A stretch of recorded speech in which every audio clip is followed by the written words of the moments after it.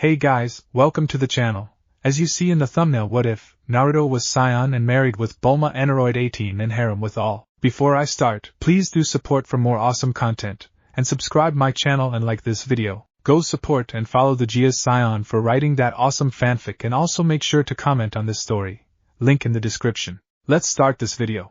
Begins with two pods, each containing a babies. Twins Kakarot and Tsube being sent to their respective planets, but the twin brother of Goku lands on the elemental nations, in a Scion spaceship through a time displacement dimensional black hole that happens once in every 20 years, while Goku at the same time landed on Earth. Minato seals the fox and Naruto named that by Minato, who found him and dies later, along with Kushina, who died, and their newly born child who died in the midst of the chaos. Minato leaves instructions on how Naruto is to be treated after the scene. 12 years later, Naruto becomes genin and dead last of the class, looking like Minato because the QB wanted to make Naruto suffer for what he had been through. Naruto enters Team 7 with Sakura and Sasuke and Kakashi. Kakashi pays more attention to him this time along with his other teammates, and one day during the training, he introduces Mato Guy to Naruto, who immediately took a liking to his fighting style and demanded to be taught in it. Guy accepts and trains Naruto while Kakashi teaches Sasuke and Sakura. Everything up to the 4th Shinobi Wars in canon happens accordingly, with Naruto keeping a tight leash on his skills, though Minato didn't declare himself as Naruto's father, and as an apology to the way he was treated, he left all his skill set available for Naruto to learn, including the Harasshin before he faded, and Kushina just had a small talk with him before she faded as well, leaving some of her knowledge in Sealing Knot before thanking him for protecting the village. Naruto also learns Sage Mode, Chakra Gates, and everything he learned in canon, but he also learns a little bit of Kenjutsu, and Jiraiya teaches him Sealing Jutsu. Somewhere along the training, Naruto stumbles across his spaceship and sees a picture of a family of 5, 2 twin babies, an 8-year-old, a woman and a male that was backing the camera with a frown on his face, and at the back of the picture, he saw a name written on it, Tsube and Kakarot. After a talk with the fox, he found out that the baby on the left with a more spiky hair was him, and he guessed that the other baby was his brother, meaning that this was a picture of him and his family. But he had no time to dwell on it as the war was in full swing. The 4th Shinobi War reached its climax when the Tsube is freed and eliminates all available ninja except the main powerhouses, Naruto, Obito and Madara, leaving Madara complete control to the beast. Obito faced Naruto, who ended up beating him after a close fight, and after Naruto destroyed the Tsube with a senjutsu powered by Jidama, with Madara unfortunately in the crossfire. Obito decided to do something about Naruto if he couldn't beat him, so he used an overpowered Kamui, sending Naruto into the outskirts of space just as the same black hole appeared again, sucking him to his original timeline. Now Naruto stands in Namek, helping the Z warriors face the threat of Frieza, who just entered his second transformation stage. Namek, during Goku's healing immediately after Ginyu Force's death. Splash! A figure fell to the large lake from the sky warped above it. Swimming to the surface of the water, the figure pulled himself off the lake and stood on it as if it were solid ground, and if one were to look closely at his feet, you could see a dim blue aura from the sole of the feet to the toes. The figure stood at an impressive 5 feet 6 inches, wearing the normal uniform of the Konoha ANBU as a tribute to the village he was serving and as a testament to his actual ranking in the village he served. He didn't have the tattoo on his shoulder though, but from his figure you could tell that he was a fighter, and with the way it was lean, speed was one of his strong points. Behind the mask on the person was a head of spiky blonde hair. He reached with his right hand and pulled off the mask from his face before exhaling deeply from the constrictions the mask brought as he fell in the lake, and on each cheek of his face, you could see 3 whisker marks indicating his Jinchuriki status. Opening his sky blue eyes, the figure did a good impression of masking his frustration in the entire situation, but if there was one thing that signified it, it was the scream later. "Damn you, Obito!" Looking for the closest rock to take out his frustration, he formed a spiral ball on his left hand that was the size of a soccer ball and appeared in a burst of speed in front of the innocent mountain in front of him. Odama Rasengan. He panted as the mountain in front of him was no more before falling down to his knees and screaming once more in anger and rage. Wrath. He looked to be exhausted as he fell on his back looking at the clouds that passed by, but a voice in his head reminded him that he wasn't alone. "Are you done?" Closing his eyes, the blonde opened them a moment later, standing in a sewer-like area. He looked to see himself staring at an open cage with a big red-orange fox looking at him with a calm expression. "Well?" the blonde asked the fox with an annoyed expression. "Well, what? I'm waiting for you to tell me that I'm a failure, that I couldn't save the entire shinobi race, and so on, and so forth." The fox looked at him after the statement was made before forcefully sending the human out of his mindscape, causing him to blink rapidly before focusing his sights, noticing he was back on the outside. He got up with a sigh and scratched the back of his head and said, "Stupid fox." Wanting to have a feel of the area around him, the blonde sat down in a meditative pose and closed his eyes in concentration, remembering the lesson the Elder Toad taught him. Sage mode is the result of using natural energy along with a shinobi's normal chakra to drastically empower all of their abilities. For the Toad style of Sage mode, the gatherer must remain absolutely still in order to be one with nature. To master Sage mode, one must remain still and gradually gather the natural energy around him. If you remain unfocused, then the result will be drastic. Well, he wasn't learning Sage mode, he was just trying to get a feel of the flow of energies around here, and he found out that this place was filled with life energy. More than back home in fact, but then he noticed some foreign energies fighting, two seeming to be familiar to his own, with one of them being more familiar than the other, while the other three were more outlandish to him, one feeling like a native from this planet, he thought. One in a distance not far from him but far from the fight, and was having a bit of an adventure on her own from the frequent movements it was having and from the feel. He deducted it to be female. Deciding that it would be wise to confront that one first, he stood up and brought out a tri-pronged kunai and flicked it with an impressive show of strength towards the single life energy instead of the other five, and feeling the impact his kunai made with the surface, he disappeared in a red-orangish flash of light. With the fighters looking on in rage at the insubordination of one of his soldiers was the alien overlord, Frieza, calming his rage as he craned his eyes on each of the insects below him. Frieza scratched his chin as he read the readings that were supposed to appear on the scouter, only to find none. "No readings for the genie force," he said, "so it's true." He chuckled as he looked at the scared faces of the fighters below him. "Congratulations in destroying the most elite fighting team in the universe. My only regret is not being present when Genie died. I'm sure his expression would have been hilarious." He laughed at that, imagining the scene in his brain. Jumping from the edge of the large rock he was on, he landed on a smaller rock below him and started. "Let's say we get this thing started. I'm sure you all want to resolve this dispute once and for all." He then floated from the rock and landed in front of the four sacred fighters and looked at the tallest one. "I always knew that you would turn on me someday, Vegeta. But I never knew when." He said, "Now I see that you were waiting for the stakes to get higher before you played your hand. And for that I commend you. After all, it just might have worked. What a pity." Frieza continued and then sighed before he started to walk towards the group, making them backpedal after each step he took. "Well, I hope you've thoroughly enjoyed your little rebellion, because now it's over." Vegeta growled in defiance as Frieza was finishing his monologue. "And now you die." Krillin, Dend, and Gohan flew away, but Vegeta stood his ground, smirking at Frieza arrogantly. "It must hurt, right?" Vegeta taunted Frieza, "to have your one chance of immortality snatched away like that." "Oh, and guess what, Frieza, I quit." "That's right, let it all out," Frieza calmly said to Vegeta. "Lie boldly, even if it's for a few minutes, because it will be your last," Frieza said, and crossing his arms over his chest, and gathered his energy with a scream. A blue aura started to appear around Frieza as the earth around him started to shake, with gravels rising up. As he was building up his energy, Krillin, Gohan and Den looked on in fear at the rise in power, and it was only the beginning.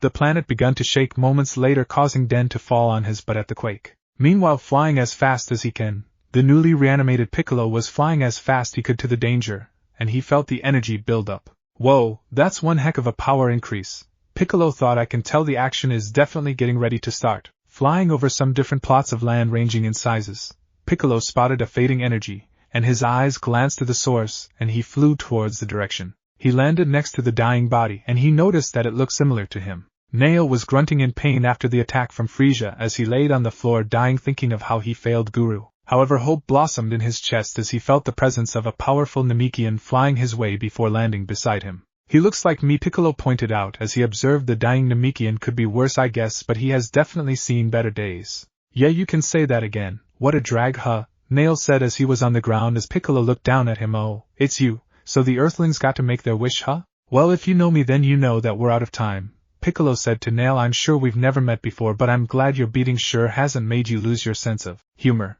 Nail painfully laughed as Piccolo pointed that out, but as he turned to leave with parting words, Nail called out to his retreating back. "I can sense your great power," Nail said. "I just don't think it's going to be enough." "We'll see," Piccolo said as he turned around again. "If only you had come back as your original self, you would have beaten Frieza for sure." "What?"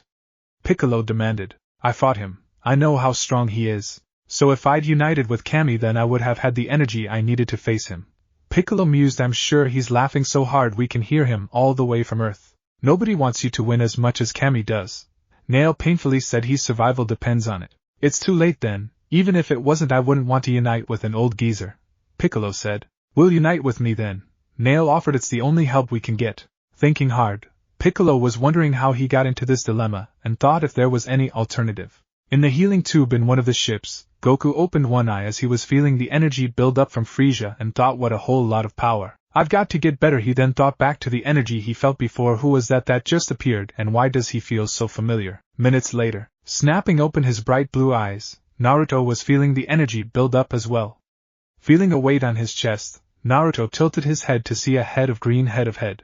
Thinking back as to how this happened, he recalled coming to the aid of Bulma as she was running from creatures threatening to eat her. One thing led to another, and then they ended up having hot passionate sex before succumbed to the unconsciousness that followed. To Naruto, this was something he needed as this helped take off the heavy weight on his shoulder and rejuvenate him, and he even got to have a pleasant conversation with Kurama, after he was violently shoved out of his mind. Losing everybody he cared about caused him to feel a depression that he hadn't felt before. Then the rage he felt at Obito's laughing face was nearly drove him over the edge, and it was something Naruto was ashamed at, his reaction. He guessed he had to thank Bulma for that. He also found out what was happening here, and he guessed that the team needed his help, so he got up from the bed that they were both on. After taking a well-needed shower, Naruto got out of the bathroom to meet a sleeping Bulma who was still cuddling on the pillow he was previously lying on. Donning on his sage outfit with the red cloak, Naruto got to his scroll and unsealed it, revealing black shinobi fingerless gloves that Guy-sensei got him. He placed them on and remembered to poke a hole on the butt of his pants, making room for his tail he can now freely reveal, but unfortunately, the sage cloak covered it, so he wrapped it around his waist like a belt. Walking to the door of the house, Naruto heard a noise and turned to see Bulma waking up, rubbing her eyes. "Where are you going?" she asked, trying to get the sleep off her eyes, looking at her new friend/lover. "To end this threat before it's too late," Naruto seriously said, looking at his one-time bedmate, referring to the feeling of power he felt and the amount of malice behind it. "Yawn, make sure you make it back to me, alright?" Bulma said to Naruto before she got back to sleep, not waiting for a response. Naruto smiled and created a shadow clone and ordered it to guard her before he walked to the outside, feeling the breeze as it blew his face, and took a deep breath. He took a sprinting pose and mentally communicated, "Ready to kick some ass? You know it." And with the mental confirmation, Naruto dashed with, leaving a trail of gravel on the path he took before he brought out his tri-pronged kunai and threw it at the direction of the fight before disappearing in a red-orange flash. Minutes earlier, Frieza stood with his left palm pointing towards the Prince of all Scions. Vegeta stood in arrogance as Frieza was still gathering up his energy. "You better get that smirk off your face, Vegeta," Frieza said before he fired a purple beam at the monkey. Vegeta disappeared and the beam passed through the area Vegeta was previously standing at, shattering the rock behind him. Appearing at another area, Vegeta disappeared immediately as he saw a beam heading his way, and as he had to appear in another area, he immediately disappeared again and again as the beams appeared hit the spot he was previously occupying. Krillin, Dend, and Gohan were taking shelter as Frieza continued demolishing the area, creating smoke that the three had to shield their eyes from while Frieza was having fun at the destruction he was causing, not caring about the casualties around. "Cough, Gohan, we have to attack Frieza while he's distracted. It's our only chance," Krillin said as he was coughing in his hand with Gohan. "Right," Gohan said with a nod of his head. Frieza was still distracted and couldn't feel the energy of Krillin and Gohan as they snuck up on him. But he felt heard an attack being fired and turned around to catch both beams on his palm before firing one of his own at them, causing the two warriors to evade the attack. Frieza kept on his assault on the two who kept dodging his attack, completely forgetting about Vegeta, who appeared and redirected the latest beam of attack away from the group, and Dend, who just ran towards Krillin and Gohan as they appeared near him. Vegeta stood with his clenched fists stretched, shaking and emitting threads of smoke from the latest redirection, while Frieza stood, amused at what he just saw. "He's so strong. I don't think we can win," Krillin frightfully stated with his knees shaking. "What are we gonna do?" an equally frightened Gohan asked his friend. "I don't know." "Well, I do," Frieza answered. "You can just stand still and watch as I kill each and every one of you one by one, and I assure you, it won't be pretty." "Nonsense," Vegeta suddenly said. "Our chances of winning are just as good as yours are." "Oh, looky here." Vegeta suddenly grew a backbone that's about to break, Frieza said, chuckling at the end of that statement. "That's right, laugh it up and make sure not to notice the change in each of us, because I'm sure that when, or if you do, you would have noticed the increase in each of our power levels," Vegeta said to Frieza, who was curious, looking back at Vegeta with an eyebrow raised. "Even the child you see over there," Vegeta continued as he glanced to Gohan, who was shocked at the declaration. "He's nearly as strong as I was when I arrived their planet the first time, and that alone is shocking. But wait!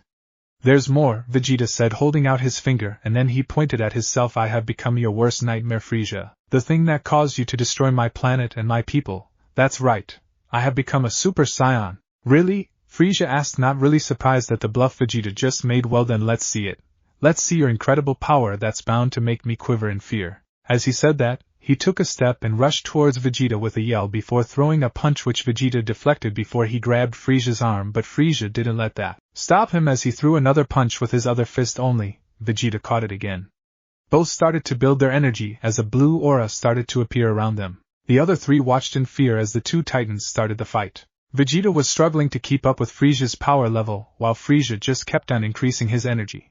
Both energies were so potent, they even created a crater below them with the ground below them shaking, creating mini-quakes. The release of energy was so great that the scouter on Frieza's eye couldn't keep up and causing it to explode, surprising Frieza, who stopped the brief build-up they both were having before both flew out of the crater looking at each other on opposite ends. Isn't that cute? Little Vegeta's all grown up. Frieza taunted the panting prince. Before you know it, he'll surpass me. He laughed at that before he got serious. Unfortunately for you, you won't live long enough for that to happen. Come on, transform Frieza. I know you can. Vegeta goaded in, hoping to test his limits. We both know you want to. Say what? Krillin asked, shocked at this revelation. Isn't that pushing it, Vegeta? Oh crap, he can transform? Gohan thought, as if that build-up wasn't enough. I wonder how you found out that little secret. Frieza pondered. You can thank your minion Zarbon for that, Vegeta answered. Now stop stalling. Well, since you asked, I guess I can be happy to oblige. And as if a switch flipped, Frieza suddenly flashed purple, blinding the entire area around him before the glow receded, revealing a purple egg on the area Frieza was previously standing, and inside was Frieza as cracks were appearing over Frieza's face. Gohan, Krillin, hang on, was the mental plea of one Son Goku as he was healing in the chamber, and somewhere at the same time, a figure was running at full speed on the water. A surprising feat to the Z warriors if they saw it. Man, that is one heck of a power increase. The figure mentally commented as he was running with his partner, agreeing in his head. That woman, Bulma, she said that her friends could fly. The voice in his head replied back, how will you combat that? I learned the Yamanaka Mind Jutsu and proceeded to improve it. All I have to do is look into the eyes of one of the fighters and then snap. I'm still surprised you were the dead last during your academy days. Naruto smirked as he kept on running on the lake before he threw his kunai again, disappearing in a red-orange flash. Inside the egg, Frieza's body grew taller, which was followed by his body mass increasing. His torso got bulkier, followed by his 2 legs, then his tail. He now stood a few feet taller than all the fighters before him, almost as tall as a truck. The final change was his horns as they extended before pointing upwards in a perpendicular angle. Krillin, Vegeta, Gohan and Den felt the output Frieza released, and Krillin nearly wet his pants. Krillin, if you make it back before me, tell my mum she was right, Gohan said as he gulped before backpedaling away from the monster that was Frieza, while Krillin was rooted on the spot, too sacred to come up with a witty comeback for Gohan. Well, what do you think, Vegeta? I hope I met your expectations, ha ha ha ha. Frieza chuckled in a deeper voice than his previous. Vegeta swallowed as he looked at what he asked for standing in front of him. He was now regretting opening his big mouth. What's the matter, Vegeta? I thought you said you could handle me in this form, Frieza said, stalking towards the trembling prince. You've suddenly run out of bold threats, but no matter, it's time to end this. Following that statement, Frieza's tail dug underground before it moved to stab Krillin, who moved out of the way immediately, but the tail turned into a whip and lashed the group. But they luckily evaded the strike. The tail retracted back to Frieza, and Gohan watched amazed. Wow, said, you like that, huh? Then you'll definitely like this little info I'm about to share with you, Frieza said, and then looked at Vegeta. I'm sure if you had your scouter, you would have spotted that my fighting power is well over 1 million. What? Vegeta demanded. Impossible, Gohan said. It's true. Here, let me show you. Frieza raised his palm over his face and smirked. With a single shrug of his shoulder, once again, the area was covered in a blinding pink light before the earth started to shake, signifying the buildup of energy. But that wasn't the only thing happening. The surrounding lake around them parted, revealing the solid ground underneath, creating a wave as a result of said action as a purple aura started to form around Frieza. The wind also started to pick up, pushing Piccolo away from his destination as he was flying, while the running shinobi was running on solid ground where water used to be. Back with the fighters, Vegeta caught a rock heading his way before crushing it in anger, while Gohan and Krillin were flying away from the chaos Frieza's build-up caused, while Frieza was still laughing at their expressions. Krillin, are you okay? Gohan asked his bald friend who was carrying Dend as they floated a few feet from Frieza. Frieza smirked and rushed from his position to Krillin, who quickly let go of Dend, saving the Namekian from his death, but that didn't stop Frieza in the slightest as he continued on and stabbed Krillin on his stomach with his extended horn. Krillin, Dend shouted in anguish. Krillin, no, Gohan cried, seeing the continuous torture of his friend, unsuspecting of the rage that was building inside him. What an idiot, he should never have stood up for that Namekian kid. Vegeta insulted as he shook his head at the idiocy the bald-headed human showed. I tried to tell him, but will he listen? I'm sorry, does it hurt? Frieza childishly asked his nearly dead prey. Guess I don't know my own strength. Frieza shook his head, getting the reaction he wanted, hearing Krillin scream in anguish at the action. Frieza then caught Krillin's knee as he tried to strike him. Angry at his friend's peril, Gohan rushed at Frieza with no plan, but that proved his downfall as Frieza whipped him away with his tail. Gohan was dizzy as he fell from the hit, but he caught himself before looking back at Frieza, who was nodding his head, torturing Krillin, who was still on his horn. He growled at the blood that splattered on his face, blood from his friend. I guess this is it, Krillin thought as he was losing consciousness from the torture he was receiving. Frieza's just too powerful. Goku, where were you? Hang in there, Krillin. Once these wounds have healed, I'll be there for you, buddy. A healing Goku thought from inside his healing tube, feeling his friend's energy fading away. Slowly be strong. Feeling the body slump on his head, Frieza smirked in pleasure, and said that takes care of this one. He flung the body into the lake below, laughing at the expressions he spotted on the pests surrounding him, especially that kid. When the boy rushed to get the body that splashed in the water, Frieza frowned before he disappeared from his spot and appeared in front of the charging Gohan, looking up at him. Do you think you can save him? Frieza asked the sacred Gohan. How cute. Growling, Gohan glanced at the drowning body in the lake before he shifted his attention back to Frieza, who chuckled some more. He does that a lot. Might I suggest that you start worrying about yourself? Frieza asked him. I wonder who I should kill next. His eyes roamed over to Den. Will it be you? It then roamed over to Gohan. Or you? Before it roamed to Vegeta. Or will you do? Vegeta growled at Frieza before he felt the spark of power from Gohan and looked at him in surprise. You, Gohan snarled animal. Rushing at Frieza with an unexpected burst of strength, Gohan gave the Overlord a powerful kick to the side of his face, sending him flying back before rushing behind Frieza, punching his stomach with the same strength he used from before, making Frieza spit blood much to his surprise. But he wasn't done with that punch. He continued with a sequence of punches to the Overlord's gut that hurt him a lot before ending with an uppercut that arched Frieza's back in a painful angle, finishing with a bicycle kick to his gut, sending Frieza to the lake. Surprised at the attack and the amount of damage caused to him, Frieza looked back at the kid only to see a yellow beam of energy heading towards him, so he crossed his hands over his face to block the attack. But as that one was blocked, he looked at the boy to see the boy charging with another yellow beam in his hand before the boy grabbed his face with the hand the beam was charging on, launching the beam on his face. Gohan wasn't done as he saw the body of Frieza tumbling to the ground. He pointed his two arms to the sky and gathered energy before attacking him with an attack of energy blasts, as the body connected with the ground, with each blast more powerful than the last. After the consecutive energy blast, Gohan raised both arms and gathered energy for an attack. You could see a yellow disc of energy starting to form, but Gohan knew he needed more, so he added more power to it before he launched the attack, simultaneously yelling the name Masenko Ha. Shock and rage. That was what you could use to describe the look on Vegeta's face right now. Shock at how a brat like him was able to injure Frieza of all people while Vegeta couldn't, and that was where the rage stemmed from. The feeling he got knowing that it was a child that accomplished this, and not just any child. The child of that clown Kakarot. The same clown that humiliated him back on that backwater planet called Earth. Damn you, Kakarot, even when you're not here you humiliate me. He thought that he looked back to where the attack made contact. There's just no way. Gohan didn't care what Vegeta was thinking right now, but there was something else on his mind. Krillin. As he moved to get the body of his friend, he was a bit relieved that the Namekian child had rescued his friend, if seeing him and Krillin appearing at the surface of the water was any indication. We don't have time to worry about him. Vegeta said, if you think you've finished off Frieza, just look. Surprised by that statement, Gohan looked down to the body of Frieza to see it standing up before Frieza dusted the sand off himself. Glancing at Gohan, he smirked. My turn, he simply said before appearing in front of Gohan, but remember, every hit I was given, I will return it back tenfold. Gohan didn't have time to run as he was kicked on the head hard by Frieza, sending him rocketing downwards, but Frieza didn't stop there as he followed up with a kick to his gut, as he before sending him down to earth hard with a final kick to the skull, making Gohan scream in pain as he landed on the ground from the assault. Seeing his opportunity, Vegeta charged up a beam of energy and appeared behind Frieza, who was looking at the down body of Gohan. Never turn your back on your enemy, he said, before he launched his attack at Frieza. Garlic gun. Frieza shivered in irritation as Vegeta's attack hit him.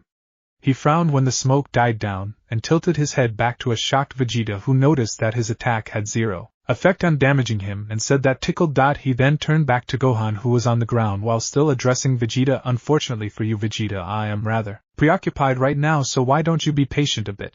Vegeta watched as Frieza floated down to the ground where Gohan was laying down before landing beside the child. Gohan seemed to have sensed his presence because he got up and tried to rush Frieza, only to meet the floor with Frieza's foot on his face. He felt relieved when Frieza released his foot from his Gohan face, but that relief was short-lived as he screamed in pain as his spine was nearly crushed by the same foot that was on Gohan's face. Frieza then moved to place his feet on Gohan's face, once more silencing his screams. You have a long way to go before you can even hope to be my equal. Really? Then from what I've seen, you must be really weak to take a hit from a kid. A voice said cheekily, making Frieza frown and look around for the source of the voice. Either you come out, or the midget get his first-hand experience on lobotomization, Frieza threatened. The voice was silent before Frieza tilted his head, dodging a kunai that was heading straight for him, and said, if that's the best you got, then I think fighting you would be pointless. Yeah, only you would think that. The voice said from behind him, causing Frieza's eyes to widen at the sound before he turned around only to meet the face of a smirking blonde, holding a blue spinning orb as large as the Namekian Dragon Ball in his right hand. Rasengan, bitch. Even I know that isn't enough to take you down, the blonde known as Uzumaki Naruto said as he stared at the crater created from the aftermath of his technique. Looking down to his feet, he saw the pained body of Gohan looking up at him with one eye. Who are you? Gohan painfully asked his savior, and a small part of his mind wondered why he felt a familiar like his dad. Think of me as a long-lost uncle. Naruto had no idea why he said that, but he reached into his pouch and took one of the new soldier pills that was created during the war. Builds up energy up to 60% and heals your wounds instantly. He was the only one that got a batch, and before they could create another batch, the medic station was infiltrated and destroyed, so he had to use these carefully. Gohan opened his mouth and chewed the awful-tasting pill in his mouth and chewed. With a blink, he felt his wounds heal and his energy return fully. He didn't use up to 50%, so it would obviously fill up. He got up and flexed his fists, amazed at the healing he received, and looked up to Naruto with a grateful smile. Thanks, mister. I feel like I haven't wasted any energy at all and my wounds are all healed. He said to Naruto, who smiled at Gohan before patting his head. It's okay. I'm sure that if I didn't do that, then the half-slug, half-human would have blown his casket if the glare I'm receiving is anything to go by, Naruto said, pointing up to a dot in the sky, causing Gohan to look up in question at what he was referring to. Mr. Piccolo. You're alive, Gohan announced in excitement at seeing his friend was alive and well. Looks like the dragon came through for us after all, another voice said, causing Gohan to turn around and see a completely healed Krillin smiling at him. Yo, Krillin, save the excitement for later. Right now I have one question. An annoyed Vegeta said, and he looked to Naruto, who was just standing looking off into space with a carefree expression he knew he'd seen somewhere before. Who are you and what are you doing here? Geez, you'd think a thank you from Mr. I am better than you would be sufficient, but no, he just asks questions without introducing himself, Naruto complained. Maybe I should have let Tall, Dark, and Scary kill you while he had the chance. Anything that would have been said further was interrupted by the rise of Frieza, who looked at the blonde with annoyance clear in his face before he cracked his neck. I find myself having to agree with Vegeta on this one, Frieza said. Who are you? You can't be a Scion because I made sure I wiped out the pathetic race years ago, leaving only Vegeta here and the two lucky pods that escaped my destruction. Oh, you mean a silver pod with a red see-through glass? Yeah, I guess one of them was mine and the other was probably my twin cockroach. I guess we were very lucky to escape that destruction, Naruto causally said, much to their surprise. What? Vegeta demanded, shocked at this revelation. Dad had a twin brother?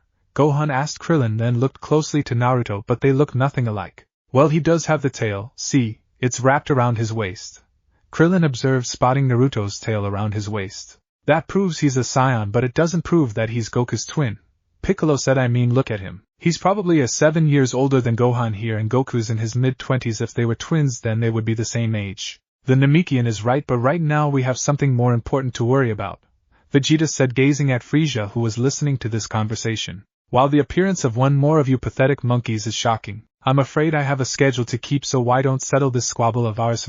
Frieza stated to the fighters. Piccolo stepped forward. I'll be the one to battle him, he said to the surprised Z warriors. Are you insane? Krillin questioned/demanded. He's right, Piccolo, Frieza's too powerful, Gohan said.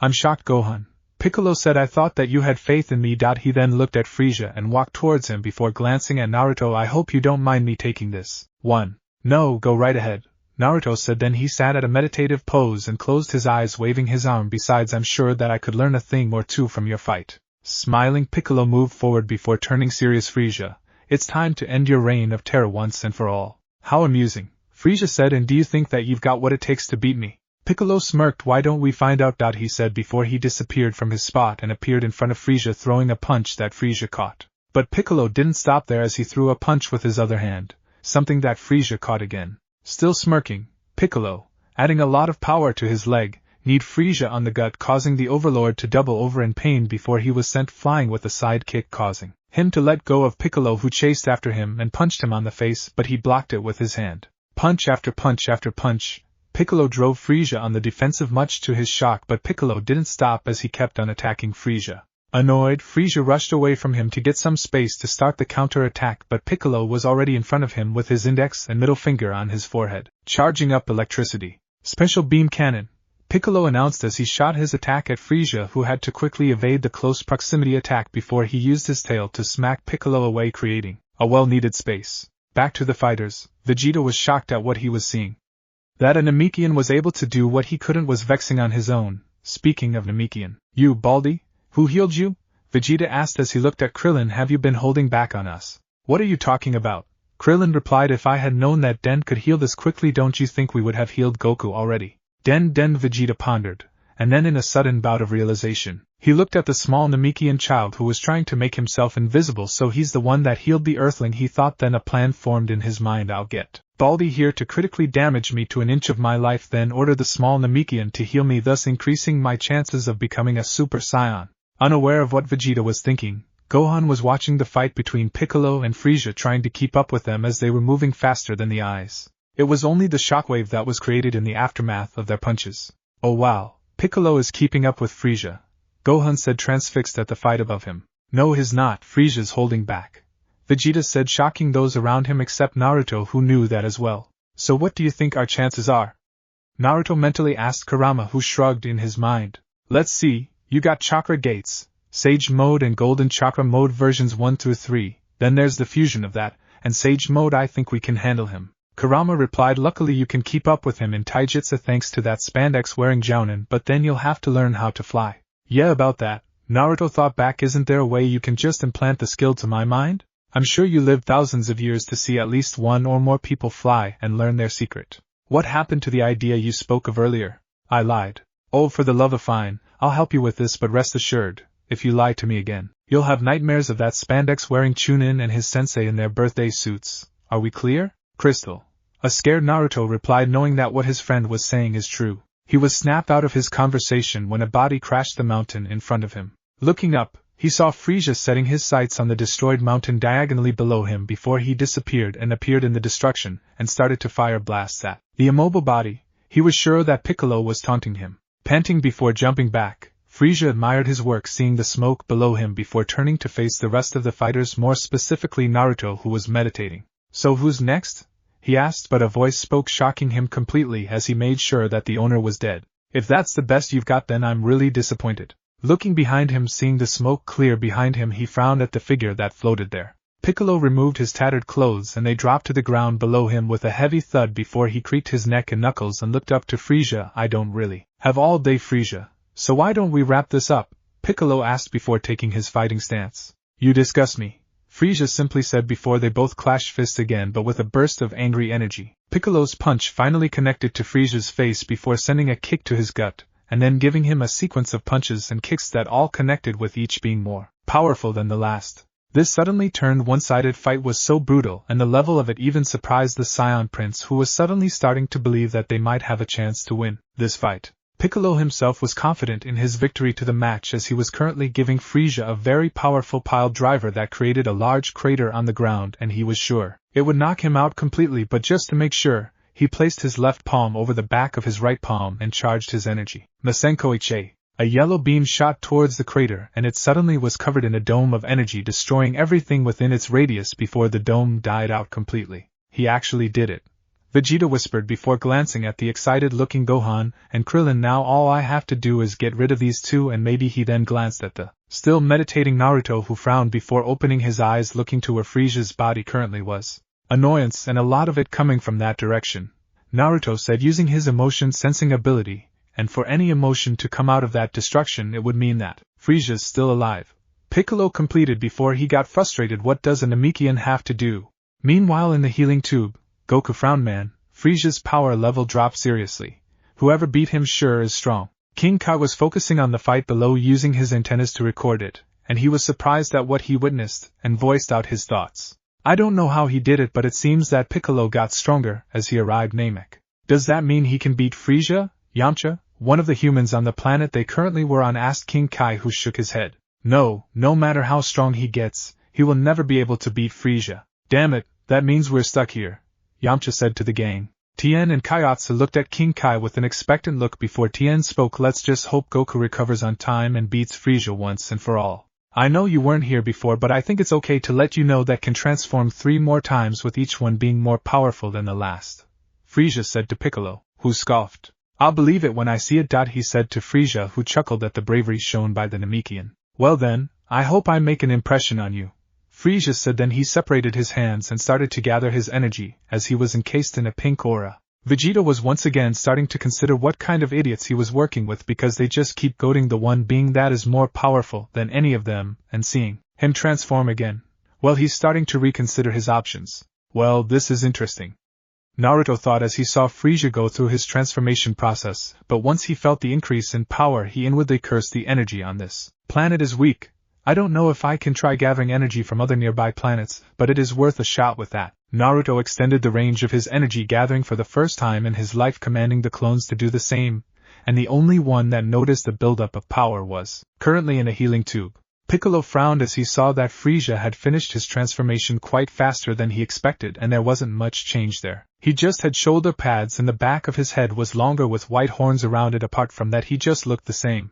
Well, what do you think? Frieza asked Piccolo. I might not win any beauty contest, but it does get the job done, and if it doesn't I have other forms to try. Appearing in front of Piccolo, he gave the Namekian a kick to the kidney, following with a dropkick to the head that shook Piccolo a bit as he recovered, looking back up at the transformed alien. I made you speechless. Oh, how absolutely fantastic, Frieza said, chuckling. But I have to ask, have you played paintball? What? Just remove the T from paint, Frieza said. OIG. Krillin was interrupted as Frieza started to fire multiple finger beams at Piccolo, who was too slow to dodge them, so he took every hit down to the letter, much to his shock. Stretching, Naruto got up and walked forward, catching the attention of Vegeta and the other fighters. Where do you think you're going? Vegeta asked him. Can't you see he's unbeatable? If you step and you will fall. Oh, will you shut up with your whining? Naruto said. Then he opened his eyes, showing yellow irises on both eyes, horizontal pupils, and a reddish-orange pigmentation around each pupil. What's up with his eyes? Krillin asked. Forget his eyes, can you feel that power he has? Gohan said. Come to think of it, he does feel stronger than each of us, and is probably as strong as Frieza currently is. Vegeta thought, just who is this guy? In a flash of yellow light that temporarily blinded the fighters, Naruto appeared behind Frieza before giving him a roundhouse kick to the head, saving Piccolo from any more damage. You alright? Naruto asked the Namekian, who grunted an answer before he dropped down next to Dend, who proceeded to heal him. Oh, please do come and try your luck, Frieza said as he recovered from the kick, floating next to Naruto, who was standing on the water. I'm eager to test my new transformation on something worth looking on. Naruto just kept silent before disappearing in a yellow flash and appearing behind Frieza with his fists clenched and cocked backwards before he threw the first punch, catching Frieza by surprise at the speed of the entire motion before he was sent flying from Naruto, who chased after the flying body and delivered an upwards kick, sending Frieza hurtling to the sky, where he flashed above him, giving the Overlord a drop kick, sending Frieza back down to the earth. But Frieza recovered and rushed back to Naruto, who was rushing to him as well before they met with a collision of fists. Like with Piccolo's battle, shockwaves could be seen in the space that the two previously were, but unlike Piccolo's battle, the shockwaves were larger and pushed the remaining fighters back from the force of each meeting point of Naruto and Frieza's flesh. Down on the earth, Dend finished healing Piccolo, who got up and thanked the young Namekian before he flew to where Krillin, Gohan, and Vegeta were floating. What's up? Piccolo asked. That Naruto guy has Frieza on the ropes, Krillin said, and in his third form. We might actually win this. An excited and relieved Gohan said to the group, while Vegeta scoffed at the thought. Isn't that what you said when the Namekian over here was fighting Frieza before? Vegeta said as he thumbed at Piccolo, who scoffed. Well, yeah, but unlike Piccolo, he can actually face Frieza in his third form, Krillin countered. It's only a matter of time before he falls to Frieza's Scion or not. Vegeta said to Krillin, and that's where I'll swoop in and save the day. How? Gohan asked Vegeta, who smirked at the preteen as he replied. By killing me within an inch of my life so that the kid over there could then heal me, thus making me able to match Frieza in terms of strength. Yeah, like we're going to let you become stronger than you already are, Piccolo said as he scoffed at the idea while Vegeta huffed and folded his arms over his shoulders. It's the best idea we've got. Yeah, right, Piccolo said before he and the others shifted their attention back to the fight. The tube that was healing Goku was at 95%, which was unknown to said Scion, who was currently in said tube. His body though was flinching as he felt the fight going on, and he felt the familiar energy was gradually thumping Frieza's energy. Wow, whoever this guy is, I can't wait to fight him, Goku thought, especially if he can easily boost his power levels like that. Whoever this guy is really keeping ground with Frieza, King Kai thought as he monitored the fight between Naruto and Frieza. Let's hope Goku can heal on time. Crashing to the ground below his opponent, Frieza got up from the crater he was in and looked at Naruto with a snarl on his face. Enough, Frieza ordered as he gathered his energy. This has gone on long enough. It is time you all learned absolute obedience. With an explosion of power, everyone was blinded with yet another pink light, and within the light, changes were taking place on Frieza as he was shrinking in size. Another thing that occurred was the smoothening of his skin as it's covered with a thin white outer shell with an oval purple plate from his to the place where his belly button would be. His shoulder pads turned purple as well as his forehead and back head. Opening his eyes after the light died down, Frieza looked at Naruto, who was looking at him with confusion before said Scion was sent flying by a punch from Frieza that knocked the sage mode out of him. But Frieza didn't stop there, as he appeared where Naruto was going to land and used his knee to smash his face in very hard. You could hear the bones break, and that was saying something. Using his tail, Frieza picked up Naruto by his neck before squeezing it and punching his stomach, causing Naruto to spit out blood on his face. And seeing this, he continued the torment until the body he was holding was limp, and just to make sure he didn't get up, Frieza palmed his captive's back and charged a purple beam through the chest of Naruto before dropping the limp body to the side as he started bleeding out. He threw it to the side before looking at the others that were looking back at him in fear. He disappeared and appeared behind Vegeta before stabbing the shocked and scared Scion through the chest with his hand before he removed it and wiped it on the Scion prince's back as he fell down. That's 2 monkeys down, and a couple more annoyances to go, Frieza said, looking at the 3 midgets that were trembling in fear while Piccolo hid his emotions very well. He then looked at Gohan before firing a beam straight towards him, or so they thought. Den pushed Gohan away from the beam, but that action was not without a price, and the price was the life of the young Namekian. It was at that moment something snapped in Gohan, who with a scream charged at Frieza, but before he could go any further, he was stopped by the arrival of his dad, who stood in his front. Daddy, Gohan called out in excitement and relief as Goku arrived in the scene, looking at the dead bodies, spotting the dead body of Vegeta and the unconscious body of Naruto, whom he guessed was the cause of the familiar energy. Gohan, are you alright? He asked his son, who nodded his confirmation before the full Scion turned to Frieza. Good. Now who is that on the ground a few feet away from Vegeta? He said he is your twin, Dad, Gohan said, but apart from Raditz, I didn't know you had another brother. Well, Raditz did mention that I had a twin that was sent out to a different planet somewhere, and sometimes I did feel strange as if that there was a part of me missing, Goku said, scratching his chin in remembrance before he looked back at Frieza, who just looked at the scene play out. Well, I for one am glad to rid the world of useless monkeys, even if they're related to you, Frieza griped out, but Goku ignored him as with a mere glare. He created 2 holes on the ground big enough to bury bodies and picked up Naruto's body first. Thank you for helping defend my friend and family, Goku thanked Naruto as he placed his body in the ground before he filled it with sand. I'm sure if the situation were different, I would have gotten to know the brother I never had, unlike someone else I have the displeasure of mentioning. After he finished burying the dead body of Naruto, he did the same to Vegeta while he prayed for both of them before he looked back at Frieza with a glare. So you must be Frieza, Goku stated blandly to the alien overlord, who looked at him with a frown. Yes, I am, and who are you? Goku got into his fighting stance, prompting Frieza to do the same while he replied the question asked. I am your end.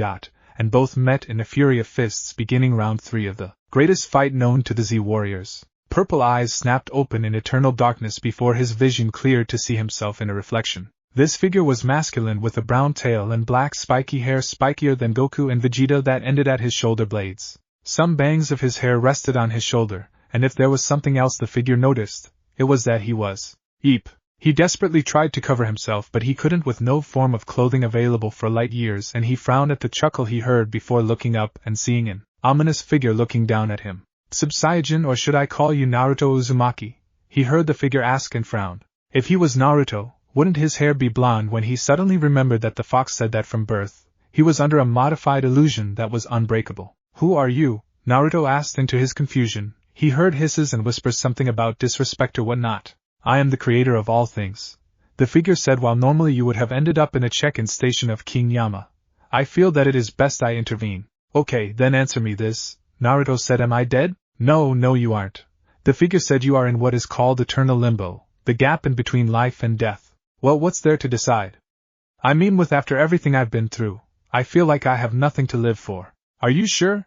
The figure said, and with a snap of his fingers Naruto saw the fight between Goku and Frieza, where Goku was finding it difficult to hold his own against a 50% full power Frieza. Then the image switched to a scared Bulma who was hanging for her life at the edge of a cliff for a reason he didn't quite catch. Okay, but why show me an image of Bulma? Naruto asked, confused at that. I mean, we just met, so I hardly see. Did you remember to use protection? The figure asked.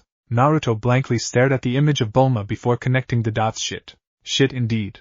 The figure chuckled, but don't be disappointed. The joys of fatherhood can change a man, even if said man is you. Okay, so I'm a dad, Naruto said, but I don't even know if I want to be one after the life I've led. Just give it a chance.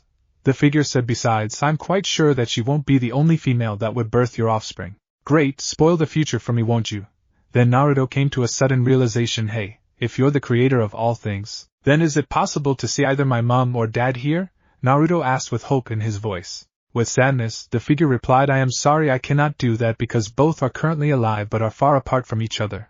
The figure said, but before Naruto could say anything like your father has gone back in time to an age where he is needed, while your mom is currently working for a female empress or so. A dejected Naruto sighed before he stood straight, having made the decision. Well, I guess eventually I will meet my mom, though my dad, I am not sure. It is through him that the legend known as the Super Saiyan is born, so while you won't meet your dad, you would meet his legacy in your brother and later you. That counts for something, Naruto said before looking up to the sky. Well, I think it's time I got back to Earth so that I can help my brother. Oh, and just before you go, I managed to give you a little gift that you would come to appreciate later, the figure said, and just before Naruto could question what he meant, he disappeared. Just as Goku raised his arms to the sky, at the grave of Naruto, a hand emerged from the burial site before another followed, with the body pulling itself up. Naruto shook the dirt of his head before getting up and tapping the dirt out of his shirt and cloak with his gloved hand before flexing it, feeling way stronger than he was before, and he was surprised at the sudden influx of information he received. So that's what he meant by gifts, Naruto said before looking up. He saw a blue ball of energy, bigger than the one he had seen in his mind and definitely bigger than his gallant Rasengan. Holy! Looking underneath it, he saw his brother with his arms stretched to the sky and guessed that he was the cause of the attack, and it was then he decided to help stall for whatever plan his brother had, and with a flash of yellow light, he appeared behind the unsuspecting Frieza with a Rasengan powered in his mind. Rasengan! ********************************************************************* Frieza's body was sent spinning to the ground as he succumbed to the effects of the Rasengan, but Naruto wasn't taking any chances, so he grabbed Piccolo before he looked at the still body of Goku, who looked at the scene in surprise because the spiky-haired Scion was sure he buried that body. What are you waiting for, idiot? That seemed to snap Goku out of his trance, and it was in good time too. Oh right. Take cover, he yelled before throwing his technique at the downed body of Frieza, who found it quite painful to get up. Oh crap, Frieza said as he looked up after noticing a shadow befall him, and it was just as Goku yelled the name of his technique he saw Black Spirit Bomb. Dragon Ball abridged show. Some other characters might have their moments, but not all the time, so if I receive any insults regarding this chapter, remember this, I warned you. So tell me, how did you survive death without using the Dragon Balls? Goku asked his fellow Scion in front of him, who removed his ripped-off shirt and cloak, leaving him in orange baggy trousers and a pair of shinobi gloves. Naruto scratched his seemingly spikier hair at the question before looking back at Goku. Well, I was never truly dead per se. I have an impressive healing factor. So I supposedly buried you alive? Goku asked Naruto, who nodded in confirmation before Piccolo brought up a question. What are the limits to your healing factor? Are they as limited as Namekian's? Yes, I would like to know that as well. A voice said from behind them, shocking the fighters completely. But first, the owner of the voice pointed his fingers at Piccolo. Let's test the limits of the Namekian's healing factor. Piccolo! It was that shout by Gohan that snapped everybody out of their frozen state, hearing the body of the Namekian drop with a thud before the voice chuckled. It seems that the Namekians can't recover from a lost lung, the voice said before he moved his hand to another target, and the fragile body of Krillin was stiff before it, levitated on its own with no motor skills from its owner who was freaking out. Wah! Wah! Wah! Wah! W.A. Asterisk boom! Asterisk the body of Krillin exploded into tiny pieces before his best friend's eyes. Something then snapped in Goku, who had his back hunched in shock and anger. Krillin, he quietly whispered. As if the weather itself was responding to Goku's anger, the clouds gathered together, and one could hear the crack of thunder that sounded, which was followed by the flash of lightning. Oh, out of all the people I've blown to bits, that one will hold a special place in my heart, Frieza coyly said, looking at the flinching Goku, and taunted. Come on, monkey, say something funny. Why, you killed my best friend, Goku growled, and Frieza laughed. Oh, that is funny, he said in between laughs, but then he looked up and noticed the change in the atmospheric pressure.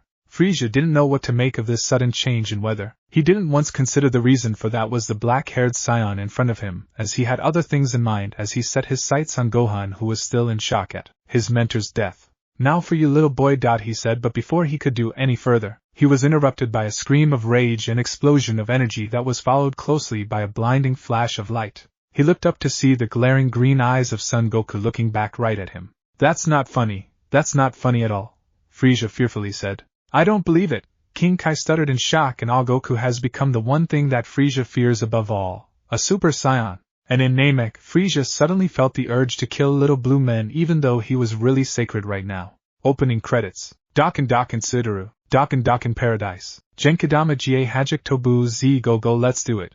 Yugomiku Ayashii Anagi, Yusha Washurnai Z Midori Yo, Enochi Anai Keet Mo Mamoru Yo, Isura Yuki Watsuyosa Anai Kero, Yari Nukaki Ai De Pinch wa Koidaku, Tegawe Yatsu Hodo Waka Waka Modekai Z, Dokken Tsudaru, Dokken Kidaru Z, Mato Mirai Ga Kanashika Neru Yo, Dokken Tsudaru, Dokken Paradise, Genkidama Ga, Hajikotobu Z Go Let's Do It. Dragon Soul, Chapter 3, The Rebirth of a Legacy. Kurama, time to show them what the both of us can do.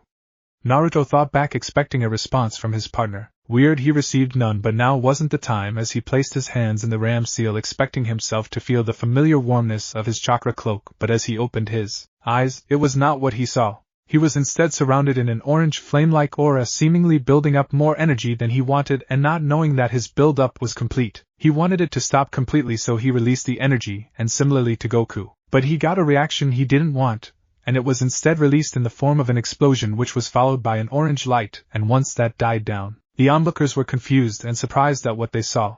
Like Goku, Naruto's muscles bulged, but not too much, just the right amount that would make body movements easier and lighter, but that wasn't the only thing they saw. Naruto's hair that was brown before was back to blonde, only this time, where Goku's hair was standing straight up, Naruto's hair remained down, which was an indicator that he wasn't in the same state as Goku. Another indicator was the two horns that formed from his hairs that symbolized something to Naruto but not to others, and the third thing were the seals that were on Naruto's arms, chest, torso and trousers. The seals he gets entailed beast chakra mode. The ones on his skin faded seconds later, but not his trousers, and as Naruto looked up with his eyes, instead of the emerald green that Goku had, red eyes with the cross-shaped pupil were found back, staring back at them. This isn't what I was expecting, Naruto said. Hey Kurama, are you there, Kurama? Fox? Naruto tried to call out his partner, but he received no response as to what happened with their transformation, but then he remembered. Is this one of the gifts I was left with? If it's at the cost of losing my friend, then I don't want it. Naruto knew that he couldn't get rid of it now, so he had to make do with what he had. Another thing he noticed was the nearly depleted chakra he had. It's like almost all my chakra drained. What happened? Though he was shocked at how amazingly strong he felt, but he then recalled he was in the middle of something. Looking to his left, he saw Goku looking at him in curiosity, though he could still sense the anger that his twin released, and then turning his head to Frieza, he was satisfied to say that the Overlord looked ready to soil his pants. This is going to be easier than I originally thought, Naruto thought with a grin on his face as he looked at Frieza. Gohan, take Piccolo, find Bulma and get back to the ship, Goku ordered his surprised son, who looked back at him not quite expecting this rational side of his dad. But what about you? Gohan asked, concerned about this decision. If Piccolo dies, then all this was pointless. Goku rationalized before glaring at his son. Take Piccolo and leave now. Oh wow, Gohan said, that's surprisingly well thought out for you. Gohan, where should you be right now? Goku calmly interrupted. The ship. Okay, a sacred, Gohan said before picking up the body of Piccolo and flying away from the fight. Frieza saw this and chuckled. Moving targets are much more fun if I do say so myself, he said before he aimed his finger at the retreating figure, but his view was blocked by a blonde with red crossed eyes who grabbed his firing hand and squeezed it. You weren't thinking of doing what I thought now, were you? Naruto calmly asked Frieza, who tried to remove his grip from the blonde. Gaea, what are you doing? Let go of me. Gladly, Naruto said before he threw the body of Frieza to Goku, who caught it on the neck, bringing Frieza up to meet his eyes. I'm going to break you, Goku declared like a Kit Kat bar. Wah smack! Frieza was sent flying with a hard slap to the face, but before he had time to recover, Goku appeared beside him and broke the tyrant's back with his knee. Or at least that's what should have happened. Frieza recovered and fired finger beams at Goku, who dodged each of them with ease, creating an after image showing how fast he was going with each dodge. Pausing while panting, Frieza looked at Goku in his most intimidating look while Naruto looked from the side. You're different. What the hell are you? Can't you tell, Frieza? Goku cockily replied. It's what you've been afraid of the whole time. No, you fucking don't. Frieza growled, knowing the speech that Goku was about to say, having heard it before, and to be honest, it was starting to get on his nerves. I am the hope of the Omniverse, Goku started. I am the light bulb in the darkness. I am the bacon in the fridge for all living things that cry out in hunger. I am the Alpha and the Amoeba. I am the terror that flaps in the night. Taking the horse stance and releasing his aura, Goku shouted, finishing his speech. I am Son Goku and I am a super boom. Frieza panted as he held his smoking finger, looking at the body of Goku as it floated with his head back before Goku recovered and looked at the tyrant with a smirk, causing him to growl some more in rage. Scion. Goku simply finished as if nothing interrupted his speech. On King Kai's planet, watching the proceedings with a shocked face was King Kai himself, something that Yamcha noticed, and out of concern he asked, is everything alright in Namek? King Kai looked at Yamcha and replied, you could always grab my shoulder and watch. Yeah, but you kind of smell. That's just my natural musk. King Kai hastily replied to Yamcha. King Kai, do you hear me? A voice telepathically asked the Kai, who looked up in surprise and replied, oh hey Kami, how's everything coming along? I've sent of Mr. Popo to collect the Dragon Balls like you asked. Kami said to King Kai, who smiled. Good, the whole plan is coming together. I don't think you told us your plan, Yamcha said. I don't have to tell you everything. I don't have to tell you anything. And that just about sums up our time spent here, Tien said to the group while King Kai grunted in affirmative. Spotting what he was looking for in the distance, Gohan sighed. At least we made it here in one piece. Entering through the door of the ship that he and Bulma arrived in, Gohan set Piccolo down and looked at him in sadness. See, Mr. Piccolo, we're halfway home. Well, sort of. Gohan paused before he stood up. Just don't bleed out on me, okay? And with that, the half-Scion flew to find his female friend so they can get the hell out of here once his dad and Naruto beat Frieza. I have to admit, this is new for you monkeys.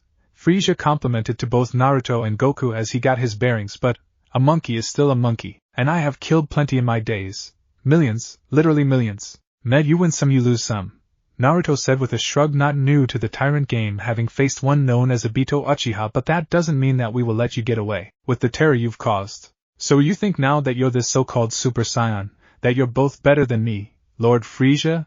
Frieza goaded in his anger, waiting for a small mistake from the two. Well, you're not. I own you both. I own your planet. I own this planet. Then Frieza had an idea and pointed to the sky. In fact, fuck this planet. A death ball formed too fast for Naruto or Goku's liking, and before they could do anything, Frieza threw the ball straight through the core of the planet, causing a planet-scale explosion. No, son of a bitch, arg. King Kai whined as he just witnessed the destruction of planet Namek. What's wrong, King Kai? Yamcha asked. You dumb assholes are going to be here forever, King Kai angrily said. KH, really funny, King Kai, Tien said, chuckling at the obvious joke, but then he saw that the Kai wasn't laughing. Oh god, you're serious. I had this whole plan ready to go, King Kai explained, but as it turns out, Frieza is a sore loser, and he just blew himself up along with the rest of the planet? Kaiatsu asked, interrupting King Kai, and when he noticed the looks it was his turn to look scandalized. What? It's what I do. Yeah, only this time it worked, King Kai said, unknowingly or knowingly insulting Kaiatsu. And now Goku, Gohan, Piccolo, and everyone's dead, and I'm now stuck with you idiots for the rest of my life. Should I call you back when you're done screaming? Or is that not happening? And then there's this wait, Kami, King Kai mentally called at the end of his rant, and Kami replied, yes, I wanted to inform you that Mr. Popo is done collecting the Dragon Balls and is now awaiting further instructions. You're alive? But that means if you're not dead, then Piccolo's not dead. Then that also means that Namek is still standing. Did you miss? Goku asked Frieza, who looked scandalized at the thought. How could I miss? He asked back. Bro, I think he missed. Naruto said as he was floating next to his Super Saiyan brother. It's funny if you think of that, Goku said. What's funny about that? I know I hit the core, Frieza declared before looking down with a frown. This always happens when I perform under stress. Seems to me that you couldn't just go through with blowing the three of us up, Goku slyly said. Frieza screamed in frustration. That's not the problem, you idiot. I can breathe in space while you can't. But space is a vacuum, Goku exclaimed, surprising Naruto a bit, seeing that he didn't know that part. Honestly, I'd say you only have, I don't know, like 5 minutes tops, Frieza guessed. Well then, I guess that will have to kill you in half the amount of time, Naruto said, getting in his ready stance with his tail unwrapping from his waist. I would like to see you try, Frieza said before getting into his horse stance, but first, he then proceeded to release his power to its full potential, which surprised Goku a bit. But not Naruto, who knew that he was holding back and nothing seemed to change except that he was bulkier than before. Much better now, let's end this, shall we? And it was with an impressive speed that Goku was caught off guard with the punch to his gut, but as Naruto appeared behind Frieza with his fist cocked back for a throw, he disappeared, causing Naruto to pause in mid-punch before he was sent away with a kick by Frieza. Naruto rose up to the sky to get back to the fight, but paused and thought, there's no mistake that this planet's slowly coming to an end, so it would be best if I were to find an alternate more of transformation for both me and Goku just in case. Naruto then made a cross sign with his hands, calling out shadow clones, but was surprised at the sudden decline of chakra when the clones appeared. That never happened before, but looking at the clones, he saw 2 looking at him with confusion. I was going for 20 clones. How did I get 2?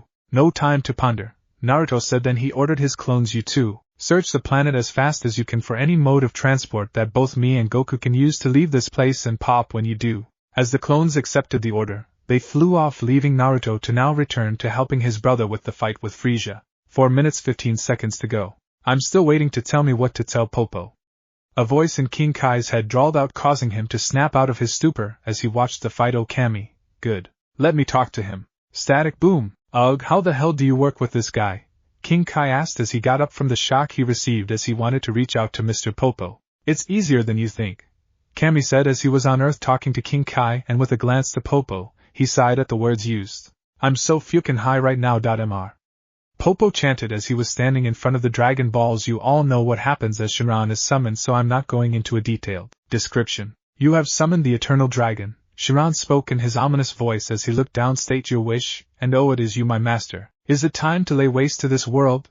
Shinran asked as he saw Mr. Popo, who was smiling at him with his arms folded behind his back. Give them 100 years or so, see if they can clean their mess up. Then how might I be of service, Lord Popo? Good question. Kami, what the fuck am I doing? Mr. Popo asked Kami. Good question, King Kai, what the fuck's he doing? Kami mentally called to King Kai. Back on King Kai's planet, King Kai, who was nursing his head, answered, I want you to bring back everyone Frieza and his men have killed on Namek. Mr. Popo? I heard. Mr.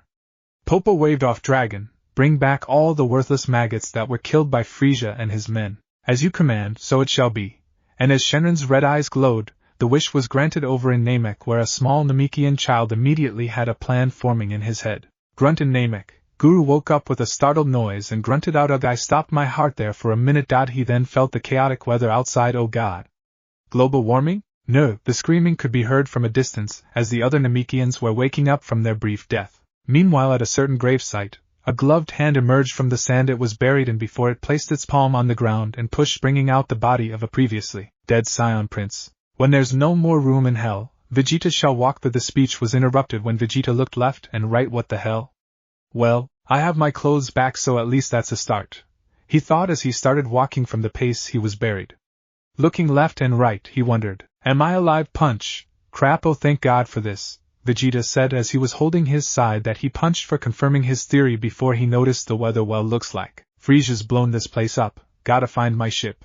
Back to the fight. Punch, punch, kick, and it was that sequence that forced Frieza to get in the defensive. That is until Frieza saw an opening and kicked Goku in the balls before he disappeared, but then he had to block another wave of punches and kicks that came from his brother, who had everything connect before he was sent to the ground by a powerful Rasengan. It was this that Vegeta flew to. Yeah, I'm gonna stay out of that one, he said before he saw the dragon. That, however, and with a mad rush to it, he started to chant the word mine over his head. Frieza got up from the crater he was in, where he looked up again and noticed the weather was acting up. Again, God, what is with this place and its weather, he thought before floating up out of the crater he was in, growling at the face of Naruto and Goku as they smirked at what was happening. Stop that, stop not dying, Frieza screamed at the two Scions where Naruto just chuckled. Make us. Rafa. Frieza rushed at the two but paused as he saw the giant dragon the road. What is the you? Tell me what that is this instant. He ordered to Goku, who looked at the dragon in shock. That is the dragon brought out after being summoned by the Dragon Balls. When Frieza heard the words Dragon Balls summon dragon, he smirked. Immortality is mine. He then rushed at the dragon only to be stopped by a yellow flash that made him growl in anger as he saw the smirking face of Naruto, who had his arms crossed over his chest looking down at Frieza. You must be really stupid if you think we're just going to let you fly to the dragon, Naruto casually said, having heard about the dragon from Bulma. Frieza growled and flew under him only to be met with the same resistance in the form of Goku. Try again. Fuck you. Frieza growled, but looking up he saw what he needed, a distraction in the name of Vegeta. So the prodigal prince returns. Crap, Vegeta thought as he was identified before he noticed Naruto and Goku shift their attention to him. Then he noticed the power from Goku and smirked. So it looks like you've finally realized the legend. Kakarot turning to Naruto, his eyebrow was raised at this as well. What's up with your eyes? Came with the look. Naruto shrugged. But he's just as powerful as me and I can't wait to spar with him, Goku said, and I see that you were brought back with the Dragon Balls. Speaking of Dragon Balls, looking left and right, Vegeta noticed something. Hey, where's Frieza? This question prompted wide eyes from Naruto and Goku. Shit, dragon? Give me immortality so I can rid this world of this annoying pest and conquer the universe as Lord Frieza. Turning at the wish in fear, the three Scions saw that Frieza used the distraction of Vegeta's arrival to evade them and make for the dragon, and each of them rushed to Frieza, planning on killing him before the wish was granted. What was heard, however, confused them. Your wish has been granted. The dragon spoke in Namekian, and right before Frieza's eyes, he saw all the revived lives popping out of existence. What I know? This isn't what I asked for, Frieza shouted. What's going on? Down here. Frieza looked down to see the Namekian brat he killed earlier smiling at him and growled in his state of anger. No you didn't. So what if I did? A cocky Den asked. What are you going to do about it, huh? Come at me, bro! Frieza shot a beam at the cocky little bastard, but he disappeared just as the beam reached him, pissing Frieza even more, and Vegeta saw this opening as an opportunity. Hey Frieza, Vegeta called out as he charged him. Hope you're ready to party, 'cause it's Vegeta clock pop. Vegeta popped out of existence before he finished his liner to Frieza and attacked him, and Frieza watched as the dragon in front of him disappeared out of existence, causing Frieza to slouch forward in shock. What just happened? He asked, still in his state of shock. Naruto smirked at his pathetic state. Honestly, wherever the wish took them. He said. Do you know where they went? He turned to Goku as he asked, and Goku shrugged. Don't look at me, I'm just as lost as you, Goku said. 1 minute 50 seconds till Armageddon. Meanwhile on the planet Earth, it was midday on planet Earth, as her new occupants arrived in the woods with the Namekians looking around in confusion. Looking left and right, Bulma was confused as a minute ago they were in a destroying planet, now to arrive here. Where are we? She asked herself. Bulma, Gohan called out from the tree he was landing on, and she turned to see her little friend was okay. Gohan, she called as she crouched down when said preteen landed. What do you think happened? I don't know, Gohan said, confused at this development as well. We just disappeared all of a sudden. Ah, it feels good to be the king, Den thought as he looked around smiling. Hello? Who am I speaking to? A voice asked in Den's head, who was startled a bit. My name is Den. Den? Are you the one who made the wish on the dragon? The voice asked, and Den replied with a positive yes. How did you know my plan? What plan? Den asked back as he looked to the sky and smiled. I just wanted to screw Frieza over. Back on Namek. Immortality, why would anyone want that? Naruto asked Goku, who shrugged. I mean, I know a guy who was immortal. Bastard was hard to kill, especially when he had a technique that redirected every attack he received to the poor bastard trapped in a stupid ritual. But he was killed when his body was shredded to pieces, leaving only an annoying talking head that got buried alive. Wow, I'm glad I'm not immortal because I wouldn't want that to happen to me, Goku said to his brother as he thought of that situation. Frieza meanwhile was still reeling in shock at what just happened before the shock turned to rage. Rage at being denied his wish. Rage at the entire Namekian race for causing this, and especially rage at the two bastards in front of him, and he fueled the rage in the punch he gave both Naruto and Goku and watched as they crashed in the ground below them. He raised his hands up in the air, charging a pink energy ball that was the same size as the spirit bomb. Bigger. The size increased by 5. Bigger. The size increased by 10. Bigger. The size increased by 20. Now half the size of Earth's moon. Perfect. He threw the ball at Goku and Naruto, but Goku punched it out of the planet, redirecting its course completely, while Naruto whistled at the size of the ball, and if anyone were to look closely, they would have seen a strand of sweat drop down from Naruto's forehead. That was too close for comfort, Naruto thought we have to end this now. And with that thought, Naruto dashed towards Frieza intending on ending this little squabble once and for all. On Earth, Piccolo just woke up from the healing he received from Den, who smiled at his recovery, and said, "Welcome back, Nail." "Where am I?" Piccolo asked as he looked left and right, noticing that this was different from Namek. "Can I hug why?" "And no," Piccolo yelled at Den, who slouched in disappointment before he looked left and right. "Gohan." "Huh." Gohan turned and saw his mentor walking and rushed to him. "Mr. Piccolo and Den, but I thought that. Turns out that we're all alive," giggled Krillin. Noticing the looks he received, he quickly sobered. "How unfortunate." "Nail. Naethile. Naeanil. I think he's looking for you," Piccolo mentally told his brother as Guru was calling for him. "Piccolo recently found out who was bunking with him." "How unfortunate. Do not tell him I'm here."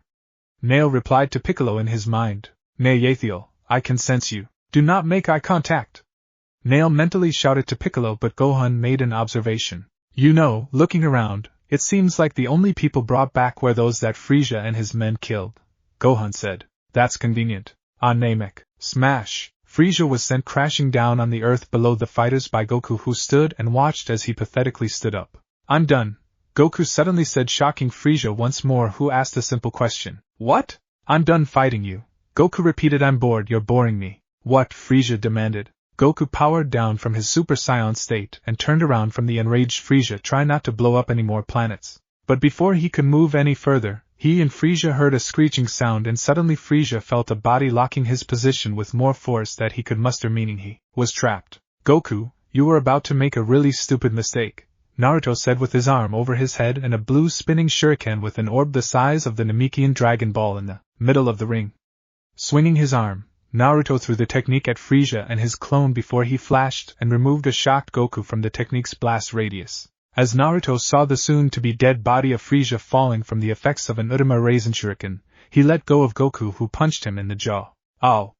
What was that for? I was going to let him leave." "You did not have to do that." Naruto frowned at this. "Goku, think for a second. Frieza is a tyrant who takes pleasure in the torment of people around him," Naruto reasoned, causing Goku to frown. "What's stopping him from destroying other planets and seeking revenge on ones such as yourself?" Goku had his finger scratching his chin as he thought of this, but Naruto continued, "But by killing him, not only will the tortured souls be put to rest, but the entire universe would be safe from people like him." "I guess when you put it that way." "Good, now come on. My clone found us 2 pods we could use to leave this place before it blows up." With a burst of ki, Naruto led Goku to where the ship was, ignoring completely the dying body of Frieza. "No, come back, help me," Frieza pleaded to no one as his vision was fading away with all the cells in his body being completely destroyed. Perhaps he shouldn't have come to Namek after all. On Earth, it was a year since the entire Namek fiasco. The Namekians were sent back to their planet 4 months after it was destroyed by using their Dragon Balls, and the dead were brought back to life. Tien, Kaiatsu, Yamcha and Krillin with the same method. They tried bringing Goku back after King Kai's explanation of his death, but after the dragon's explanation of him being alive, they tried a different wish, bringing both him and Naruto back to Earth, but by will alone. Both full-blooded Scions decided to stay a bit, with Naruto's promise of arriving to Earth sooner than Goku for an appointment before leaving to train again. Many didn't know about the appointment, since he had never been to Earth before, but one person knew, and she had to wonder how he found out, and with the way her figure was changing, she would have to tell people soon. So you would imagine their shock when the group was informed about a pregnancy by Bulma 2 weeks later. After the wish and the father again was another shock, the Yamcha. Krillin couldn't believe that she was that careless, and some couldn't believe what a slut she was. Chi-Chi, who later got a dressing on how it looked like when she was a kid, throwing herself on Goku. Gohan was just happy to get a new cousin that he could have fun with, though. 6 months after the Battle of Frieza, Naruto arrived Earth to see Bulma, and explained what has been going on since they last saw, from arriving Yardrat to leaving Yardrat 3 months later and arriving in a place called Jakato. A powerful meteor storm redirected his course dash. A planet that thrives in science and technology. Jakato was a technologically advanced, peaceful planet that gratefully welcomed Naruto just as the Yardrats did, and as he was given a tour of the place, and liked it immediately, learning a few things on the way. It had some interesting facilities for him to train, like a space/time chamber where one can alter the gravity to however they want. Here they learned about different cultures in the universe as well, having sent a thing that they called a probe to monitor the entire galaxies, which included information on his race, the Scions, something he was grateful for since he learnt the part about the full moon. They also had really impressive weapons and promised to construct Naruto a new sword as a thank you gift for saving them from a threat, and as a sign of good faith in their race. they granted him permission to use the chamber as long as he wanted.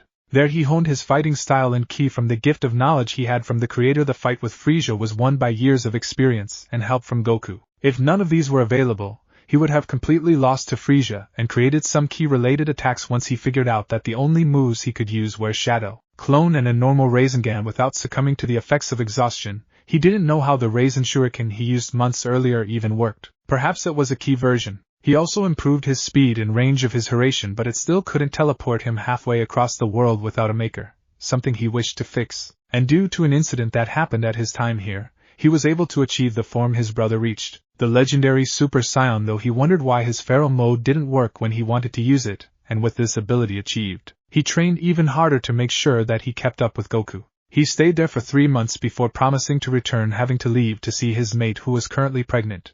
Something Bulma was grateful for, though in her opinion, he should have come sooner, but in the end, he was happy to witness the birth of his newborn son, Kuma, named after his partner, Kurama, whom he missed. He still didn't know what happened to him, and when Kuma opened his eyes, Naruto was happy to see the pair of charcoal eyes staring back at him underneath those black bangs of hair, though he would have to do something about that tail.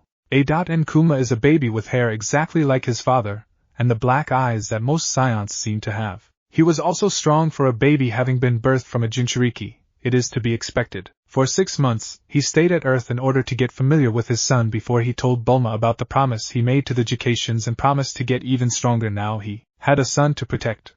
He would be back a year later, though not wanting to be gone too long, and though Bulma wasn't happy about it, she accepted the reasons. So we are here 1 year later after Naruto's departure. We're currently in Capsule Corp. Krillin and Yamcha dropped by for a visit and were currently sitting on a balcony causally talking with Bulma, Puar and Oolong. So Bulma, how does it feel like, having a baby? Oolong asked her as she sat down on the veranda with a sigh. Stressful, Bulma said, and with his father away, the job is even harder, but I'm lucky to have my mom and dad around to take care of my little prince for me if I'm not available. Speaking of Prince, ever wondered what happened to Vegeta? Yamcha asked. Yes, Vegeta, I forgot about him. Shortly after the Namekians left, Vegeta followed in a ship he stole. It was exactly like the one that Goku used to travel to Namek, but what he didn't know was that the fuel meter of the ship wasn't exactly full. But who would want to tell him that? I sure as hell won't. That bastard should be back soon since he's probably running out of fuel, Bulma said, and as if to cement her belief, a loud crash was heard, followed by an arrogant greeting. I'm back, bitches. Standing in front of the crashed ship with a spilling jug in one hand and a tray in another, a frightened Mrs. Briefs was sacred, having been nearly crushed by the ship in front of her, so her shaking body should be understandable, as should the tone in her voice. Sweetie, roll out the rug. I think we have a visitor. The hangar door of the pod opened and Vegeta walked out of the ship, only to meet the angry face of someone he never met before in his life. Hey, you've got a lot of nerve coming back here, Yamcha said to Vegeta, who just looked at him with a raised eyebrow. Oh look, a valet, Vegeta insulted. Hope you don't accept tips. Shocked to the core, Yamcha asked, don't you remember who I am? He then was frustrated. We fought when you landed on Earth. No, I fought Kakarot and Nappa fought the rest, except for that one screw-up who got killed by a Saiba. Surprised face giggle. Vegeta was laughing with his knee on the ground, banging on the pavement with his fist. Oh yeah, I dare you to come and laugh in front of me. Vegeta appeared in front of the shocked and scared Yamcha, and said 2 words with a serious face. Haha. Yes, see how we can now laugh together. Yamcha nervously started to chuckle at his statement, still shaking from the amount of fear he emitted while facing Vegeta. Okay, seriously, we have a lot to clean up without a pull of Yamcha's urine, Bulma interrupted, and she walked to Vegeta, poking him on the chest. You, come with me. Why? Because you need a shower. I could smell you all the way from East City. It was a grumbling Vegeta that walked with Bulma, who had a smug look on her face as she tamed the so-called prince of all Scions, while Yamcha sighed in relief. Later, there are some new clothes for you outside the door, Bulma announced to the Scion, who was taking a shower in her guest bathroom. She will definitely not let him use both hers and Naruto's private bathroom. Naruto moved in days after he arrived Earth. Your armor is being washed in the meantime. Be careful with those, they are dry clean only, Vegeta called back. Whatever, Bulma said as she soaked the dirty clothes. They smell as bad as Kuma's diapers, she thought with a disgusted look on her face. Walking outside, Krillin couldn't help but ask, so, Vegeta's living here now? The man single-handedly is responsible for most of the entire gang is taking shower in the other room, Yamcha blandly stated to Bulma, who just waved away their worries. Earth woman, where's my cleansing powder? Vegeta demanded from the shower. We don't have that here, we have soap, Bulma replied. What the hell is soap? It's that yellow block they're made of animal fat. That sounds awesome. Chomp spits it out. It tastes nothing that you just said. Okay, I changed my mind, this is pretty good. Yamcha laughed at Vegeta's falling, but too bad for him Vegeta had to come back. It's that the beta male? He asked. No, Krillin just got here, Bulma answered. Oh god, they're breeding. If there's one thing that could make this worse is the color pink. Silence. In the outskirts of space, a flying saucer was making its way towards the unsuspecting warriors of Earth with one goal in mind, revenge. Frieza, one of its occupants, looked through the outskirts of space, seeing the planet of the warrior that defeated him. It was only through luck and technology that they were able to restore the cells of Frieza, and he was lucky that his body was intact after the explosion, else he would look like a mess. Beside him was his father, Lord Cold, sitting on a throne twirling wine in a wine glass as he spoke. There it is, the home of the brute that harmed my darling little angel. Yes, Daddy, Frieza replied. What a pretty little blue pearl. What was its name again, Earth? Actually, it's pronounced Earth, Daddy. Really? But there's an in it. King Cold said I'm just going to keep calling it Earth. It doesn't really matter anyway. Soon it would have a brand new name, Vacant Lot. On Earth, son of Abich, Vegeta cursed the gods at this new development. What, still pissed about the shirt? Yamcha asked Vegeta as the Scion punched the table, causing the glass to drop. No, yes, I'm actually livid, but that's beside the point. Vegeta said those idiots failed. Frieza is still alive. At the same time, Kaiotsu, do you feel that?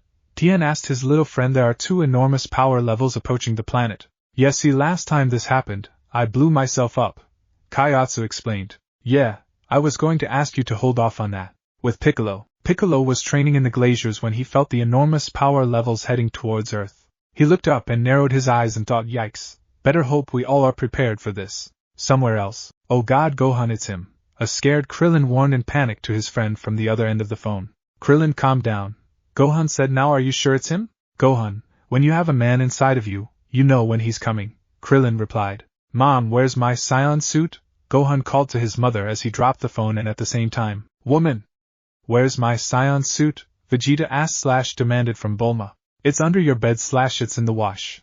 Both women answered from their respective homes simultaneously. Thank you / you bitch, half Scion and Scion Prince retorted. With their respective tasks done or interrupted, all fighters rushed out of their respective shelters and flew to where they felt Frieza would land, and all arrived at the same time coincidentally. Judging by how quickly his power level is closing in, he should be here in about 3 minutes, Vegeta estimated. The warriors were shocked when they saw that Bulma arrived in his ship.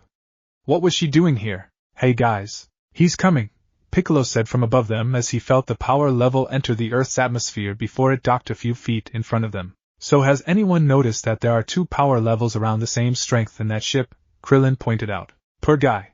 What he doesn't know is that King Cold's current first form is equal to Frieza's 50% full power, so King Cold, by estimate, should he reach full strength, will be stronger than Frieza. Yeah, it's probably his dad. He has a dad? Yamcha asked. Makes sense. So essentially we have 2 opponents of seemingly equal strength that my dad and uncle beat after fulfilling an ancient prophecy. What exactly is our course of action here? Gohan theorized. We don't need Kakarot or anyone else, Vegeta stated in a moment of pride. You have enough badass Scion as it is.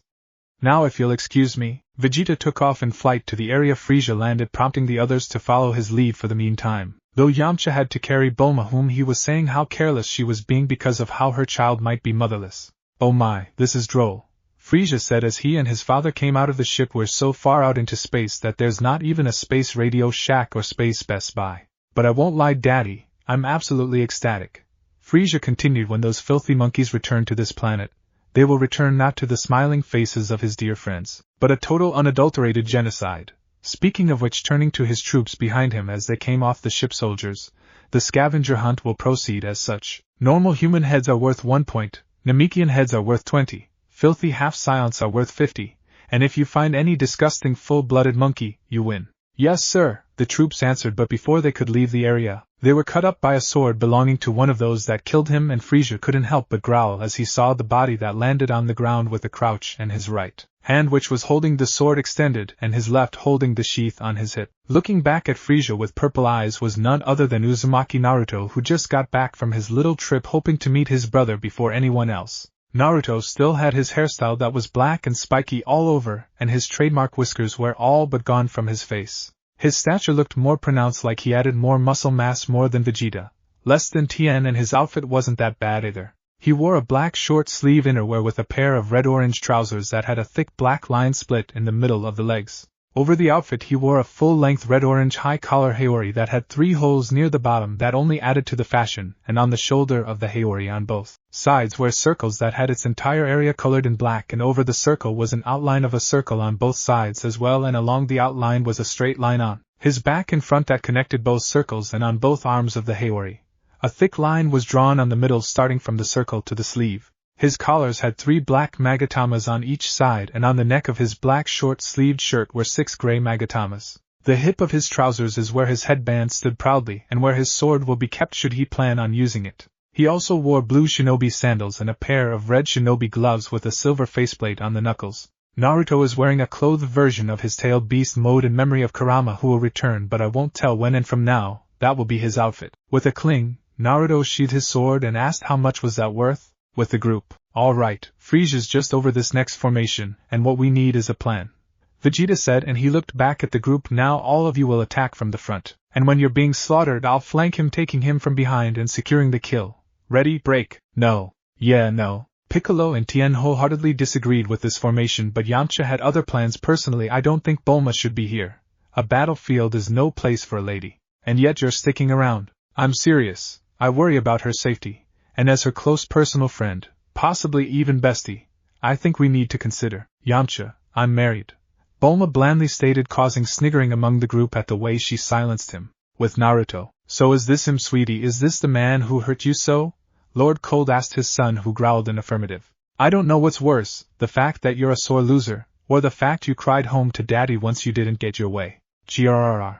Frieza growled and ordered in a fit of anger, briefly forgetting whom he was dealing with. Get him. The troops charged at Naruto, who was standing straight with his haori bellowing along the wind and his collar covering half of his face. He watched as they were drawing closer, then he made his move. He bent his knee forward and appeared behind the group of soldiers, right arm stretched diagonally upwards with a burst of speed and in the blink of a normal eye. Giving his sword a 540-degree spin, he sheathed it just as the soldiers turned around, and as the hilt of the sword hit the top of the sheath with a cling just as before, the soldiers all dropped down dead to the ground in front of a surprised Frieza.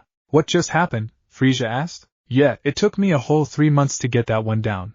But who's counting? Naruto said, closing his eyes with a shrug of his shoulders. Honestly, I was expecting my brother to be the one doing this, but instead I now have to take his place. But if I have to make the world safer for my children, who's complaining? Calming down, Frieza took a deep breath. I almost lost it there for a bit, he said. And you said something about a brother. That wouldn't have to be the Super Saiyan who fought with you, now would it? Now see, here's where I'm confused. You haven't seen what a Super Saiyan looks like. Heck, even I transformed there as well and was as powerful as Goku. My transformation could be the so-called Super Saiyan, but did anybody ask? No. Believe me when I say this, monkey, you are no Super Saiyan, Frieza stated with a serious look on his face. Naruto Tsuden said, if it's a Super Saiyan you want, then it's a Super Saiyan you'll get. Before he took the horse stance. Haha, very funny, monkey, you most definitely aren't a Super Saiyan. Frieza dismissed. I know the feeling, and what I felt from that monkey was, yeah. Frieza was interrupted by a yell and a loud explosion of power, and looking back at him was Naruto, whose black spiky hair turned golden, and was now standing straight on end, giving it a rising flame-like appearance. If one were to see his tail, it would be in the same gold color as well, but what gave him away was the aura he was putting out. Standing in proudly front of Frieza was one Uzumaki Naruto, a Super Saiyan like his brother before him and unknown to the rest, something more. Those eyes, Frieza stammered as the eyes triggered a picture in his mind that was enough to make the fear turn into rage, causing him to rise up in the air with his index finger pointed to the sky. I'll make you pay, he yelled, gathering his energy in the form of a giant yellow-orange, sun-like energy sphere. Once it was charged up to half the size Earth's moon, Frieza threw it at Naruto, who just stood there with his cloak bellowing along the wind waiting for the move to hit him, while Frieza laughed insanely as the attack hit before he landed next to his father, who looked at him in disappointment. As he was walking to his father, he froze when he felt the attack begin to rise up from the earth, meaning only one thing. No, he growled, watching Naruto walk out from the crater with the attack over his head and a frown on his face as opposed to the smirk that formed on his. Hey Frieza, looks like you just dropped the ball. Boom. The attack exploded over Naruto's head when a foreign energy attack entered, invaded the synchronization of energy, causing Frieza to smile in satisfaction. That's one monkey down, Frieza said to his father, who was still disappointed at the amount of destruction. You almost destroyed the whole planet there. King Cold scolded his son, who sheepishly scratched the back of his head apologizing to his father, all the while ignoring the figure that emerged on a mountain a few feet away from them. Naruto just looked down below him as the two kept on talking while at the same time ignoring his presence, making him a bit peeved. Raising his right hand, making it take the shape of a pistol, he aimed the ground and charged up a red energy attack. "Hey Frieza!" he called out, causing Frieza and his father to look at his position in shock, wondering how he survived the attack. Dodge! And with that, he fired a small green energy attack at his intended target, causing Frieza and his father to jump away before they were hit, giving Naruto the opening he wanted. Naruto flashed to where Frieza was with his sword drawn, and Frieza noticed it glowing red, but he had no time to ponder what that strange phenomenon was as he was sliced into pieces, and before the pieces exploded into oblivion. The fighters watched as Naruto spun his sword in a 540 spin before he sheathed it, and it was then Gohan spoke. "Guys, I think that person is a Super Saiyan." "Like hell he is," Vegeta denied. "Spiky gold hair, incredible," Krillin observed, but Vegeta was stubborn. "You don't know that he is a Super Saiyan, maybe he's superhuman, huh?" Vegeta then growled. "Maybe you slackers just haven't been trying hard enough," says the non-Super Saiyan. Tien retorted. "Fuck off." And with that, Vegeta flew to the teen that arrived. Don't forget, Naruto is around 18 at this point in the story, so he should a few years older than Mirai Trunks. Back to Naruto. He and Cold landed opposite each other with Cold growling at him. "You murdered my son," he whispered in a fit of rage before he calmed down and smiled. "Oh well, you win some you lose some." "Children?" Naruto asked with a raised eyebrow. "Yeah, you disgust me," Naruto said before he appeared behind Cold with his palm on the alien's back. Cold was too shocked at his speed to do anything, and he felt his entire body being restrained by something. "I'm a father, and I am disgusted to be in another father's presence if the father is anything like you." A red beam was fired through the alien's chest, sending the self-proclaimed king crashing into the mountain wall in front of them. He charged up the same red beam again, but added more power before he shot it at the barely breathing King Cold, causing the body to explode. Naruto turned and shot the beam at his enemy's ship, causing it to implode before he took a deep breath, releasing his Super Saiyan state, entering his base form, dismissing the flame-like aura around him. Jumping slightly before sitting in a meditative pose on the air, Naruto rested his sword on his lap before closing his eyes and frowning, using his emotion sensing technique to scope out something he felt before. In one area, he knew that there was a group waiting to greet him with emotions ranging from curiosity to rage, and in a few feet behind him was an emotion. Surprise. This person was clever, hiding his power level to near non-existent, but that didn't mean he hid his emotions. Tilting his head 90 degrees to the left, he said, "You may be good at hiding your energy, but I can still sense your emotions." The others were confused with what Naruto said, that is until Piccolo heard a chuckle with his senses, and they all saw a silhouette of a male floating out from a few feet in front of them before landing behind Naruto. Behind Naruto was a 17-year-old male that is muscular, a bit taller than Goku and more slender. He has blue eyes and straight, light purple hair which he inherited from his unknown mother, which was cut short,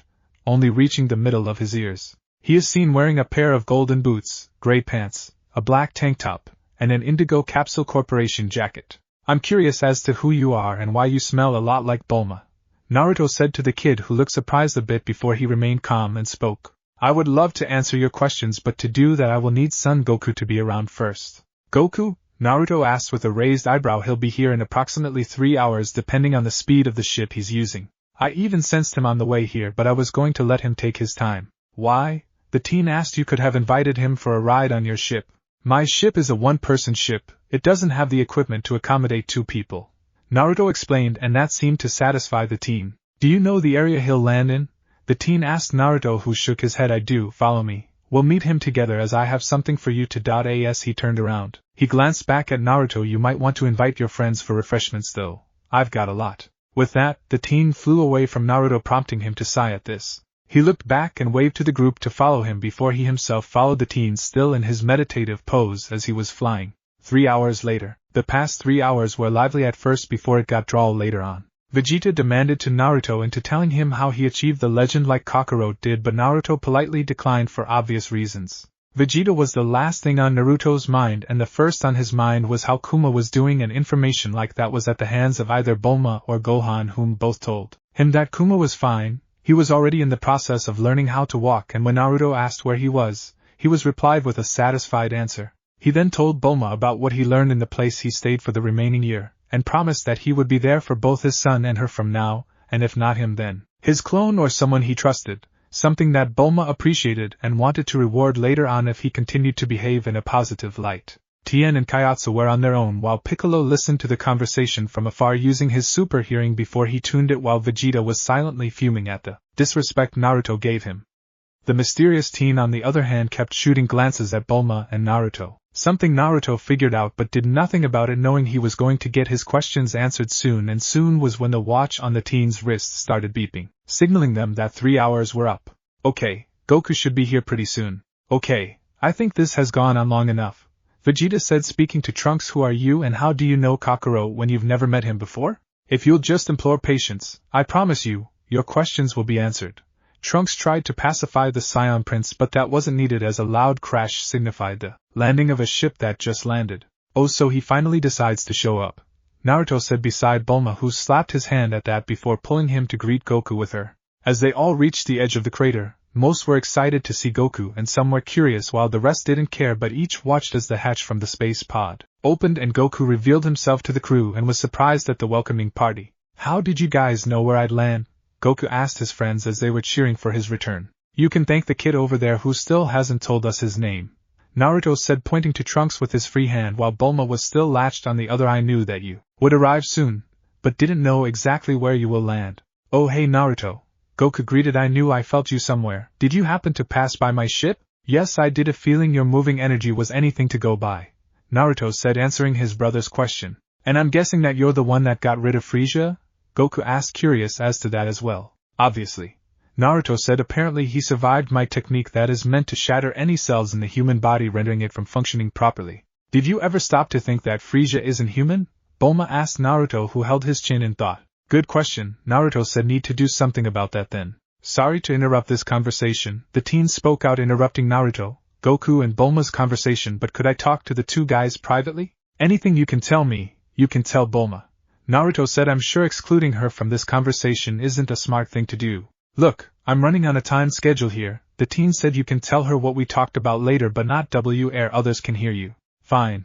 Naruto relented, much to Bulma's shock. But, it's alright, I'll talk to you when we get home. Bulma hesitantly let go of his hands before huffing, prompting Naruto to chuckle a bit before following the teen and leaving the area with Goku to arrive someplace secure. Now that they were in a safe distance, the teen landed and introduced himself as the other two lands as well. Nice to meet you both, he said. My name is Trunks. Trunks, huh? Naruto said. Definitely Bulma's kid if the name is anything to go by, along with the scent. Wait, he's Bulma's kid? Goku asked, confused. But he looks as old as you, so unless Bulma had a kid at 15 I don't see that happening. Actually, while that is possible, another explanation could be this. Naruto started before looking at Trunks with a serious look. He's a temporal anomaly. Time anomaly? Goku tried to make sense of what he said. I'm surprised that you were able to make out time in what I said, Naruto said. Anyways, a temporal anomaly is a disruption in the space-time continuum which can be related to time travel. So he's a time traveler? Goku asked. Possibly, Naruto said before looking at Trunks, who was surprised at his secret being causally exposed. Alright, you got me. Trunks said. I would have asked for you to show me if you were a Super Saiyan, but I think I don't need to do that, so I guess I'll just have to warn you.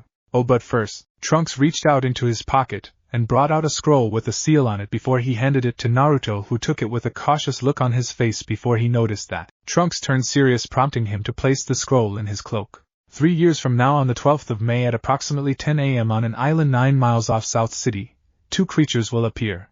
A pair of man-made monstrosities, half human, half machine, crafted by a mad scientist from the deep fangs of Red Ribbon Army. Androids? Goku asked Trunks, who nodded but went on to continue his tale. Each of them on their own dwarf even Frieza in their power scale, and that was enough for them to kill the Z warriors Tien, Kaiatsu, Yamcha, Vegeta, Krillin and Piccolo. The only ones that survive are my family and Gohan. Oh wow, wait, you didn't mention me. I don't know how to tell you this, but you didn't make it to the battle either. You die of heart failure the year before, and Naruto, who was taking care of you, nearly lost it because he felt that he wasn't good enough if he couldn't take care of his brother.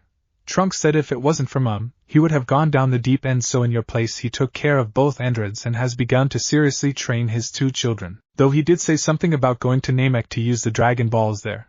Trunks said the last sentence in an afterthought before he reached into his pocket and picked out a vial and handed it to Goku. Here, this is the antidote for the virus that you will eventually get. My mum made it. Thanks, Goku said as he collected it, while Naruto was still trying to figure out who this boy really is before he got a glance of the sword on his back. That sword, Well, my time is up, but promise me that you'll keep the origins of my birth a secret.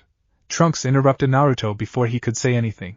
We will, Naruto said with a smile, finally figuring out why he couldn't have a cent on the other half of Trunks' percentage. Take care of yourself, kid. I will, Trunks said before turning. Even though the androids do get defeated in the future, I hope that the casualties will reduce this time around. He then turned and took off in flight with a final greeting until we meet again. Naruto watched as the teen left before he took the scroll that he was given, ignoring that Goku went to probably tell them about the warning. Opening it, he read, N.U. What happens to the Bija sealed when a Jinchuriki dies? N.B. Naruto felt like an idiot for not realizing this sooner, and he was so lost in thought. He nearly missed Bulma calling him, which was what snapped him back to reality before he went over to her. These next few years are going to be a wild one, that is certain. So what do you think? How ready do you think we are to take on the androids?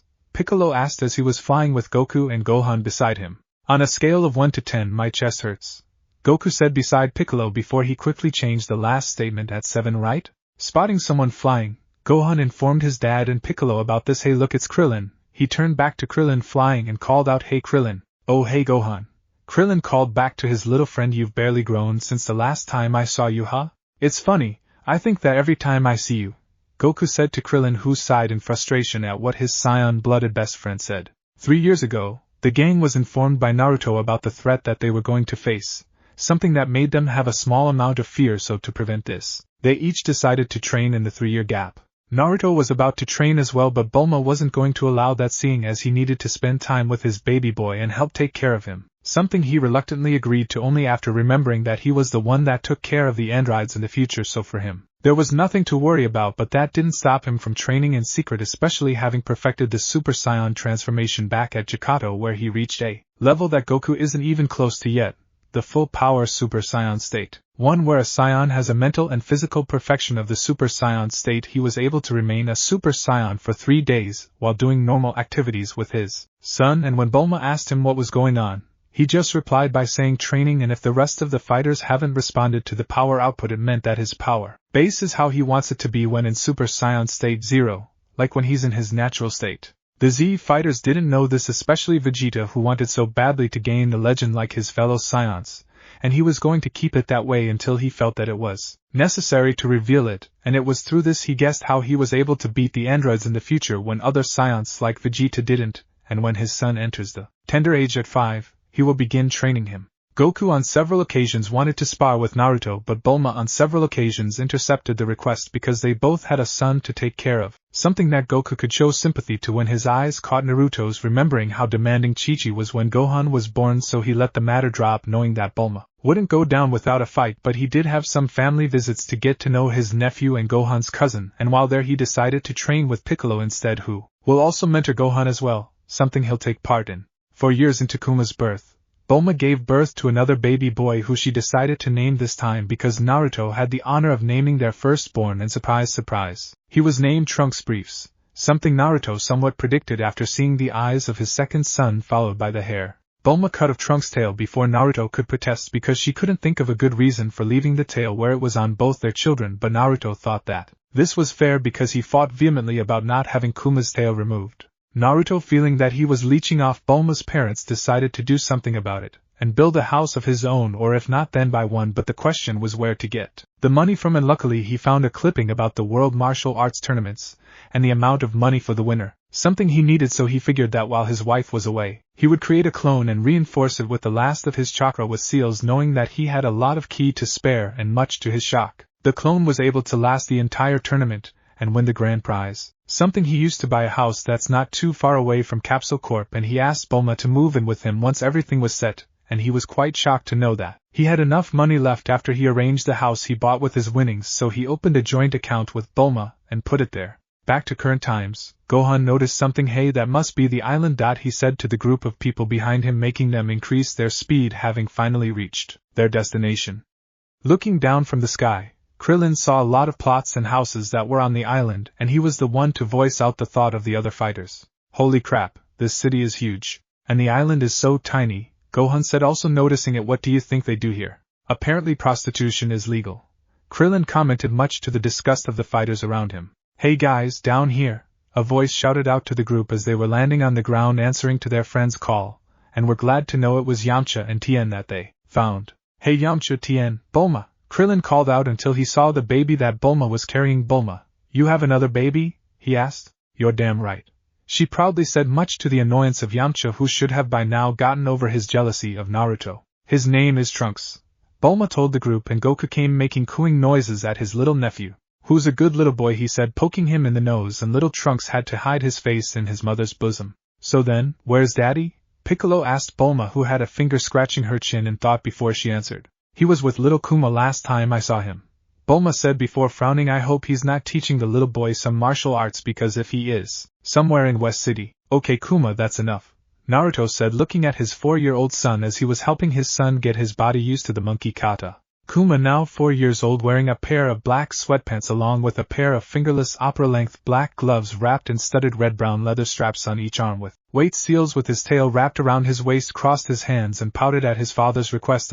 But Dad, I want to practice some more. Now son, we won't want your mother finding out about this suddenly. Naruto felt a shiver going through his spine before looking up to the sky, causing confusion to appear in his son's purple eyes. Is something wrong, Dad? I sense a disturbance in the force, Naruto replied, much to his son's growing confusion, but he wasn't one to question the awesomeness of his dad. Back to the fighters. Well, on the plus side, your boobs look amazing, Krillin commented. Krillin, what would Marin say? Bulma blandly asked Krillin, who just looked at her as she said that Marin never left Krillin in my story, and here they are still going out, and she got more mature as the years went by. Bulma just huffed, and replied to her own question, I thought so. Incoming, Tien said as he spotted a vehicle heading his way with Yajirobe driving it, and as he landed, Goku spoke in surprise. Oh wow, Yajirobe, I can't believe it, you came all this way to help us fight the… Yeah no, Korin sent me.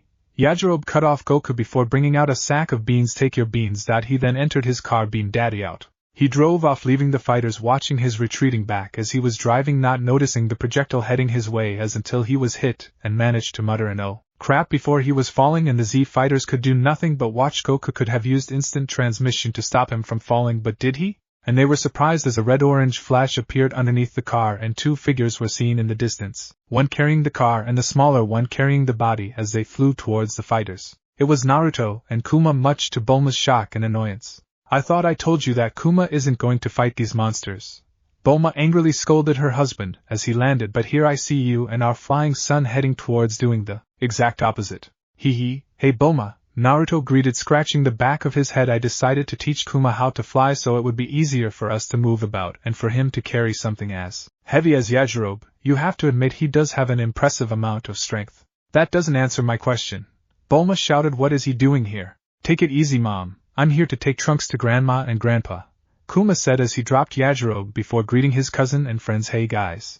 Hey Kuma. Hey cuz. They all greeted before Bulma decided to give him baby Trunks, who started giggling as his big brother held him and started making cooing sounds. That's so cute, Bulma cooed, looking at her 2 children playing together before looking at Naruto, who was talking with Goku. Naruto still wore the outfit he had when he fought Frieza, while Kuma just had on a black GI similar to Goku's orange GI with a red long sleeve muscle underneath. Aren't you guys forgetting something? Bulma asked as she pointed to the watch on her wrist. Oh right, the androids, Goku suddenly remembered. I saw them head down the city, Tien told the group, and Goku gave Bulma the senzu beans with a serious look on his face. Keep them, they'll only weigh us down. He said to her before turning to the group that included himself, Naruto, Tien, Yamcha, Krillin, Piccolo, and Gohan, and said, okay, we can't sense their energy, that's a certainty, so the best thing to do is to search every inch of the city and hopefully smoke them out. Scatter. And with that, all adults except Gohan, who decided that it would be best to remain left to search for the androids. Meanwhile, 2 figures just landed on the ground, calmly ignoring the busy activity around them. The first one led the small trek, followed by the second. They were walking until they reached the hearing limits of 2 men in the middle of the conversation, and one of them, noticing them, turned around and asked a question that the 2 had no interest in answering. What do you think, inconspicuous old man in mime? The blonde man with a mustache asked the 2. The fat one just walked quickly to the man that asked the question, looking at the blonde with a straight face. Whoa, the blonde said as the mime-like guy entered his personal space. If that's what you're looking for, it's gonna be $30 an hour. The mime-like guy just stared at him before he head-butted the blonde and followed up with a left hook to the guy's friend, knocking them both out, while the old man watched, ignoring the horning car in front of him. The driver, angry at this, called out to the man that refused to move out of the way, hey you idiot, move out of the way. The man on the road walked forward before punching the bonnet of the car, smashing through it, and grabbing the engine before pulling it out of the car while the driver still looked at him in fear as he dropped the engine and walked to him. "Please put that back, I kind of need that to flee from you." Ignoring the request, the driver was grabbed by his neck and his head was smashed through the roof of the car, prompting a nearby passer-by female to scream at the sight in terror, hoping someone would come and help. Yamcha, who was searching for the androids, heard the scream and shook in panic. "Oh man, that was close. I'm sure that someone else heard it, right? I mean, I don't have to scream, this isn't fair." He rushed to the scene of the crime and saw dead or knocked out bodies of civilians and started panicking. "Oh god, oh man, oh geez, oh crap." What he didn't know was that he was being monitored by the beings he was looking for right up the sky above his head. 19. Identify.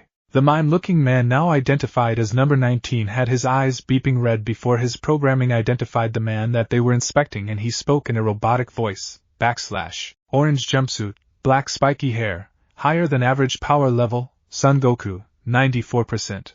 "I don't remember him having a scar," the old man commented to his creation that immediately adjusted his findings. 87%. Close enough. Landing behind the man known as Son Goku, the old man grabbed his face and lifted the body up with impressive strength that was nothing to him for his age, ignoring the truck that turned from his direction in a state of panic, crashing into the fuel station that was nearby.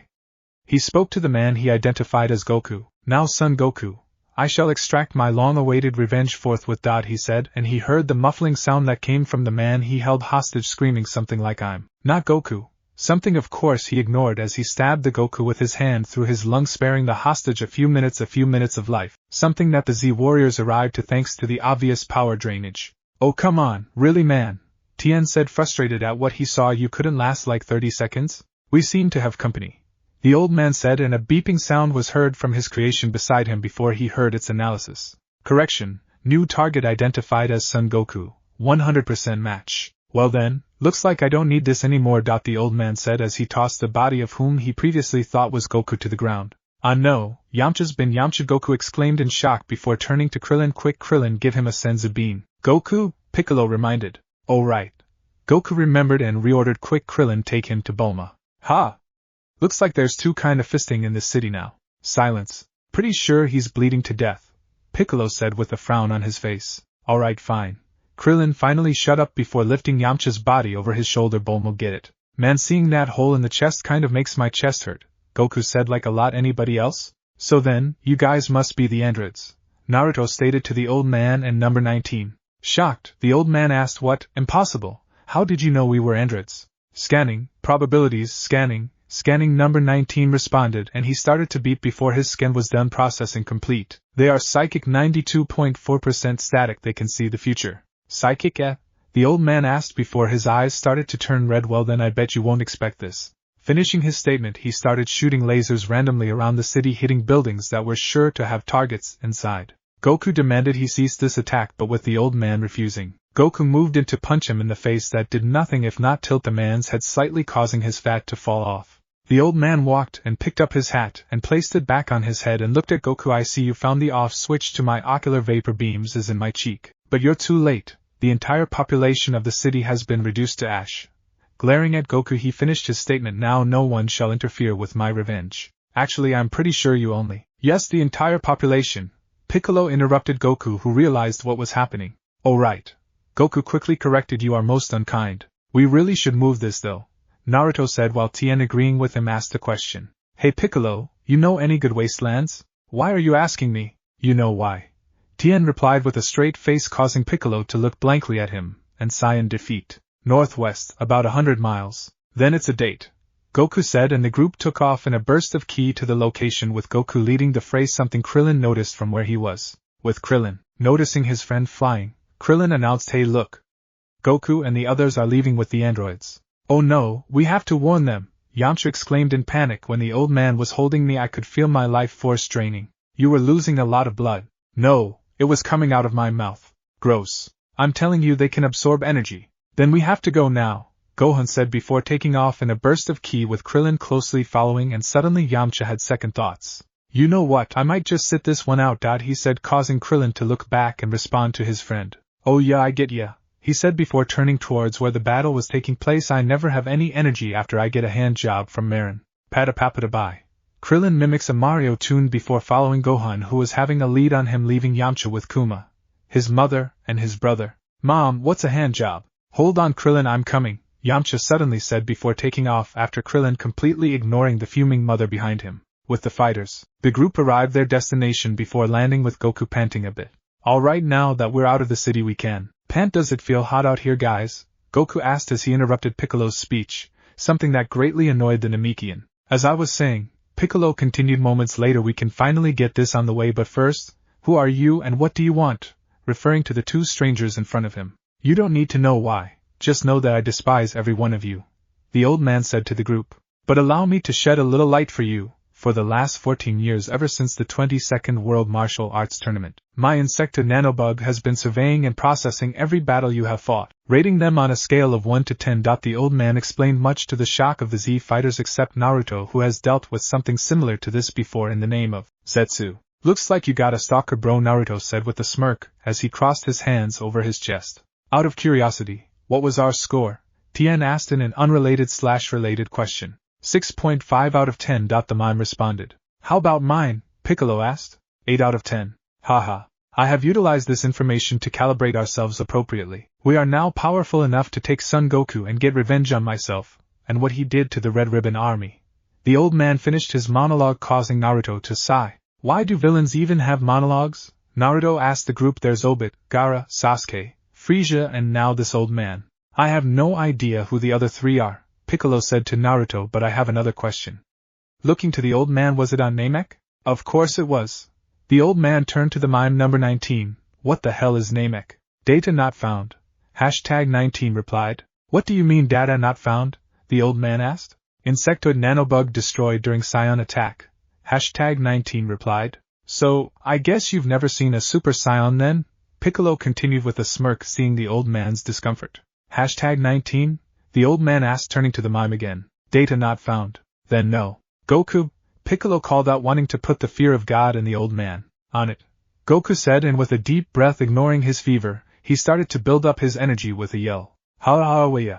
Following that was an explosion of energy and a bright light, and once that died, they looked to see Son Goku in his Super Saiyan form standing proud and a bit worn out. Power output precedes projective parameters. 19 stated to his master.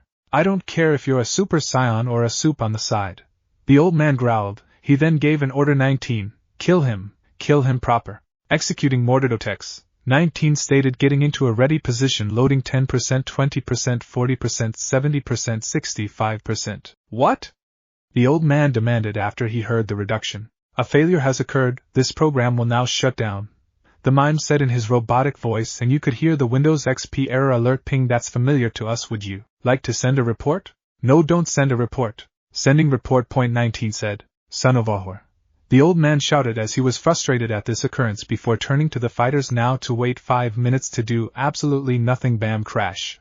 The mime was sent to the mountain behind him by a punch from Goku, who had no time to waste, much to the old man's shock. Oh bullocks.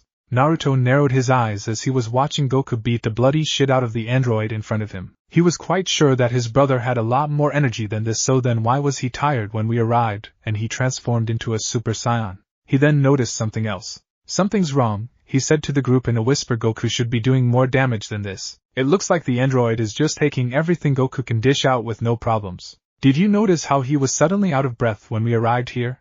Piccolo asked before he sighed. He's going to need our help. Crash. The group looked up to see Goku panting as the android crashed on the ground below them while Goku remained suspended on the air. Kane Goku started to chant as he placed his cupped hands on his side, charging up a blue energy as he saw the android get up. Hey Miche. The Kamehameha wave was fired at the android, who smirked for someone that was about to get crushed before he raised his palm, revealing 2 red dots at the middle before the attack connected. What the group except for Yamcha wasn't expecting was the android standing still, smirking at Goku with his hands still in the air. Mordidotex fully online. Hashtag 19 stated. Good. Pant didn't seem to work. Goku said, don't worry guys, I'll try again. Double strength. Goku, don't. They can absorb your energy. Yamcha warned his friend, casing Goku to stop the chanting he already started. Crap. Naruto said as he saw the android appear in front of Goku with a smirk before he punched the Super Saiyan on the face, following with a drop kick sending Goku down to the earth, but Goku was able to recover before he reached the ground. He would have tried to catch his breath, holding his chest where his heart was, causing Gohan to look in surprise. What's going on? He hasn't used that much energy. Krillin, Senzubin. Goku called before he received the beam from his friend and ate it only to gasp in pain, falling down to his knees. It made it worse. Goku, what's wrong? Chest hurts, hard to breathe, Goku said in between pants. How's your arm? Piccolo continued with the interrogation. Don't know, can't feel it, Goku said. Is that normal? So Goku's having a heart attack, Piccolo analyzed with his results. Dad, you took the medicine, right? Gohan asked his dying father, who replied, yeah. I mean, I started to, Goku corrected. Started to wait, you mean you stopped? Why did you stop? Gohan asked / demanded. Because it was grape-flavored. Goku cried in pain before he was knocked out by the android, causing him to go to his base form. Did he just knock the Super Saiyan out of him? Krillin asked. Piccolo, tag in. Goku gasped until he saw that Piccolo was shot through the chest. Naruto, tag in. On it, Naruto said before he bent his knee and jumped, appearing in front of the android, giving it a punch to the jaw, sending it flying. Yamcha, take Goku to Chi-Chi and force him to restart his medication if he refuses to willingly take it himself, Naruto said before he took off his Haori and started to rotate his shoulder. Right. Yamcha agreed before he took Goku and flew away from the battlefield. Primary threat escaping, 2 kilometers, 3 kilometers. You know I'm standing right here, Naruto said as he watched the mime glance at him as he stood up from the attack before he continued to count, much to his shock. Am I being ignored? Don't worry, he's only programmed to respond to my command, the old man said to Naruto. 19. Forget about Son Goku, we can finish him at our leisure. For now, focus on Naruto Uzumaki. Naruto introduced. Naruto Uzumaki. Understood. If you think that you expect me to be beaten by this thing, then you must not know me at all, Naruto said, stressing out the thing. Oh, but wait, I forgot, you don't. Your confidence is noted, Uzumaki. But Son Goku was able to achieve a form far beyond anything we've ever seen before, and we still beat him. The old man gloated with a smug look at the end. You seem to be forgetting something, Naruto said as he then took the horse stance. I'm not Goku. And with a flinch of his shoulder, he transformed into a Super Saiyan, much to the shock of the old man. Seriously, what the fuck is Namek? Do you feel that? Piccolo asked the group of fighters, and it was Gohan who responded to his question. Yeah, his transformation feels different from Dad, and I don't know how. Maybe it's because he doesn't feel any stronger? A voice asked, and they looked up to see Vegeta floating above them. What do you mean, Vegeta?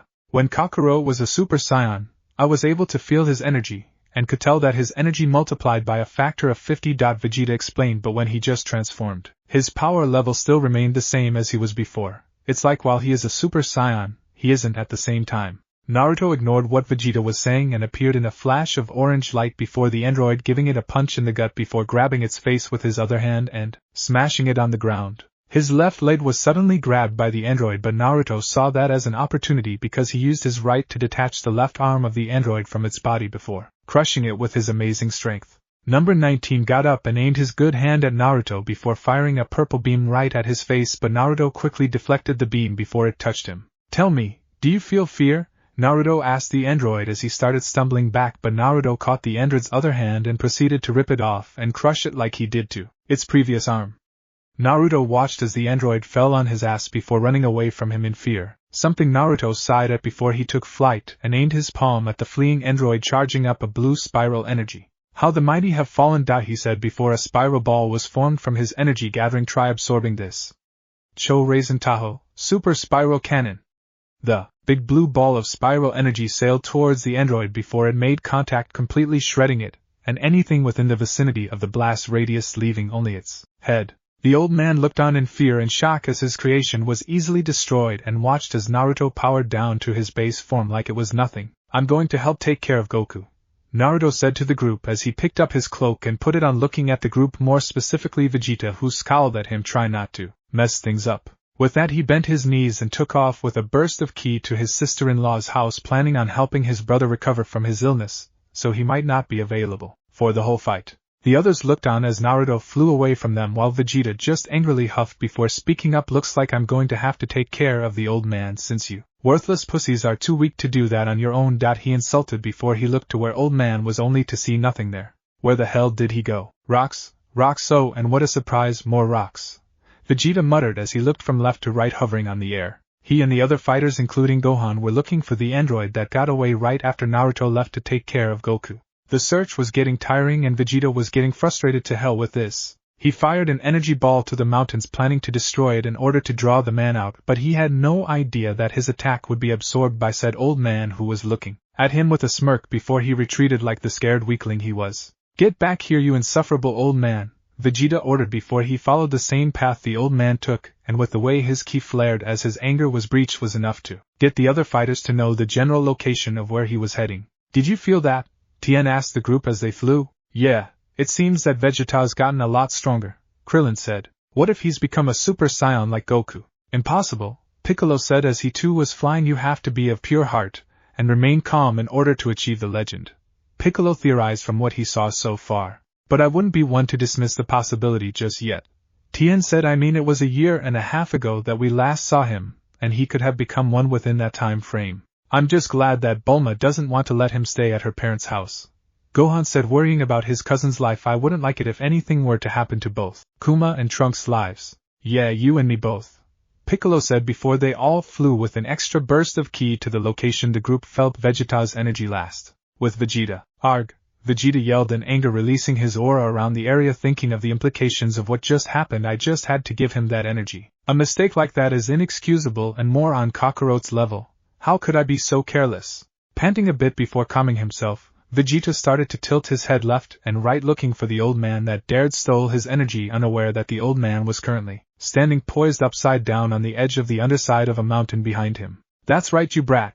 Get angry and lose all the calm you had once before exposing yourself to me, he thought, enjoying the sight of a frustrated Vegeta biding his time before he disappeared from the obvious area and appeared in a more secure location, at least to him. Fighting right now is a really high risk though, that's why I need to charge my batteries before facing one such as him. Glancing a bit to the right, he saw Gohan looking for him. No, he would give away my location too easily. Glancing diagonally downwards, he saw Tien in between some narrow rocks. No, the resulting explosion will draw others to me, though I could have loved to steal some of his energy. Glancing to the left, directly perpendicular from his position, he saw Piccolo, whom he thought was the strongest next to Vegeta. Perfect. He silently floated to the unsuspecting Piccolo before he rushed at the Namekian and locked his body over Piccolo's, halting any movement and noise. One down, the old man said into Piccolo's ear as he started to drain the energy from Piccolo bit by bit, taking his time. But Piccolo had one trick up his sleeve. Gohan, can you hear me? Oh god, this feels amazing. That's not Gohan, Piccolo thought, hearing Vegeta's thoughts. First thing I'm gonna do when I get home is step in front of a full-length mirror strip, turn Super Saiyan and Gohan, Gohan, Gohan. Damn, I wish I was a Scion, damn it, not again. Then I could have all the stamina I need and more to take on an entire country of Slu. You heard nothing, Tien threatened as he felt Piccolo intrude in his mental defense. Damn it! Piccolo screamed, frustrated. Gohan, this old man's got me from behind and oh my, a queer voice replied to Piccolo's plea before an annoyed voice cut him up. How do people keep coming on this line? Feeling the energy finally drained from him, Piccolo growled in frustration before his hand was becoming weak as he was hearing the old man's laughter in his ear before the old man was forcibly removed by a kick that threw his hat off his head.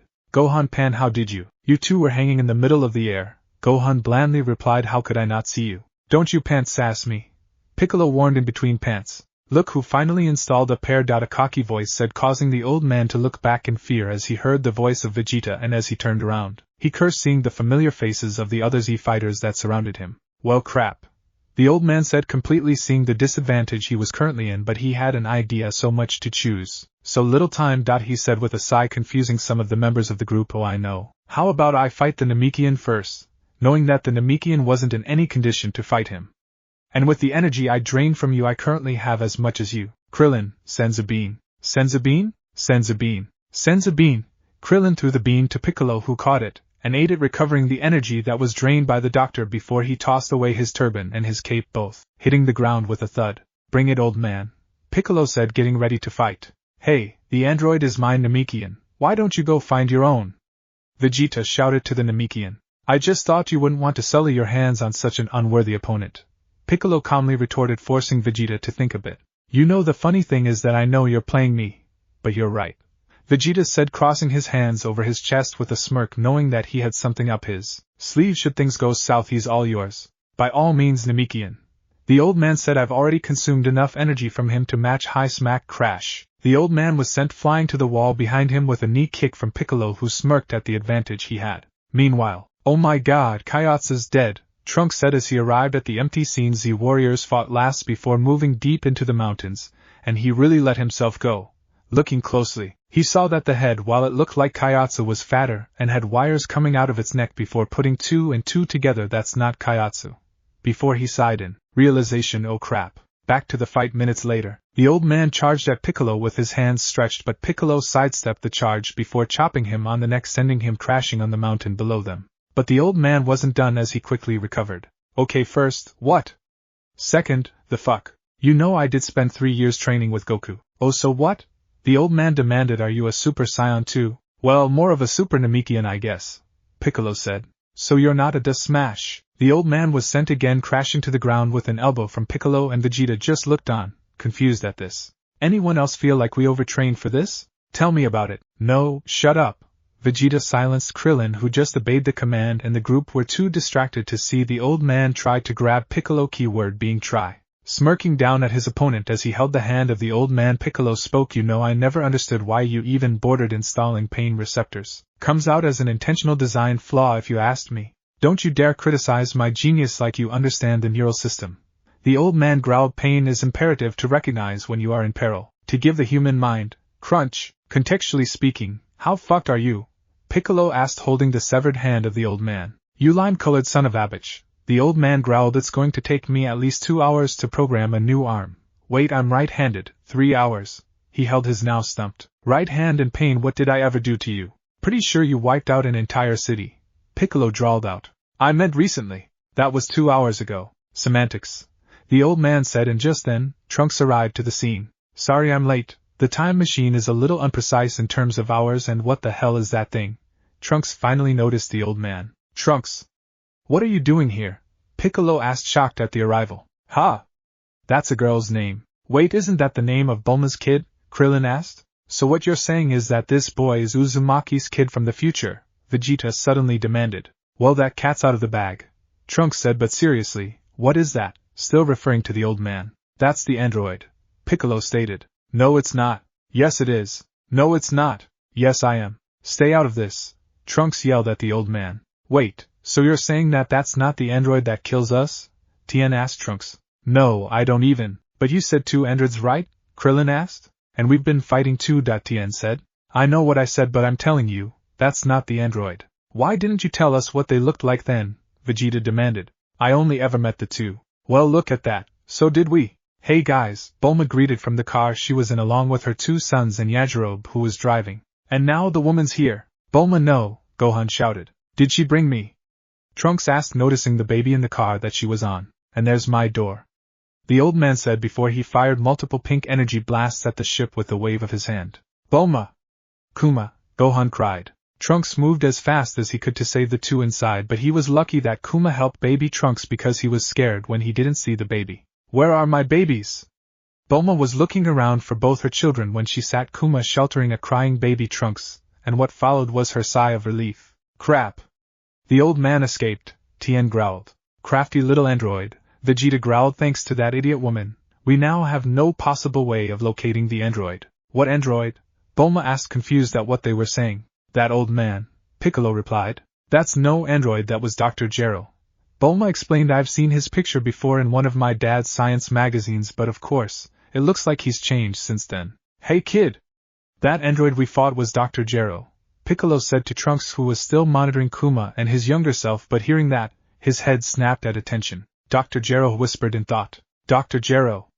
How could you possibly know a thing like that? Vegeta demanded. I know what I saw, you arrogant ass. It was a picture of that old guy in one of my dad's science magazines, and underneath it in bold letters was Dr. Gero. Bulma stressed out to the Scion prince, who scoffed at her tone. As much as I want to fight Uzumaki, it will have to wait, Vegeta stated, still pissed at the audacity of this bitch. We have more important things to worry about. The timeline must have shifted when I traveled here from the future, Trunks theorized with his hand on his chin. It does explain why the doctor is still alive though. Maybe in your timeline where this so-called doctor was killed by the androids and left to die, here, he managed to save himself and shut of the androids that killed him so he could control them better. Kuma theorized, surprising the group at the amount of genius he just showed. That could be where the timeline started to diverge, if anything, making this an alternate timeline from yours. He looked up to see dumbfounded looks pointed at him, and he scratched his head in embarrassment. I watched Doctor Who? Oh. The group nodded in understanding, while Bulma was proud at how smart her son was, though she did notice the look he was giving Trunks and baby Trunks, as if trying to figure something out. Smart kid you got there, Bulma, Tien commented. What can I say? It's in the genes, Bulma proudly declared with her hands on her hips. So the two androids that are in suspension could be the ones that you spoke about, since it's been stated that they nearly killed him in this timeline where they killed him in yours. Am I right? Piccolo asked. Possibly, but there's only one way to find out, and to do that, we will need the location of the doctor's lab, Trunks said. Something that we have no idea of, Tien said. I know where it is, Bulma suddenly said, much to the group's shock. Really? Trunks asked. Yeah, she replied. Then she placed her finger on her lip and thought. Meanwhile, easy there, Goku, Naruto said as he tried to calm his brother down because of the way the situation was getting. It was getting worse, and it pained him to know that there wasn't a medic around to help him with a recovery, and even if they were able to find one, none of the medics in this time, as observed by him, didn't have the correct equipment to help. Unless, I have to go, Naruto said as he immediately stood up from his spot, surprising Chi-Chi and Yamcha. Where are you going? Your brother is lying in his sickbed, and you're not staying to help him recover. What kind of person are you? Naruto ignored this insult from Chi-Chi and went to the door, picking up his cloak from the rack and putting it on before turning around and speaking up. If my plan works, then Goku might be able to recover faster. That was all he said before he left the house and disappeared with a flash to his destination, hoping that his plan will work. Back to the other fighters. So that's where it is, Krillin said to himself. New plan. Now that we have the whereabouts of the lab, we can destroy the androids before he can have any chance in activating it, Piccolo said. Sorry Namekian, but I like a challenge unlike you, so your plan doesn't sit well with me, Vegeta said before he flew to the location in a burst of ki. How can he be so confident? Tien asked. I mean, he's not even a Super Saiyan, so what hope does he have in beating the androids? I don't know, but from the way he's been acting he might as well be, Piccolo stated. Are we going into this again? Krillin asked, knowing where this argument was heading. Aren't you supposed to be doing something? Kuma asked, snapping the fighter's attention back to the task at hand. Thanks for the reminder, kid, Piccolo said before he followed Vegeta with a similar burst of ki, prompting the others to do the same except Trunks, who was pulled back to the ground by Kuma, and Gohan, who was thinking about something. Excuse me, but I have somewhere to be, Trunks said to his older brother, who was currently younger than him, so it could be his older/younger brother? Just want to wish you good luck, Shrimp, Kuma said with a smirk that caused Trunks to flinch in shock. How did you? Please, do you have any idea who you're dealing with? Kuma slyly asked, much to Bulma's confusion. What's going on? She asked, and Kuma decided to answer her question, introducing the team. Mom, meet my little brother from 20 years in the future. Little brother? Wait, Trunks? Bulma exclaimed in shock before turning to said teen in question and started blabbing about how handsome and strong he had gotten, and so on and so forth, much to Trunks' embarrassment, who decided to stop it as there are more pressing issues at hand. I'm sorry I have to cut this short, Mom, but I have something important to deal with first, he said, and Kuma nodded in understanding before he turned and flared his aura. Kick their ass, Kuma simply said as a parting message to his little brother's future self, who smiled in appreciation before taking off to the air, following the path the fighters took to the doctor's lab. Well, I'm off to see Dad, Gohan said moments later after the silence, but Bulma's voice made him halt. Wait, she called, how am I supposed to go? Well, you could always ask Kuma to carry you. Can't, Kuma said, pointing to his little brother. Besides, I might as well check how Uncle Goku is doing as well. Following that, Kuma took off with his little brother in his hand, while Gohan was left to the task of carrying Bulma, something he sighed before carrying her, all the while forgetting that there was one more person they forgot. Hello, anyone there? Poor Yajirobe didn't know that the group abandoned him to his fate. Maybe he should change his lazy ways? Nah, he kinda likes it this way, with Dr. Gero, just a little bit further, the doctor said as he was running between the narrow paths of the mountains, knowing he was in hope of reaching his lab in one piece. He turned around a corner and froze in shock, seeing the body of Vegeta floating on the sky with his head tilting left and right, searching for the doctor. What? How the hell did he find me?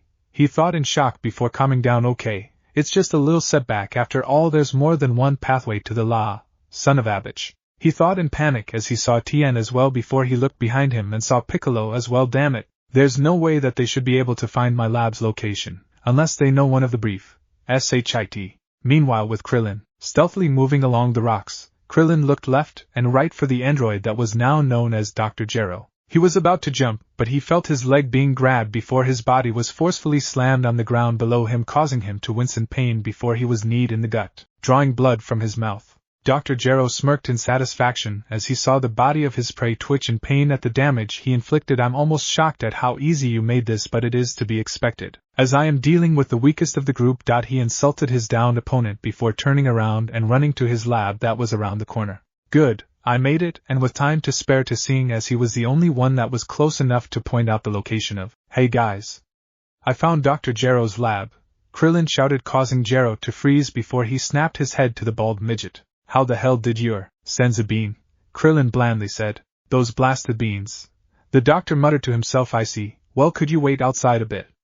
I have something I want to show you, and I'm afraid it's at the other end of the door. Sure, I'll wait, Krillin said before humming to himself, and then moments later his eyes widened in realization. Ah crap, it's the androids. I can't believe that actually worked, the doctor said to himself before walking to the two human-sized tubes in front of him that were labeled 17 and 18. His hand traced the tubes before he removed it with a sigh and resignation. It actually fills me with great shame that I have to resort to numbers 17 and 18, though I hope things will actually go smoothly this time. With a hiss, the tube of 17 opened, slowly emitting smoke before it cleared, revealing a young teenage boy with black shoulder-length hair and an orange scarf on his neck lying in the tube with his eyes closed.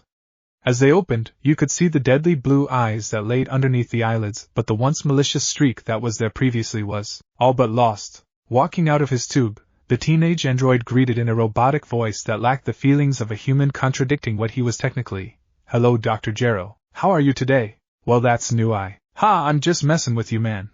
The android said in his usual casual and cool voice that had the feeling that the doctor was expecting. What's up, Doc? Oh, there it is. Referring to the tone of voice, the android suddenly spoke in Good morning, Android 17. Man, according to my database, it's been a while since you've last turned us off. The android said, specifically talking about him and his sister. You mean since you tried to destroy me? The old man corrected. Yeah, Doc, and I'm real broken up about that. The teen apologized. It's that every time you talk I hear kill me. Kill me?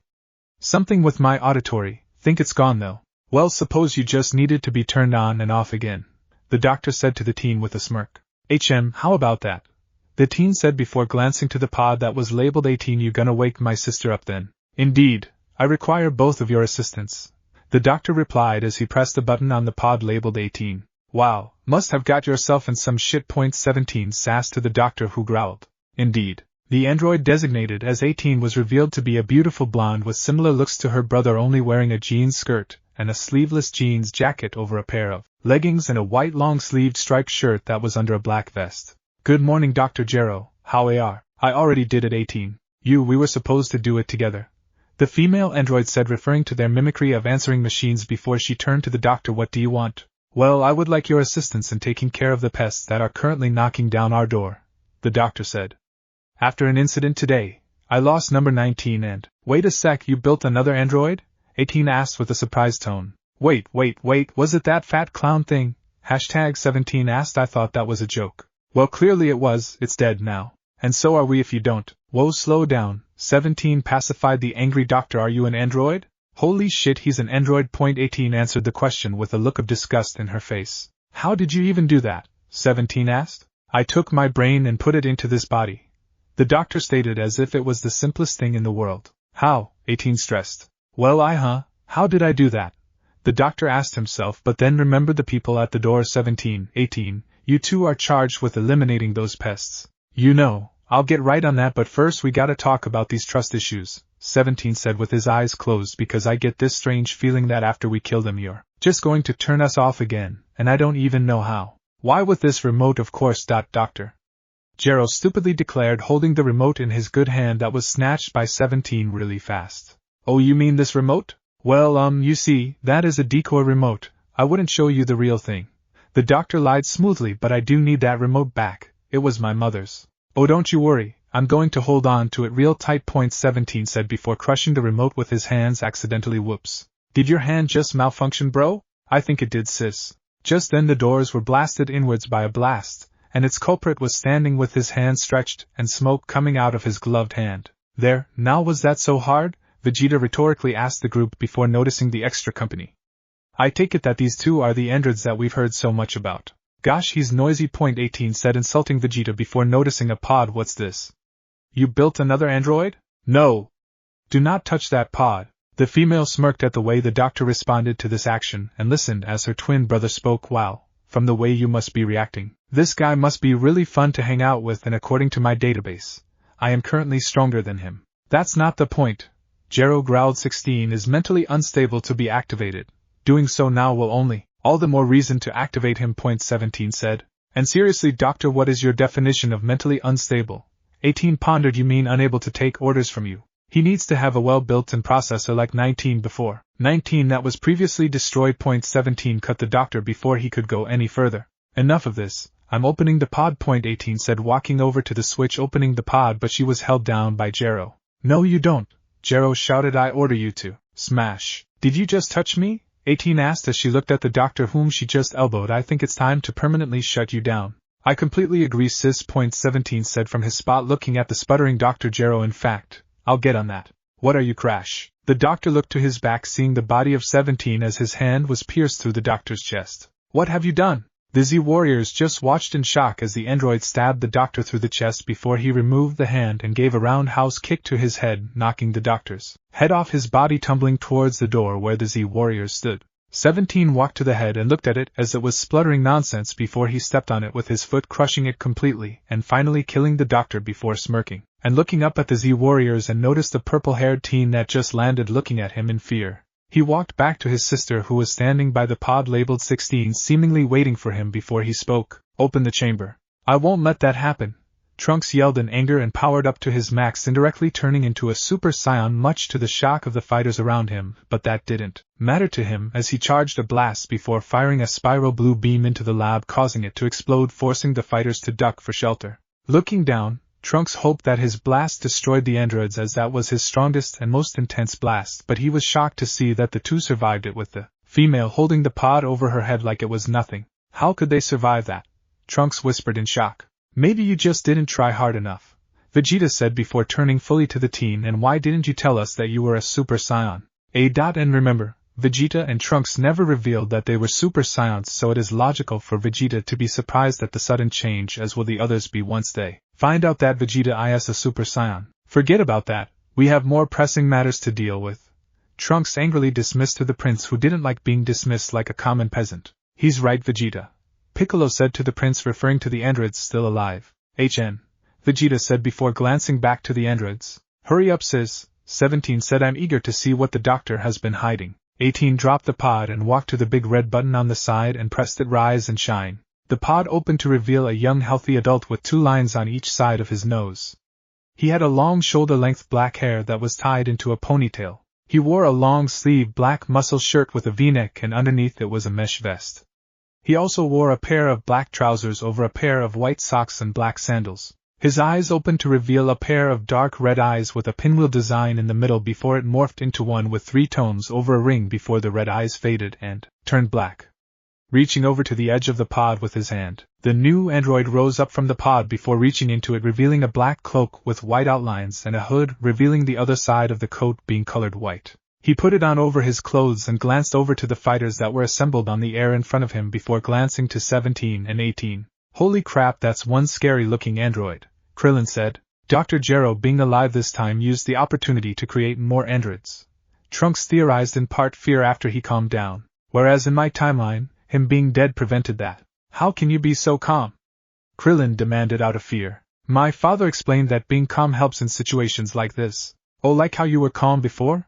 Vegeta couldn't help but jab at this and enjoyed when the teen winced. I have to apologize for my rash decision. None needed. Piccolo said, I understand where you're coming from with the androids. So tell us, how long have you been trapped in that pod? 17 asked calmly. Do you know why the doctor deemed you as mentally unfit to be activated? 18 asked while the android glanced at her direction with his black eyes before closing them, much to her frustration. Psi 16, what is your designated mission? 17 asked. To destroy Son Goku. 16 replied in a calm and collected voice. So you can talk. 17 mocked, trying to get a rise out of the android. The doctor must have programmed him to respond only to commands relating to his mission. 18 theorized. Let's bail, this place is boring. 17 said before he floated into the air with his sister, and 15 following before taking off in a direction opposite the fighters. Repeat this to me again slowly. A female voice said as she stared at the teen in front of her with an orange cloak that was familiar to her. At least the designs of the cloak and the outfit, but she wondered how he knew them. Well, Tsunade, the male known as Naruto Uzumaki, spoke to the 30-year-old woman in front of her. You are currently alive by a wish made on a set of 7 orange balls. But that isn't the only thing I wish for. As a second and third part of the first wish, I asked your age be restored to its prime, and you having the ability to conjure any medical items you need out of the base of your head. Naruto explained, and then he brought out a purse, and for my second wish, I asked for a pocket dimension women's purse with the materials needed to place any medical items in it safely that can only be accessed by you. And I am currently speaking with Naruto Uzumaki? The blonde female known as Tsunade asked, happy with the explanation of the sudden rush of knowledge. Yes, I have gone through some changes over the years, and suffice to say, this is my actual appearance, Naruto said. Tell me something only Naruto will know, Tsunade demanded. When I was 13 years old, I and my sensei Jiraiya spotted you in a gambling joint, and I stupidly attacked you after you insulted the Hokage position. So you finally agree with me that you were stupid then? Tsunade asked with a smirk on her lovely face. You surely ask a lot of questions, Naruto said, but that's not why I brought you back. Oh, part of the reason I brought you back was to help heal my sick twin with a heart virus, Naruto explained, and he pleaded, please Tsunade-sama, he could die any time soon if nothing's done to stop it. I promise to buy you the best sake around if you help me with this. Tsunade's eyebrows disappeared in her hairline seeing him beg like that. Then and there she knew something was up. Okay, brat Spill, why are you being so respectful? Tsunade asked, and what's this about you having a twin? Naruto got up from his knees with a sigh, knowing that the amount of time they spend here will not Goku, so he grabbed her shoulder and looked back at the genie who was gardening. Thank you, Mr. Popo, for your help. Silence, maggot, Mr. Popo ordered from his spot with a smile on his face. The pecking order is you, the dirt, the worms inside of the dirt. Popo's stool, Kami. Then Popo remembered that. Yes, sir. And with a red-orange flash, they left the lookout with Mr. Popo humming to himself and predicted to nobody, he'll be back. Because nobody can resist the awesomeness that is Popo. Later, slightly widened at the mode of transport, Tsunade was being led inside a small cottage where she saw a spiky-haired man on the bed screaming his lungs out while a less spiky-haired man was kneeling beside him holding a vial. He looked up from his kneeling position to see Naruto. Oh hey, you're BAC holy boobies. Yes, Yamcha, she has an amazing set of boobies, Naruto calmly said, but I didn't bring her here to be gawked at by people like you. Who's he? Tsunade asked, referring to the pervert. His name is Yamcha, a friend of mine, Naruto said, and walked over to Goku's bed. This is Son Goku, my fraternal twin. He introduced, and had to calm him down as he started screaming in pain. That's some serious set of lungs he has, Tsunade said before walking to him, placing her hand over his chest before going through some hand signs making a green aura appear over them. She used the aura to scan Goku's chest area before turning it off with a sigh. Yup, it's official, he's got a virus. Tell us something we don't know, Yamcha said. I need space if I'm to work, and tell me, where's his wife if he has any? Tsunade asked. I'm right here, Chi-Chi said as she stood on the door hearing her being requested. Excuse me, but who are you and what are you doing to Goku? She's the best medic that I could think of, and you're currently standing at the presence of one of the first female leaders the village I came from, Naruto proudly introduced, before his head snapped back a bit, and his eyes widened before it narrowed, feeling something off around the premise, specifically the seals he placed around the house. Hey, just because he can't use chakra doesn't mean he can't draw seals. What's wrong? Yamcha asked, noticing Naruto's look. The security seals I placed in the area to alert when we have an unwanted guest has been breached, Naruto seriously said, much to the shock of those present. Security seals? What are those? Also, I can't feel the energy of the intruder, so they must be dud. Maybe that's because the intruder might be an android sent by Dr. Gero? Naruto rhetorically asked, causing Yamcha to blush. Naruto knew about Dr. Gero from his wife's phone call. I'm heading out to stop him from approaching this house, Naruto said moments later as he got up again. It still surprised me how they got this far. Maybe they had a built-in map. Are you going to be okay? Chi-Chi asked with concern in her voice, seeing as he is family. Naruto smiled, of course, before he looked back to Tsunade, who was just calmly looking at the screenplay. I leave everything in your capable hands. Before he flashed out of the house in a red-orange flash, with Naruto quietly stalking the location of where his primary target was located, was a being that had an orifice-like mouth with the two sections of his head shooting off in different directions in a V-shape. The figure has orange color parts near his abdominal area, the back of his head, and even near his groin area. He has two wings which are both emerald green with black spots. He has an emerald green and lime green mix all over his exoskeleton. He also has 3 fingers and 5 fingers and 3 toes on his person. On his back was a tail like Frieza and King Cold, but also has a stinger included at the end of it, and on his abdominal area he has black sections in the middle between the 2 sections on his head, and even the black part of opposite side of his tail. He looked like a humanoid insect all in all that had the tendency to suck the life out of its prey. If the hole on his stinger was anything to go by, it could also mean that he could draw out poison from it, but at this point of the description we know who I'm describing. Holy crap, you are ugly, a voice said from behind him. He turned around and saw the disgusted face of Uzumaki Naruto and spoke. I was primarily tasked to destroy Son Goku, and given from what I have in my database you are not him, so I asked this. Why do you feel as familiar as he? Wouldn't like to know, Naruto said, but before I get ahead of myself, I am Uzumaki Naruto, and you are? I am the ultimate creation of a genius mindset that has unfortunately passed away, but his goals luckily have been transferred to me. While I would love to tell you what my ultimate goal is, I'm afraid that I can't, but to indulge you, my name is Cell, and I am an android. Cell introduced. And how did you find this place? All I needed to do was search for my primary target's energy, and scout him out, and as luck would have it, his energy was fading, giving me the opening I need to complete one of my goals, but now I have to get rid of you before I can hope to accomplish it. You're welcome to try, but let's take this somewhere else, as this area won't do, Naruto said. He and Cell flew to somewhere far from the area they were previously located to somewhere close but good enough to fight. Both landed before Naruto got into his favorite fighting stance. The Goku, I have to warn you though. I'm a tough nut to crack. I am quite sure that you will be quite easy to crack for me if that were the case. Cell gloated before getting into a fighting stance as well before both their first met, initiating the beginning of the fight. With the fighters, step aside weaklings and let a real Scion show you how to fight. The cocky voice of Vegeta spoke as he walked in front of the group as they landed a few distance away from the androids. Has he always been this cocky? Trunks whispered to Krillin, who nodded. Oh yeah, you should have seen him when he first arrived on Earth. I mean, talk about an ego. Krillin whispered back. And it seems that same cockiness returned. Piccolo said I liked him better when he was humble. But what do you think caused this? Tien asked. Yeah. Their conversation was interrupted by an explosion of power from their topic of conversation, followed by a blinding light. Guys, Krillin spoke in fear as he pointed his shaking finger at the now Super Saiyan Prince, who was smirking in arrogance. Crap, that's right, bitches. The awesome Vegeta-sama has risen to the top, and no one, not even Kakarot or his pathetic twin, can catch up to me now because I am a Super Saiyan. Vegeta gloated. Groan. Before you forget, Vegeta, there are 3 Super Saions that could easily wipe you out if they work together, so don't get your hopes up yet. Piccolo said to the prince that. Shut him up, causing the androids laugh. Well, 17 and 18, and Vegeta to growl. Shut up, Namek, Vegeta shouted to Piccolo before turning to the androids. Now which one of you walking trash cans wants to have a taste of the awesome Vegeta-sama? I'm going to enjoy shutting up your arrogant mouth, 18 said as she walked forward with a bored look on her face. So ladies first, huh? Vegeta taunted before he got into his ready position. I have to warn you, I'm not afraid to hit a woman. That's fine, either am I, 18 retorted before she appeared in front of the Scion's face with her fist drawn back before she threw it at him, only for him to move to the right, sidestepping the punch before grabbing her hand and throwing her against the wall beside them. 18's back hit the wall, causing it to crack before she flew in front of Vegeta, who punched her on the face, making her tumble backwards on the air as the hit connect. She controlled her tumbling, coming to a halt on the air, flicking her hair behind her hair much to Vegeta's amusement. Ha!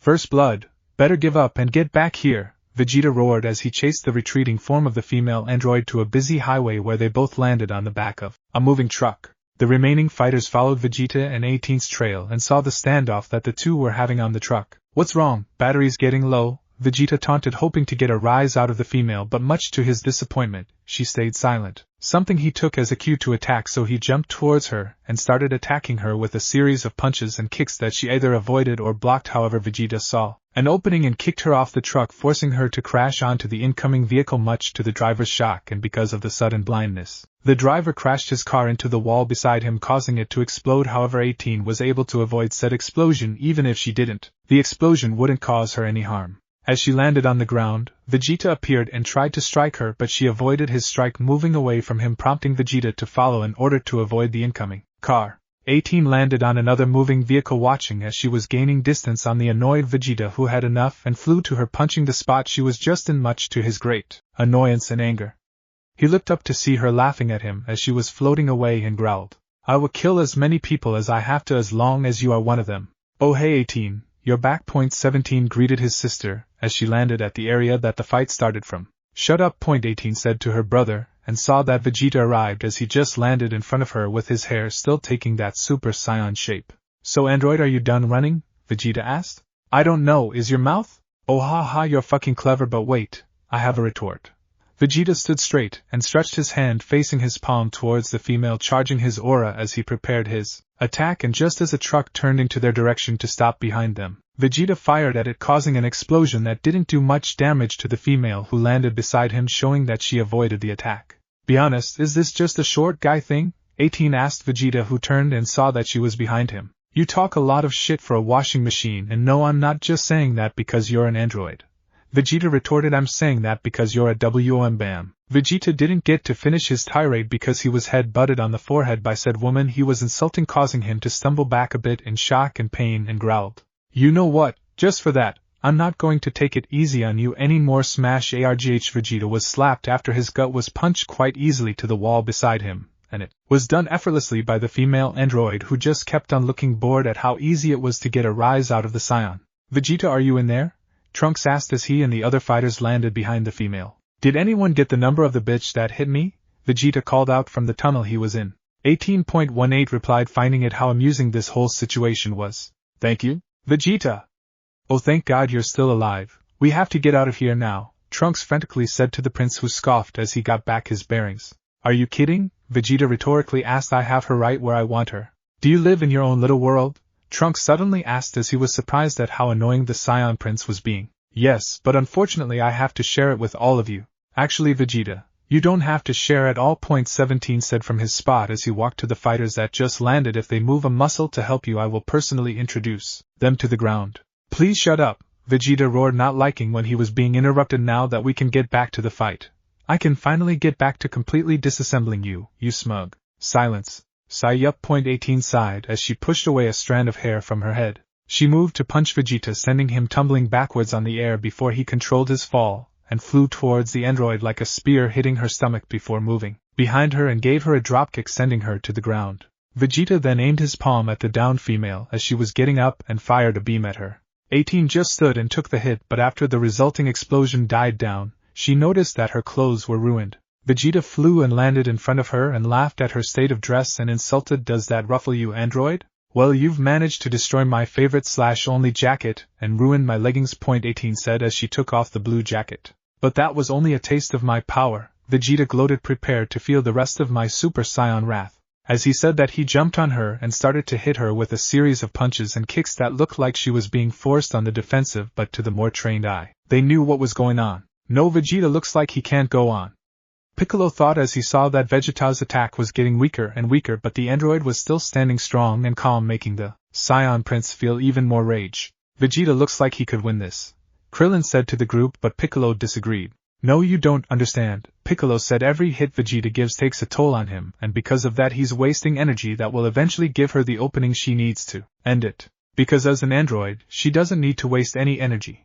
Tien completed for Piccolo while Trunks was having flashbacks of his own past where androids took over everything and killed almost everyone he knew, something he promised that he was going to prevent here. Meanwhile, Vegeta was starting to feel tired, and the android noticed this, making her smirk as she caught his two hands and gave him a kick to the face followed by a punch to the gut, making him spit blood on the ground. But she didn't stop there as she gave him a roundhouse kick to the head, sending him screaming to the rock that was standing. How quickly bravado walks out when you're on your ass. 18 said as she calmly walked to the downed prince. Vegeta growled at the taunting he was receiving from the female and got up, ignoring the pain he was feeling, and as he tried to move and attack her, she sidestepped and gave him a roundhouse kick to the side that dislocated his left arm, painfully causing him to scream in even more pain, and it was at this that something inside Trunks snapped. No! He turned Super Saiyan and rushed to the female with his sword drawn, hoping to end this before it got out of hand, but 17 saw this and appeared in his front, giving him a dropkick to the ground, causing the remaining Z fighters to rush in to assist their comrade. With Naruto, purple eyes widened as he felt his insides stretch backwards from the hard punch his opponent gave him. Naruto ignored this look and twisted his arm that stretched the back of his opponent. You could see how far it stretched, as it looked like he wore a glove made of his opponent's skin before his opponent was sent tumbling to the formation behind him and away from Goku's house. Naruto remained suspended on the air as he saw his opponent get up from the crash and fly towards him with a growl and tried to punch him, but Naruto sidestepped the punch and grabbed his tail before flinging it to the ground with a throw. He flew after his opponent with a spiral blue energy ball of ki forming on his hand before he punched it on the downed body of Cell, causing an explosion around them. As the dome of light died down, Naruto jumped back and saw the body of his opponent wasn't there, but the blood was, so he closed his eyes and used the tracker function on the seals he placed around a perimeter of Goku's house. Think of a radar that has similar functions with Naruto's mind as the tracking beacon. He elbowed a body that suddenly appeared behind him before turning and placing his palm on it, charging up his energy. Gensaku reduce. A red beam shot out of Naruto's hand straight through Cell's chest before he held the android's face as he whimpered in pain, and again Naruto charged up his energy. Chire scatter. Cell's body glowed yellow before it scattered into tiny pieces, instantly killing him. Naruto closed his eyes as he hated using this move that he developed, where he will have to invade a person's chi network through his brain, causing it to explode depending on the amount of power he put. The one drawback is you have to concentrate very well in order to add the amount you want, if not you end up destroying your arm. As he finished with his thoughts, he flew to Goku's house hoping to continue helping his brother heal, and was sorta disappointed with how this fight was. He didn't even have to go Super Saiyan, but unknown to him, a piece of Cell remained intact and left the area in fear before Naruto could detect him, giving him time to recover. And luckily for him, his enemies couldn't sense the power levels of an android. Later, how's Goku? Naruto asked as he walked in through the front door, seeing Tsunade's hands over his brother's chest with a blue hue surrounding it, and by the way his breathing stabled, he hoped that his brother's life was getting better. Better. I managed to recreate a new set of the arteries out of the previous that were destroyed by the virus, so that his heart will start functioning properly. Though the process is slow, he should be able to recover very soon, Tsunade explained. Whatever that antidote was, it really helped in the process. Sigh, thank goodness. Chi-Chi sighed in relief before brightening up. I have to start preparing a big meal because if I know Goku, he will be starving once he wakes up. But as she left for the door to the kitchen, she looked back to Tsunade, who was working with sweat on her forehead. Do you want me to make anything for you? Nah, sake's good. Tsunade dismissed, but the brat over there has that handled. Thank you so much for your help.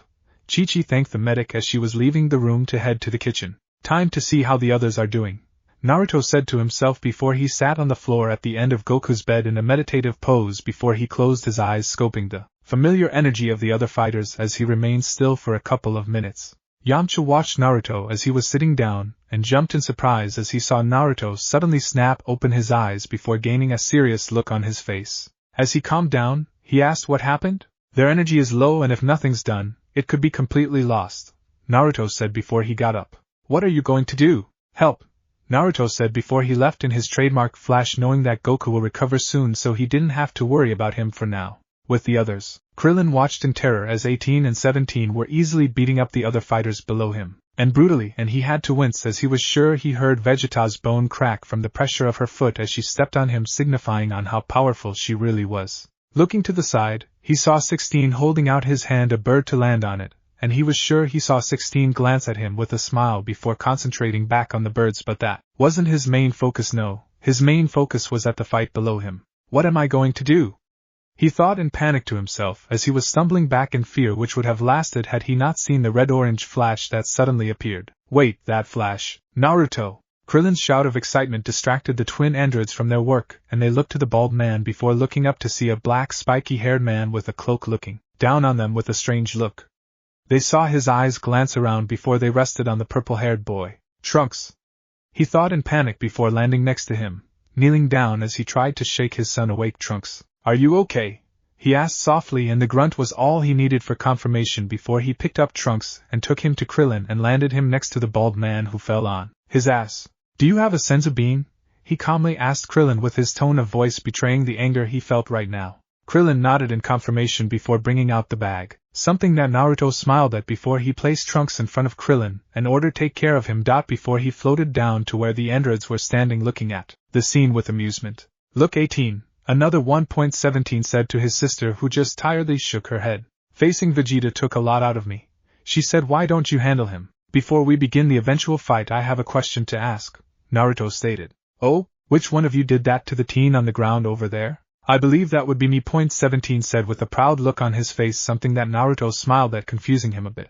Good. 17's back hunched as Naruto drove his knee through the stomach of the android, causing 17 to spit out blood as his eyes widened in pain before he was sent flying to the ground, crashing into it. Naruto glanced at 18, who was frozen from shock before he brought his palm to his chest area, facing it upwards, and made a cupping motion before flattening it, creating a spiral blue energy ball of ki. He raised it over his head, charging up his energy, increasing the size of the ball but not by much because of the downed fighters around, and he threw the ball at the area he knew the android was. 17. 18 screamed as the attack connected, resulting in a blinding light, but as the light died down, 16 was standing in front of the android with the arm of golden spectral energy warrior around him that had a shield. Naruto knew that technique very well. Susanoo, he said, and then got a good look at the android that was in a cloak. His eyes widened in recognition. Itachi Uchiha. 16's eyes flashed a bit before they turned to normal. I am designated as Android 16 and I cannot in good conscience let you destroy 17 or 18 as they are my comrades. Then I am afraid that we are at an impasse as I too need to protect my comrades, Naruto said to the male android who just remained silent and looked at him. How do you suggest we tackle it? You leave right now and I promise not to attack you, Naruto said, and 16 nodded in agreement before he picked up his comrade after the shield disappeared. But Naruto wasn't done. And don't let me see you anywhere near Goku or his house or you all will regret the day you were created. 16 nodded and looked to 18, who was still shaken from fear at how easily her brother was beaten, and if he could do that, what chance did she have? 18, we leave right now. 16 said, snapping her out of her thoughts, and looked to him as he picked up her knocked out brother before taking off in the air in a direction opposite. Naruto. 18 looked back at Naruto, curious as to who he is, before a glare from him sent her after her comrade and her brother. That was amazing, Dad, Trunks said as he watched his father land beside him after scaring off the androids with a display like that. Well, they might just have a chance. Thanks, Naruto said before walking over to him. Are you feeling better? Yeah, those senzu really help a lot, Trunks replied, and with Krillin, they started to revive the other fighters with an angry Scion Prince being last in line. Is Naruto familiar with number 16? Will Goku recover on time to help deal with this threat? And what about the mysterious cell? It seems that Naruto's instant death technique wasn't strong enough to beat him, and he just came back even stronger than before. Who will win in this epic fights, the Z fighters or the androids? I still don't get why we have to run like cowards. 17 stated as he was helped up by number 16. His power levels far exceeded our perspective parameters, 16 replied. Fighting him together is unadvisable and fighting him alone is suicide. But what about you? 18 asked. You were able to block his attack. That alone says something. According to Dr. Gero's supercomputer, I have the ability to absorb one of you. 16 explained. The power boost might be strong enough to face our unknown anomaly, but as to how much, and I wouldn't want to be absorbed, so that alone proves to be a problem. 17 said, with 18 agreeing before 18 pointed out something. Before he called you Itachi Uchiha, 18 remembered. Why did he do that? Perhaps I remind him of someone from his past? 16 shrugged, though deep in his subconscious, and something that was unaware to him, a small memory block was released. I am surprised that he was able to inflict such amount damage on me. 17 said, wincing as he still remembered the punch he received. Who was that guy? 18 was just worried at how this will affect her brother's personality with how he was easily handled. Even she had a small fear of the man, but she had to admit, she found his dominating personality quite attractive, and the intensity of his gaze when he looked at her made some of her processors burn a bit. I don't know, but I hope we see less of him. 18 stated in what was the most convincing lie she could come up with, and she thanked her brother's gullibility because he easily fell for it. But as she looked closer to her brother, she noticed that he was still upset with the situation, and she decided, hey, cheer up 17. I'm sure it was just a fluke, she said, and seeing that it was working, she just continued, why don't we have a little fun? I'm sure that will cheer you up, and when you face him again you will definitely win. Yeah, you're right. 17 said, convincing himself more than his sister. It was probably just a fluke that he beat me because no one's supposed to be stronger than us despite 16's false readings. But you know what? Why don't we have a little fun while we chase after our target? That's the android we all know and love. 18 commented, silencing 16 with a glare. Now come on. I know I saw a highway somewhere around here. With that, the three flew away, with 18 just hoping that her brother could keep his cheerful and confident mood. She didn't care if she'll find that man again, because when she does, there will be hell to pay, and it won't be pretty, and maybe she could have some personal fun with him, but she didn't want to admit that out loud. Meanwhile, back at the area the fighters fought, Naruto thought back to how Vegeta sounded when he found out that he, Naruto, took out the android with one hit, while he, Vegeta, was outclassed. His reason being that since they were both Super Saiyans, they should have roughly had the same level of strength. Yeah, right. He mumbled to himself and remembered as he easily dismissed the prince before said prince got pissed and left the area, knowing that if he were to fight, he would lose easily because his opponent was easily able to beat what he couldn't, something that hurt his pride. And to Naruto, he saw this as a good thing, as it served as quite an eye-opener for Vegeta, who has been getting full of himself lately. Another thing that bothered the Super Saiyan was the appearance of an old and powerful foe that goes by the name Itachi Uchiha, who now seemingly is an android with the model number 16. Naruto had no idea what happened to Itachi after the war. He along with Sasuke disappeared though the later after the former. One thing he was confused with though. Did they die? Did they survive? Did they remain in a suspended animation of some form? Too many probabilities, and he was to wonder where Gero got the DNA to recreate Itachi, as he was sure that it would be difficult to find it. Though he could have used a bone sample, but how did he know which person to revive? So many unknowns. Naruto said to himself before he heard some shouting and turned just in time to see Piccolo fire a ki blast to the ground before he used the distraction to fly off in the direction of the lookout to do who knows what.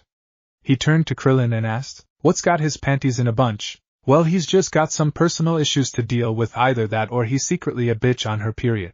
Krillin thought the last part out loud. "Yeah, I'm going to ignore you just said that," Naruto said to Krillin, who shrugged and replied, "I'm still keeping my beliefs." He then looked towards the direction Piccolo flew. Anyone else notice how he flew in the direction of the lookout? What would he want there? Tien asked. "I don't know, maybe to meet Kami?" "Why would he want to do that?" Tien pressed. Krillin placed his finger on his lip and thought, "I think I remember Master Roshi saying that Piccolo and Kami shared a deep level of intimacy in the past."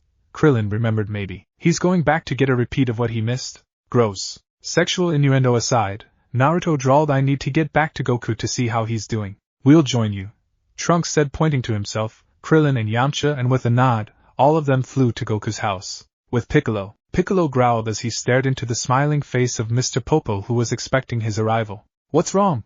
Mr. Popo started. "Couldn't handle something on your own, so you decide to come crying to Daddy." "I am here to see." "Silence, maggot," Popo ordered with a straight face. "That's enough, Mr. Popo," Kami said as he walked in front of his friend. "I know what Piccolo is here for." "Good," Piccolo said. "I don't have to explain then, but just one thing, old man, if we fuse, my personality will still remain dormant, right?" "Yes," Kami nodded before speaking to Popo. "Do not fret, Popo, for I am not completely gone. Just think of me taking a new SK, whatever." Popo easily dismissed with a wave, going back to his gardening, much to Kami's disappointment. "Let's get this over with, old man," Piccolo said as he moved to place his palm on the old man's chest, waiting patiently for Kami to make his move. "Sigh, all right," Kami said, "but be warned, there are far worse things than the two androids that are lurking beneath the shadows." "Wah, hiya!" Kami screamed and charged up his aura the moment Piccolo was about to ask the question, before he felt himself fade into Piccolo, while said Namekian stood and watched in wonder, as he felt the power increase in him bit by bit before they all were blinded by a blinding light. When the light died down, Piccolo's aura was fluctuating as you could hear the crackle of lightning in the background. Piccolo himself looked in wonder as he felt the power he possessed. He felt like he could destroy both androids and more. He even felt like he could take on Goku and win. "When the androids kick your ass, I'll just stand here and laugh. Mr. Popo said with a smile as he sensed the build-up done, while Piccolo just growled before he went to the edge of the lookout and jumped off to where he sensed the trouble previously as Kami. Next stop, Ginger Town. Minutes earlier, Vegeta stood on a rock formation looking seemingly at nowhere, thinking of his previous battle with that female android. Just thinking about it made him so angry he felt like, arg.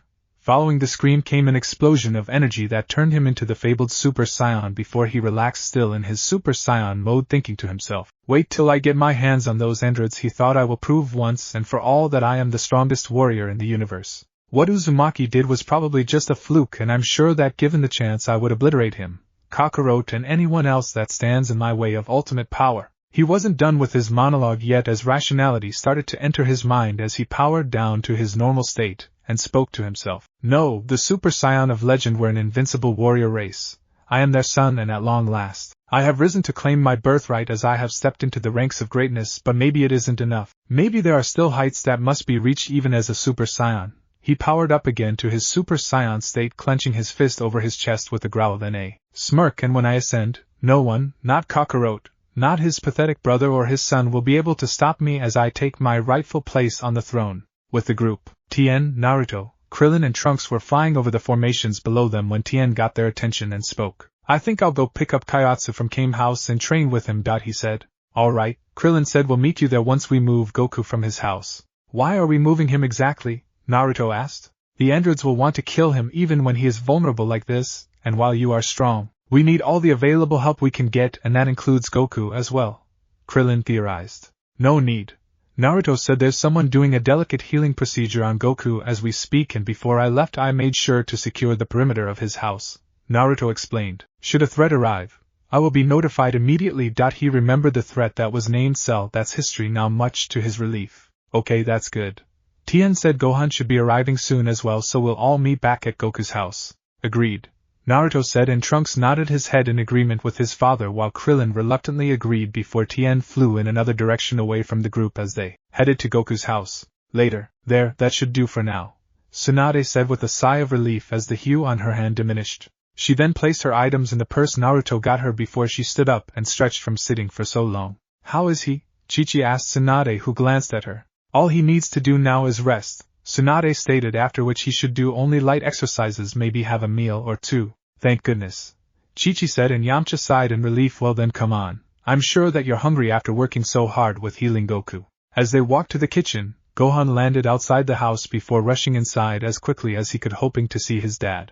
Dad, he shouted, catching Yamcha's attention. Oh hey Gohan, Yamcha greeted. How've you been? That's a dumb question, Gohan said blandly. How do you think I've been? Oh, right about Goku, Yamcha sheepishly said as he realized his mistake. But you don't have to worry about that anymore, since all Goku has to do is rest. Why do you say that? Did something happen? Oh hey Yamcha, Naruto said as he walked into the house with Trunks and Krillin behind him. I see Tsunade's done? Yup, Yamcha cheerfully said. She said all he needs to do now is rest, and once he does wake up he should do only light exercises. What are you guys talking about? Gohan asked. Who's Tsunade and what happened to Dad? That will be me, brat. A voice said from the doorway of the kitchen, and Krillin, Trunks and Gohan saw a lovely blonde female with huge knockers standing on the door. Tsunade has on what she wore during her reign as Hokage. Holy shit, those boobs are huge, Krillin exclaimed, much to the shock of those in the room. Krillin, sorry. Tsunade walked to him and bent down, exposing quite some cleavage to Krillin's face as she looked at him before she looked at Naruto with a raised eyebrow. Naruto's careless shrug was all the confirmation she needed before she flicked Krillin's forehead lightly, sending him crashing outside straight through the wall of the house, and the people of the house except Naruto looked at Tsunade with surprise and slight fear. Anyone else want to make a remark about my chest? She asked with a threatening tone, and the shaking of the surrounding heads was what she needed before she flicked her hair behind her ear and walked into the kitchen. Who was that? Gohan asked after she left. If she could do that with just a flick, I wonder what she could do with an entire punch, Yamcha said with a grimace at the image that was brought up. That was Tsunade Senju, a medic with amazing skills that I called back with the help of the Dragon Balls, Naruto explained to Gohan. So you know her? She was sorta like an adoptive grandmother to me when we were back at our home village, and she was one of, if not the most powerful female I know. Whistle, that's some backstory, Yamcha said, and with proof too. Yeah, well, with her here, Goku's recovery time will be much faster, that's for sure, Naruto said to the group, something that calmed them down before Chi-Chi came and fussed over her son that just arrived. With Piccolo landing in the empty streets of Ginger Town, Piccolo walked forward as he glanced left and right, looking at the piles of clothes on the ground. He inspected them and noticed that the owners were just sucked dry of their essence. What could have caused this?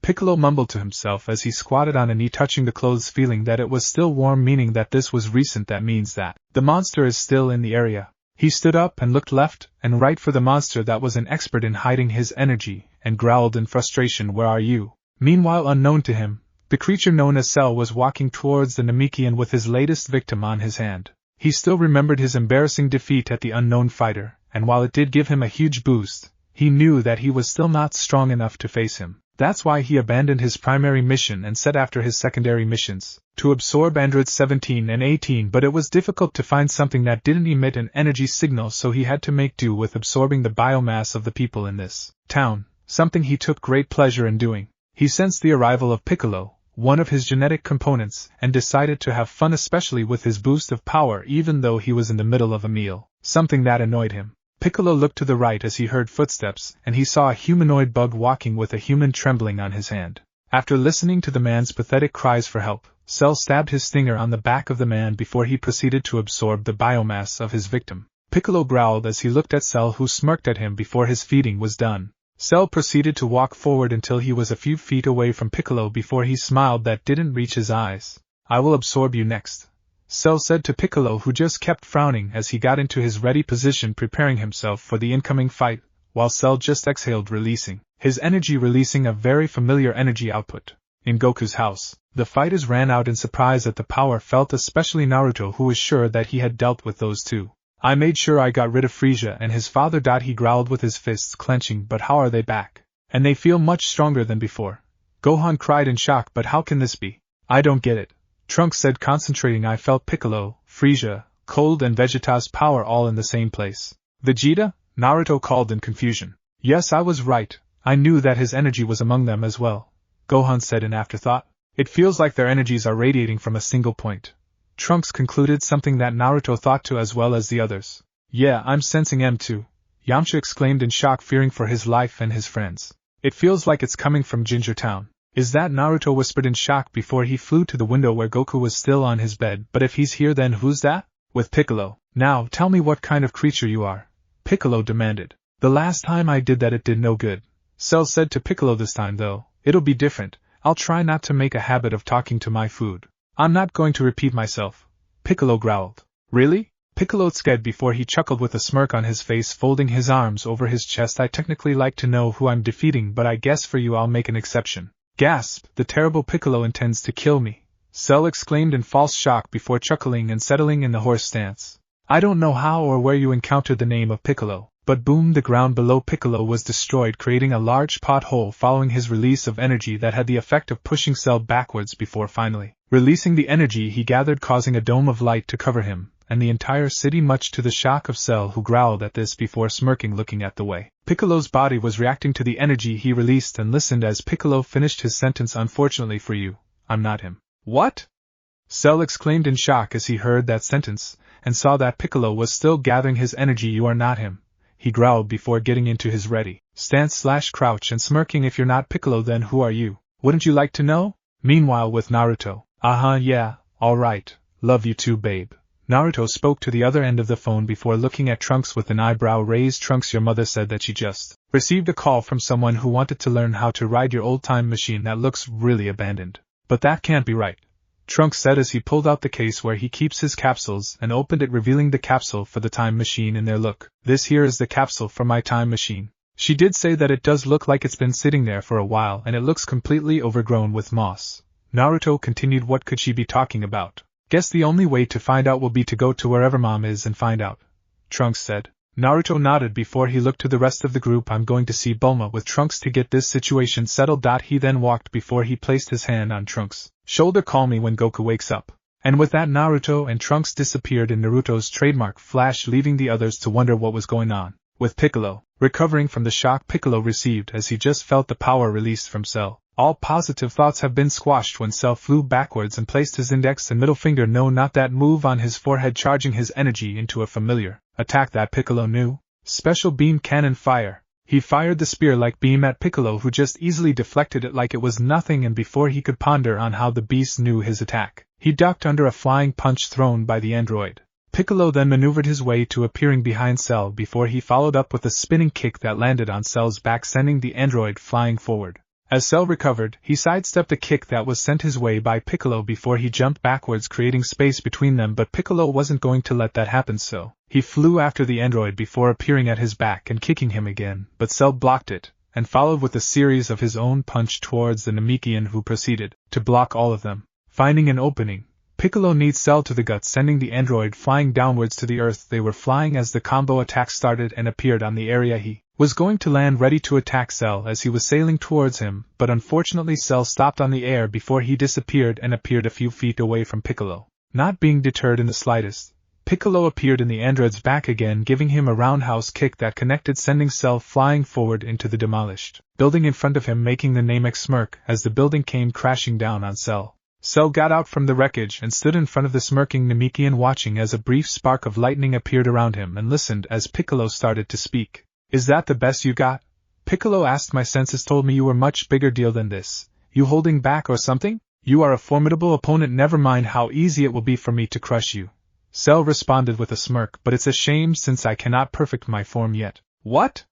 Piccolo demanded. Is that the reason you wiped out all the people in Ginger Town? Yes, I take their bioenergy for my own, Cell confirmed. Piccolo growled out the next question. Whose idea was it to send a monster like you back in time in the first place? Cell was honestly surprised that Piccolo found that bit of info out on his own, so he indulged the Namek. I am the one who sent me back. Cell spoke. That puny time machine was too small for this body, so I was forced to revert back to my egg form in order to travel.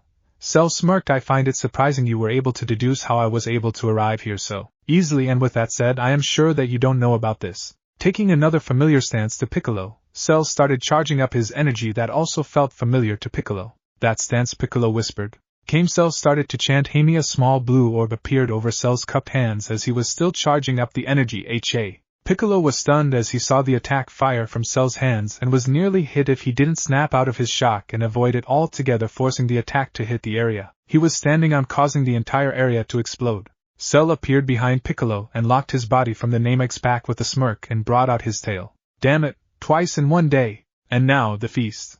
Cell said. Then he proceeded to use his stinger to stab Piccolo's arm, causing the Namek to scream in pain, something that caused pleasure within the android. Piccolo continued to scream as his left hand was being drained of all the life there before he used the back of his head to headbutt Cell on his nose, causing the draining to be interrupted. Piccolo then created some space between him and Cell, silently gathering all the energy he needed to regenerate his arm, while he spoke to Cell, hoping to bid his time. Can't seem to keep my balance in a battle stance, not after what you just did to me. Piccolo started. I now know that I don't have a chance in hell of beating you. Cell smirked at Piccolo's false, unknown to him, admittance and spoke. You know that your fate is sealed, but I can offer you some conversation. He said, so full of power and bio-strength, that absorbing you will bring me so close to my perfect form that it will practically fuel my evolution. Before you add me to your collection, Piccolo spoke, you can at least tell me what sort of abomination you are. Oh, very well, I will tell you before I feed. Cell said to Piccolo, I am Cell, and I am an android. What? And remember, Piccolo didn't know this information. He only knew that a monster has been killing all the people in Ginger Town and couldn't get a fix on what type of monster it was. Not another one. Cell began explaining his origins, about how he will emerge 24 years in this world's future from the basement of Dr. Gero's lab, searching for the androids to absorb, not knowing that they will already be absorbed by the already awakened Cell. He then proceeded to explain how he had the cells of all the fighters, pointing to the nanobug that Piccolo destroyed later. He then proceeded to explain how he was lucky enough to kill the Trunks of his time just as his father left for unknown to him destinations, prompting him to steal the time machine that was already preset to arrive to this time. During the explanation, Piccolo was placing the dots together before he came to a conclusion. I've heard plenty, Piccolo said. Then he smirked at Cell and proceeded to pull off his decayed arm and grow another one that replaced it, something he had to thank his Namekian makeup for. For someone who seems to claim to have my makeup, you seem to forget that I have an impressive set of regenerative abilities. Clever, Cell drawled out as he stepped back before getting into his ready stance. I should have seen that coming. It's over, Piccolo said, but as he charged, Cell created a diversion and placed his spread palms over his forehead. Solar flare. Piccolo was temporarily blinded from the attack, and it was what Cell used to escape at the meantime, even though he knew that he could win this fight if not barely, thanks to the boost he received. But even he knew not to simply waste energy, as he had other important uses for his energy. Opening his eyes, Piccolo scanned the area looking for Cell, only to find nothing, causing him to scream out to the skies in frustration. Damn it! 3 days later. So far things have been hectic for the Z Warriors, starting from the discovery of the time machine to the confrontation with Cell. One good thing that came out of the wait though was that Goku woke up from his coma and was ready to train to be strong enough to take on the androids and Cell after informing the team that there were more forms higher than the Super Saiyan stage, something that Naruto confirmed, but he didn't show them the forms, something that disappointed the group. Goku then decided that he along with the rest of the fighters will train in the hyperbolic time chamber for 2 years each, with 2 people at a time, and the first 2 to go will be Naruto and Trunks, which will then be followed by Vegeta and Krillin, then him and Gohan, then Piccolo will be last. Meanwhile, as for Cell, Naruto told them that he was sure that he shattered Cell into pieces so he couldn't be alive, and when they asked where he confronted the android, he replied that it was at Goku's house, and it was then Piccolo proceeded to tell him that due to the near-death experience and his Scion makeup, Cell could have received a massive boost, something that Naruto was shocked about, and seeing that he had left the monster to absorb the innocent people, he promised himself that next time he won't let Cell get away, something that fueled his drive to train even harder in the time chamber, hoping to further break the Super Saiyan barrier. Right now, Naruto and Trunks were in the time chamber training while Goku and Gohan were waiting outside in the meantime, as they were also watching the match from the look out. They felt that Piccolo was more than a match for an android and that he was doing great against the one he was fighting, though Gohan felt something wrong. It's Cell! He screamed in panic as he felt the android appear in the battle area, much to their frustration, but as Gohan tried to help Piccolo once he felt his mentor's energy drop, Goku held him back, promising that they will deal with him, while Goku looked back at the door to the time chamber, hoping that Naruto will be done soon with the androids. With Piccolo down, Cell was given the green light to walk ahead and absorb the worn-out android 17, who was shaking in fear seeing Cell easily take out someone that was more than a match for him, and he proved it by easily beating him that instant. It was then 16 had had enough, and he walked forward. That's enough, Cell. I will be the one to fight you. He said. Oh, what's this? Cell asked in amusement as he saw the older model android walk forward. I see a red ribbon insignia on your cloak, so you must be an android. I cannot in good conscience allow you to absorb 17 and 18 because I recognize the danger in doing so. Is that so? Cell said before he got into his fighting stance. Well, we'll just have to see about that. And with that he charged at 16, who just stood still with a calm face as he watched Cell charge in. Cell was frustrated that all his punches and kicks were being either avoided or blocked by the lower model android. How are you doing this? He shouted to 16, who was just calm and collected as he ducked under another strike from Cell. 16 grabbed Cell's leg as he struck before he raised the green android over his head and flung him away from him. It is useless, Cell. I am currently stronger than you and will continue to grow stronger and stronger.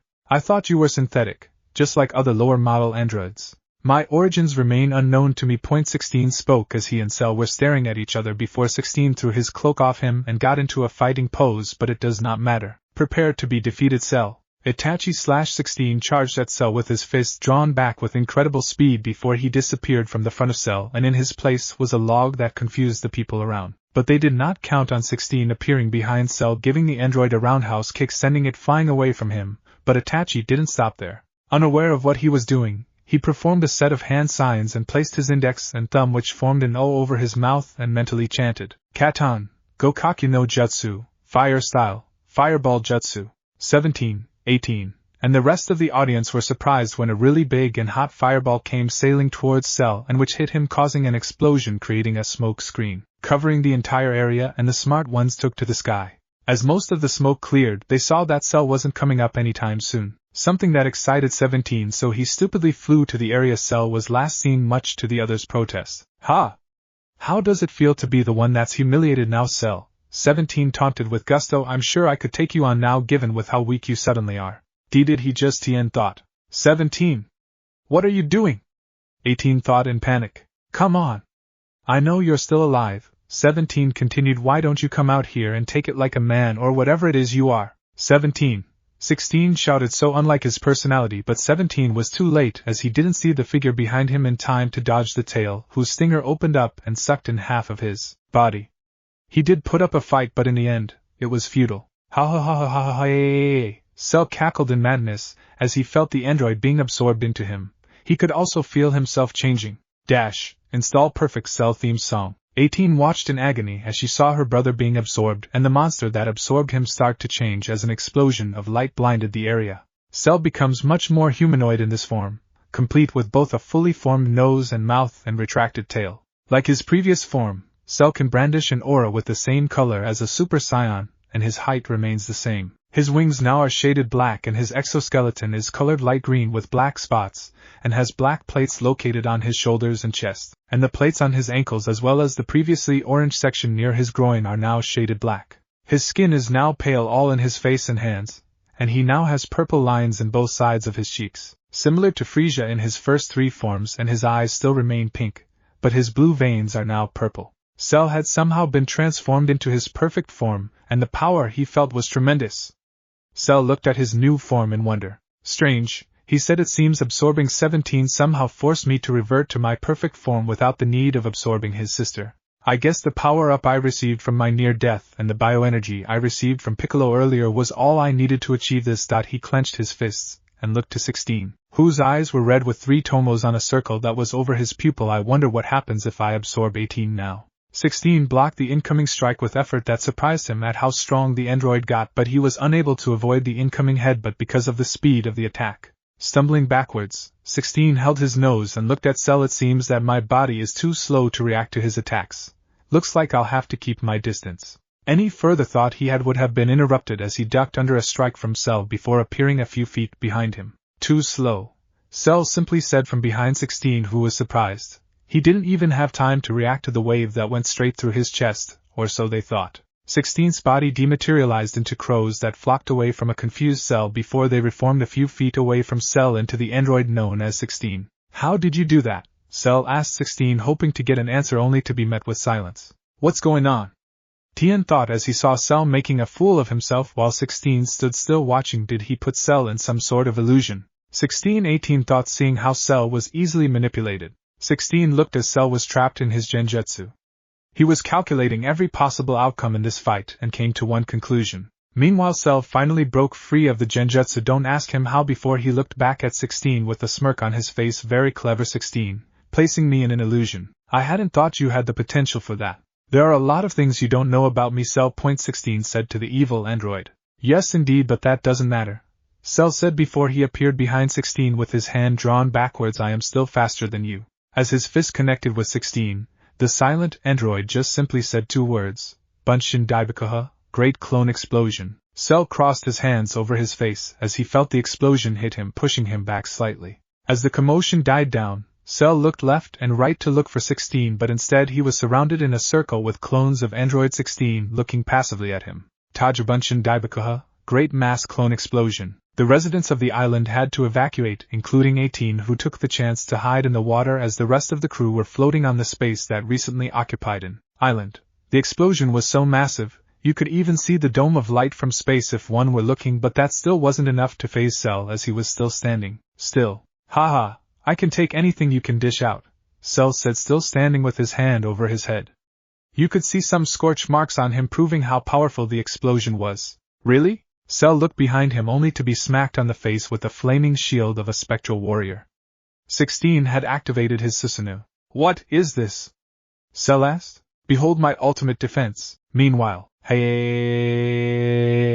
Naruto screamed as he released the energy buildup he was creating, blinding the area in a golden light. Trunks watched amazed as his father was breaking the SSJ barrier, and when the light died down, he was astonished. You did it, father, Trunks said, excited at what he saw. No, this form is already unlocked, Naruto said as he examined his really bulky form. It's only slightly stronger than last time because of the sparring section we had earlier. He then powered down to regular SSJ mode and turned to his son. Never use that form in a fight as it has more disadvantages than it does advantages. Like with those muscles, it'll probably be difficult to move and it probably drains more power than the other form, Trunks realized. Exactly. Naruto agreed, proud that his son wouldn't do something stupid like go fighting Cell in his SSJ form now turned Super Saiyan. Let's have another spar. Trunks obliged his father's wishes and turned SSJ before they both met with a fury of fists and starting their sparring sections while the climate in the chamber kept fluctuating, in accordance to the emotions they felt. Meanwhile, sitting in a meditative pose, Goku was sweating at the power he felt from Cell's recent power-up. What power? Goku said while Gohan was restraining himself as much as he can from going in and charging at this Cell, attacking him for the defeat of Piccolo. Back in the chamber, Naruto ducked under a punch from Trunks and retaliated with a spiral ki blast to the stomach, sending his son flying back straight through a couple of glaciers. Naruto waited for his son to recover, and he was impressed when he saw a spiral blue beam that was heading his way, but he easily slapped it away. But that distraction was all. Trunks needed to appear behind Naruto and strike him with his sword, only for Naruto to block it with his finger. Naruto used his other hand to punch his son's stomach before he grabbed his hair, as he hunched forward before smashing the face of his son to the ground, hard before he grabbed his leg and threw his son away from him, looking as Trunks crashed into another glacier behind him. Come on, Trunks, I know you can do better than that.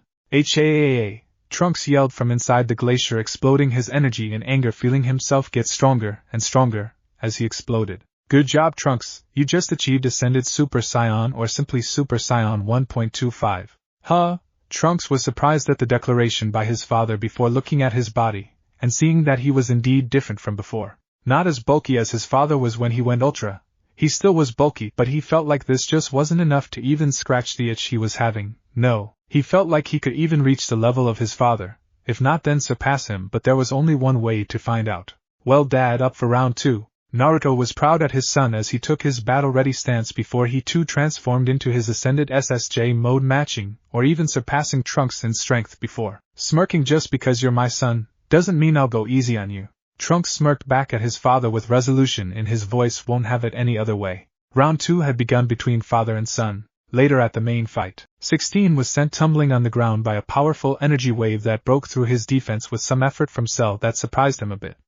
So much for ultimate defense. Standing up with shaky legs, 16 flashed his red eyes at Cell, whispering one word that was loud enough for some people to hear. Amaterasu. Cell was confused for a minute before a flame of black fire danced on his arm painfully.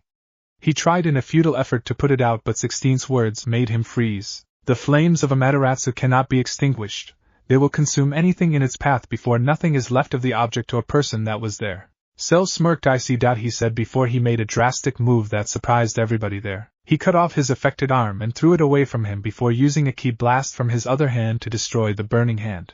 16 was already tired from that last attack he used. He knew that if he used another attack like that he will be completely depleted of energy, and he was quite surprised when he felt blood coming down from his eye. You put on an amazing fight, 16, but I think it's time for you to say goodbye to your friends, Cell said as he suddenly appeared in front of 16 with a new arm in place of his old one, looking down at the other android with a smug look on his face before he extended his tail from his back, waving it above the scared stiff android with its stinger opened and prepared to swallow him whole. No! Tien yelled and tried to attack Cell with his tri-beam, but Cell anticipated something like this and fired a beam straight through Tien's chest, while at the same time he was enjoying his current meal with another maniacal laughter before he exploded in another fury of power, blinding everybody in a flash of light. As the light died down, Cell looked more like a medium-build human, unlike his previous forms. The two wings on his back were gone, and the tail came out of his tailbone instead of his back. His entire skin was green only and was nearly similar to the way Frieza was in his final form, except for his head, hands and feet that had boots on them instead of the 3 toes that Frieza had. He looked at his hands that were cackling in electricity as he clenched them before he smirked and looked to where he knew 18 was hiding, causing her to freeze in shock. But as he was about to make a move, the body of Son Goku appeared through instant transmission, standing in front of the monster that nearly looked like Frieza except for some key differences. You must be Cell, Goku said with a calm face before he glanced to the body of Tien that had a hole in his chest, but he could still sense the energy in his friend, even if it was faint. Strange, I thought Goku was dead as he was from the timeline I came from, Cell thought as he looked at Goku, who was glaring at him with all the seriousness he could muster. So we finally meet, Cell, Goku said. I got to say, you're a lot scarier in person, but I didn't know you resembled Frieza. Oh, you mean this? Cell asked as he waved down his form. This is merely a new skin tone I acquired when I absorbed androids 17 and 16. He explained before placing his finger on his lip and thought, I am already past my perfect form, and this form does have way more power than my original perfect form did. I guess you could call this 100% perfect form? All what Cell said didn't matter to Goku right now as he stood calculating the risks in fighting him right now. I think we both know that there's no way we can beat you, but I promise you, I only need 2 more days, then I promise I'm going to take you down. Please, as if a 2-day break would make a difference. Cell scoffed then in his arrogance. He then boldly declared, in fact, I give you 3 weeks to train your ass off until you think you have the strength. You beat me, then you come and face me. That went better than I thought. Goku thought in surprise. What will you be doing until then? Does it matter? Fine then, in 3 weeks, my friends, and I will come back and face you stronger than we've ever been before. Here Goku smirked. You can count on it. Before he grabbed the body of Tien and disappeared, only to appear in the water to get both fighters to safety. Here Cell frowned before he smirked and looked at 18, who took a step back in fear as this monster took a step forward to her. What kind of monster is he? 18 thought, if 16 and 17 didn't stand a chance, then what fighting chance do I have? She turned around and started to sprint, only to have Cell appear in front of her with his tail moving in excitement and anticipation. Why are you running, 18? Cell asked. You of all people should know that it is futile to escape me. Hovering his tail over the android, he pondered. I wonder how strong I'll get should I absorb you right now. 18 didn't have time to snap out of her fear as she saw the tail starting to descend on her, but before anything could happen, both androids' visions were blinded by an orange light, and when 18 recovered, she saw that she was being carried bridal style, much to her embarrassment and secret desire, by the man she was supposed to hate for what he did to her brother. Crouching a few feet away from Cell in one knee, Naruto looked at the android and really inspected him before he slightly glanced at his power level and reeled back in shock, with wide eyes. I see that you've just managed to get a glimpse of what power I possess. Cell spoke to Naruto. Yes, I remember you. You were the very first fighter I fought when I arrived to this timeline. Here Cell laughed. I have to thank you for, you see, if it wasn't for the eventual defeat at your inevitable hands, I guess I would have needed to absorb her before I get anywhere near the level I am in, but I am glad I did fight you. Naruto growled, and 18 was confused at what Cell stated before she looked at her black-haired savior. Wait, you fought and won against him? Yes, Naruto snarled. At the time I was sure I shattered his entire existence into pieces, but for him to be alive, breathing and apparently upgraded, that means his healing must be incredible. Point 18 finished for him, knowing all hope was lost. Naruto glanced at her before looking back at Cell. I'm taking you somewhere safe and secure. Make sure you don't kill anybody there or you wouldn't like what I'll end up doing to you. Despite the situation at hand, 18 couldn't help but blush at the things she imagined happening should she do something naughty, but that wasn't what was important. Or what shocked her. No, the thing that shocked her was the fact that he was helping her an android, so she just had one question. What do you have to gain from helping me? Naruto glanced at her with his purple eyes before glancing back to a smirking Cell. Nothing. I just don't want to see someone forced to do something against their will. Naruto said if I was here earlier, I would have prevented Cell from absorbing the androids he already did. Hell, I would had killed him once and for all, seeing as I had the strength then, but now. He said that he's giving you and your friends 3 weeks to train. Thought I'd just clarify that point. 18 pointed out to Naruto, who looked at her in surprise before he smirked. 3 weeks is all we need, Naruto said before he stood up straight and spoke to Cell. I'm sure that my brother was already here, seeing as I can faintly trace his energy signature, and he probably told you this, but I'm just going to make sure that in the 3 weeks that you've granted us, we will pose a challenge to you. That's a promise. Good, Cell said before he smiled. I wouldn't want it any other way, as I abhor the challenge. Naruto smiled before he disappeared in his trademark flash, only to reappear on the lookout, startling those around him. Naruto! Goku called out. What are you doing out of the chamber? Naruto dropped 18, who just stood behind him as he started to speak. Even I was able to feel Cell's latest upgrade from inside the chamber, and just as I was about to see what's up, he was about to absorb one more android, something that I cannot let happen, Naruto explained. But what about Trunks? Gohan asked his uncle. Trunks should be coming out anytime soon, and as he does, we all have something to discuss, Naruto said with a serious face, with Goku agreeing as he knew what Naruto wanted to talk about. Later, the door to the time chamber finally opened, revealing the tattered clothed form of Trunks as he was walking calmly out of the chamber, looking bigger, and from what the others could feel, especially Naruto, stronger. Wow, Trunks, you look stronger. What happened? An odd Gohan asked. Training with Dad happened, though sometime during the training, he just disappeared in a flash without leaving any explanation, Trunks explained. Yes, while that's all well and good, Baldy and I have some work to do, Vegeta said, but as he made one step forward, he was interrupted by a greeting. Hey guys!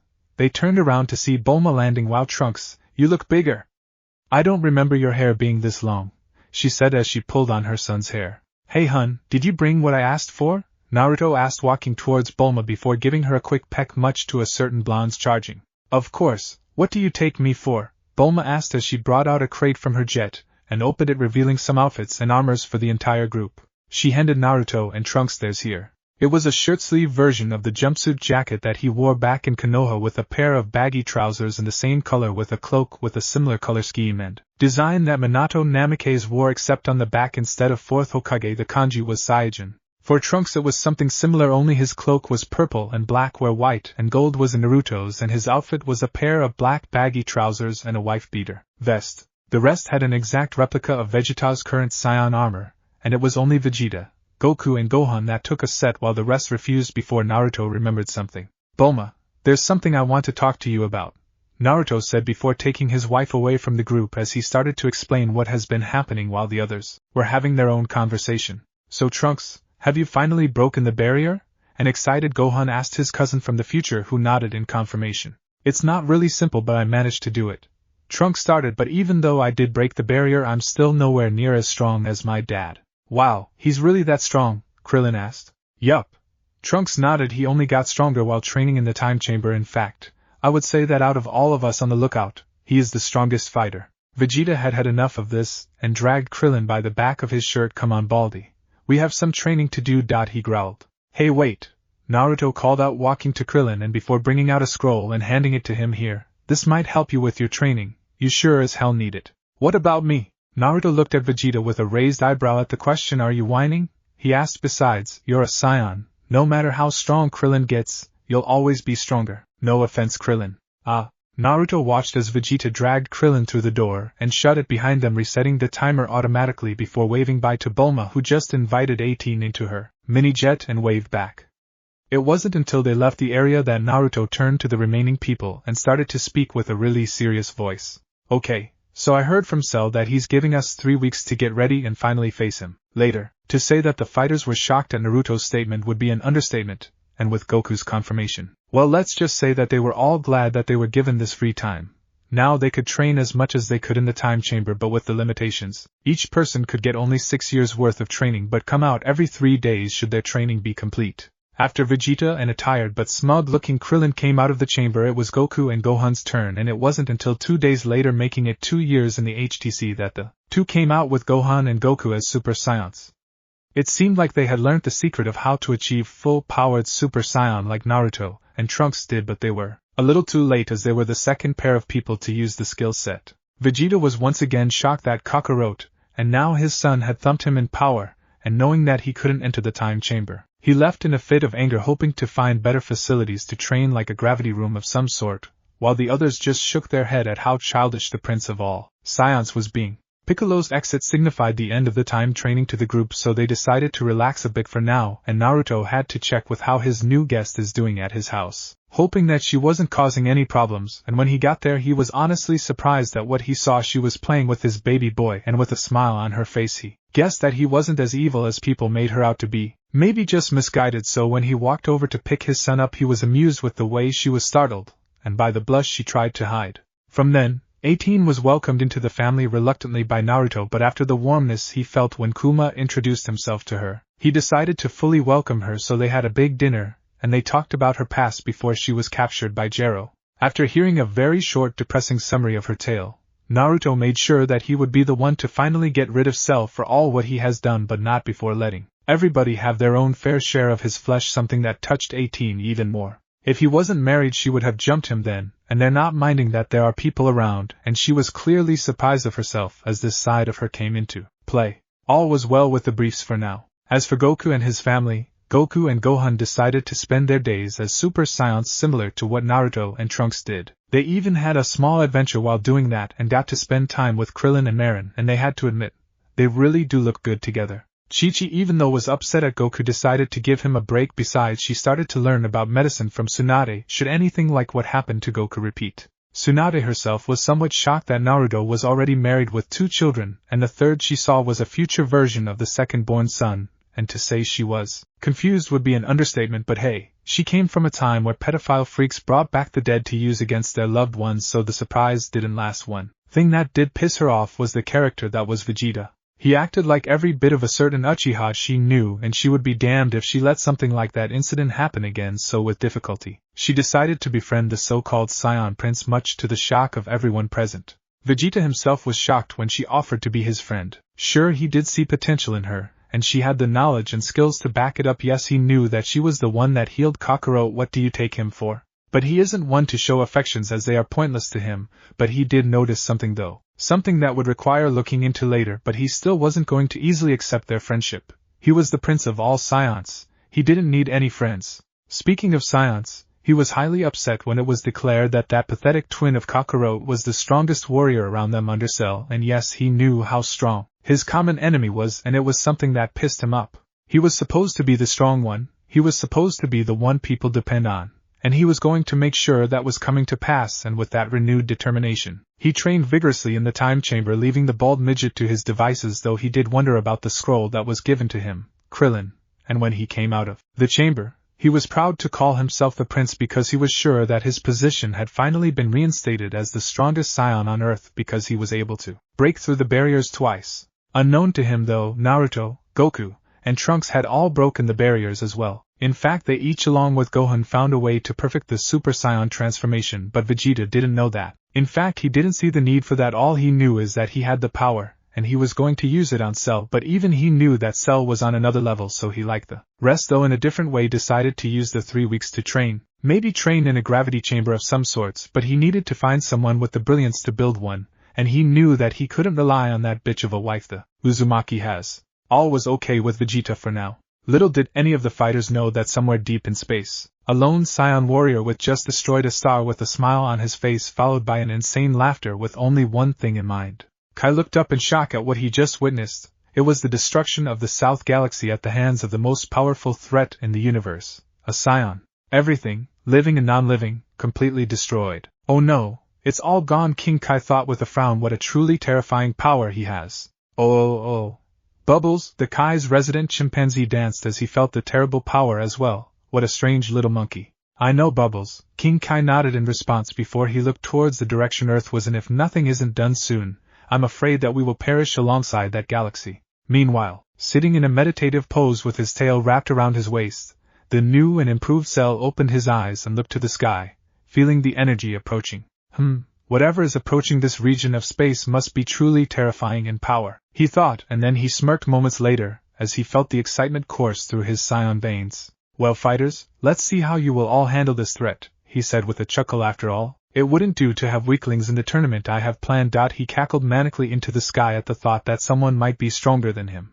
What utter rubbish. With our resident Scions, Goku and Naruto were forced by Chi-Chi to follow her to an important interview that could mean the enrollment of both Gohan and Kuma into prestigious school, ignoring the fact that both boys are well beyond any students their age and higher because of who their respective father was. Naruto was wearing a straight black and white suit while Goku was fussing with the collar of his gray and white suit, knowing just how uncomfortable it is on him right now. This is a parent interview session, Chi-Chi said to Goku. Remember, we're being tested to see if we can provide a healthy educational environment for our son. But Gohan, Bulma and everyone else went out to the country to have a picnic. Goku whined. Don't forget that I'm standing right behind you, bro, Naruto said with his hands crossed over his chest. I don't know if I should be sacred or impressed at how Chi-Chi talked me into this. This could also be a big opportunity for Kuma, and I am not going to let any children of mine grow up uneducated. A frustrated Chi-Chi said, looking at her brother-in-law. But Kurama is my kid, Naruto said before he flinched backwards at the look Chi-Chi was giving him before waving his hand in surrender, and sighed, looking to the roof, moving forward with the line, I wonder how Bulma and the rest are doing. Meanwhile, West City Park, a very beautiful park filled with activities that get its visitors excited, especially at this lovely season of spring. Everyone around were having fun in their own way, like different children playing with a new action figure that just came out, and some friends having overall a great social time with their peers. All in all, it was a cesspool of activities. The families of the Scion brothers were having the most fun of all, with Tsunade in a drinking contest with no one, while Rashi was busy entertaining the group with some of his crazy talents. Even 18 smiled every once in a while, though she couldn't help but miss her brother that was absorbed by that monster named Cell. Krillin was on a crate singing in a microphone, with Marin clapping in excitement at hearing him sing. At least she was the only one doing that, while the others were trying to shield their ears from the awful noise. Baby Trunks was crying because of that, and Kuma just grabbed a set of headphones seemingly out of nowhere, and placed them over his head, much to the jealousy of some people, and it was as if their prayers were answered when an egg-shaped ship landed very close to them. The hatch of the ship opened, releasing a battalion of soldiers that had the fighters of the group on guard, but watched on in surprise and a sense of foreboding as they headed straight for Vegeta of all people. Sire, a soldier called out to Vegeta as they all got to their knees in a bow before the Scion Prince. At long last, we found you, Prince Vegeta. A man said to Vegeta, who immediately noticed the tail on his person, and by the way he was referred to he connected the dots and came to a conclusion. You're a Scion, aren't you? He asked the unknown man. Yes, I am Paragus, he introduced, to the shock of the remaining people around them, not knowing that there were actually more Scions alive. And you're on this planet, why? Vegeta asked with a raised eyebrow. Paragus, who was currently on his knee bowing to the prince, explained his reasons for his arrival. I've come to ask you to be the king of your new planet. He started. Its name is New Vegeta, in your honor. What? A new planet, Vegeta? Vegeta was starting to get suspicious with this farce. Yes, my lord, and at long last we can show the entire universe the strength. Paragus paused for a dramatic effect before he stood up and spread his arms wide. The strength of the Scion warriors. And with you as our leader we will build an unstoppable empire. Hail Vegeta. The gathered troops hailed, making the prince smirk at the respect he was finally receiving. While this was going on, the others were having their own discussion. So the prince of a new planet, huh? Tsunade asked as she was looking at the bottom of the wine bottle she was drinking, seeing if there was any left. I think something's up, Trunks observed with narrowed eyes, while Kuma was thinking. What if this was just an entire ruse hidden behind another plan? He asked with his finger scratching his chin while his tail was wagging behind him. I think we better go to find out what's up, Gohan concluded, and he led the team consisting of himself, Trunks, Krillin, Rashi and surprisingly Oolong into the ship that was just closing its hatch, leaving a group or worried females and a 5-year-old looking as the ship took off. Stay safe, guys, Kuma wished his friends as he saw them leave the planet's ground. Meanwhile, dropping everything that was unimportant to him right now because of the mention of the threat level of his possible opponent, Goku was currently sitting and scarfing down the plates and plates of food in front of him. Boy, Naruto got the short end of the stick in this one, that's for sure. So, there's a Super Saiyan in the South Galaxy, is that right?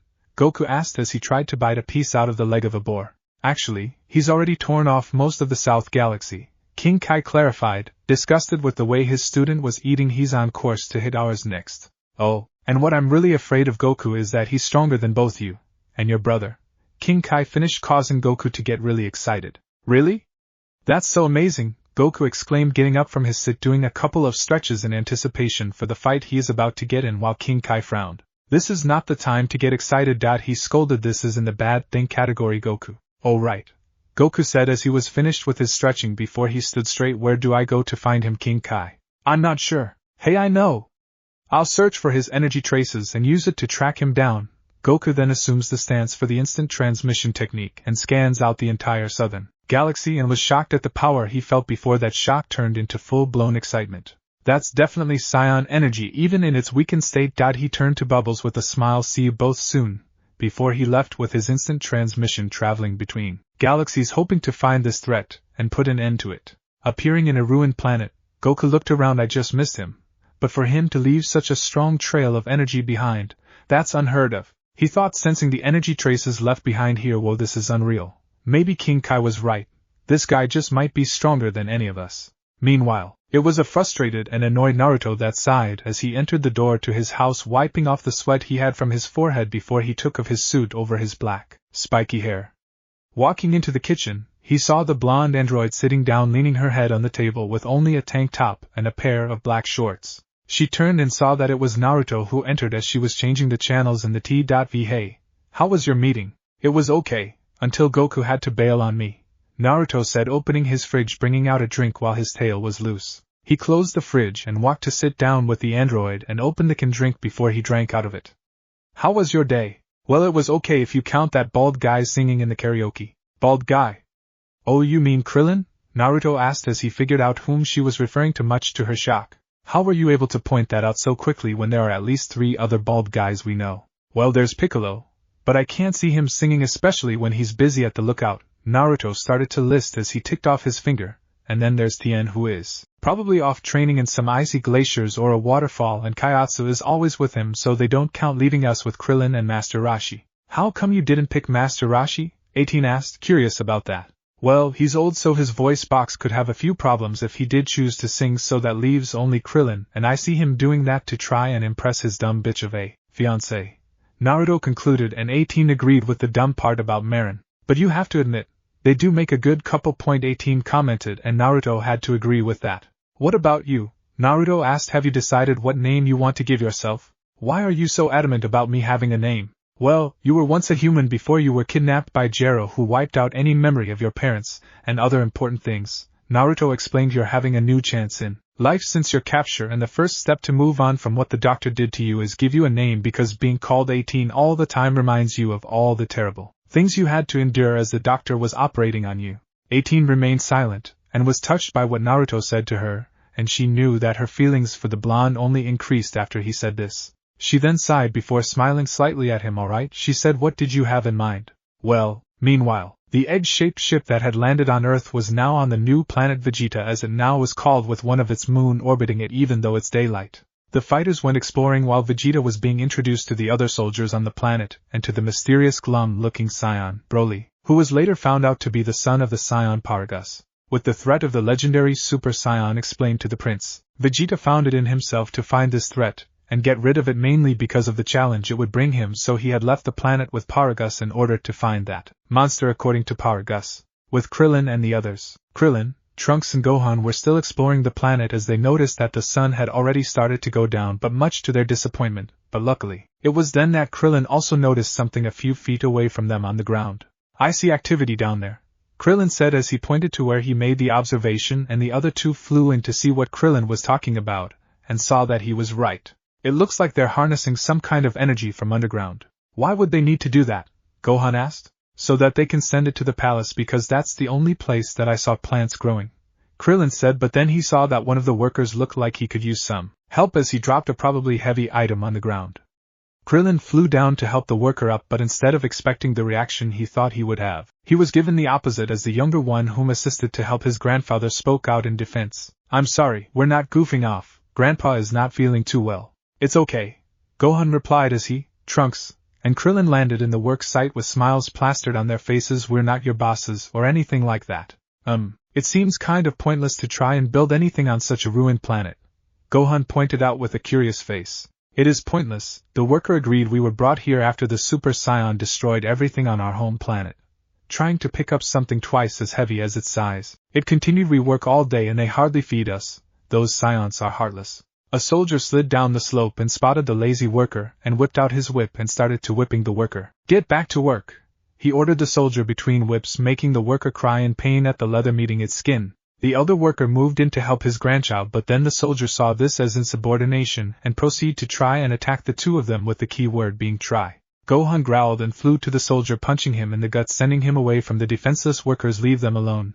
You have no right to treat them like that. The downed soldier hit a wall before he brought out his whistle and called for backup with one blow into it, signaling them to his location. The soldiers, hearing their ally call for help, ran as fast as they could to investigate, and when they arrived, they saw that it was the tourists that were causing trouble among their workstations. Thinking that the little boy was defenseless against an entire unit of soldiers, the injured soldier chuckled in victory, and it was then Krillin walked and shook his head in disappointment.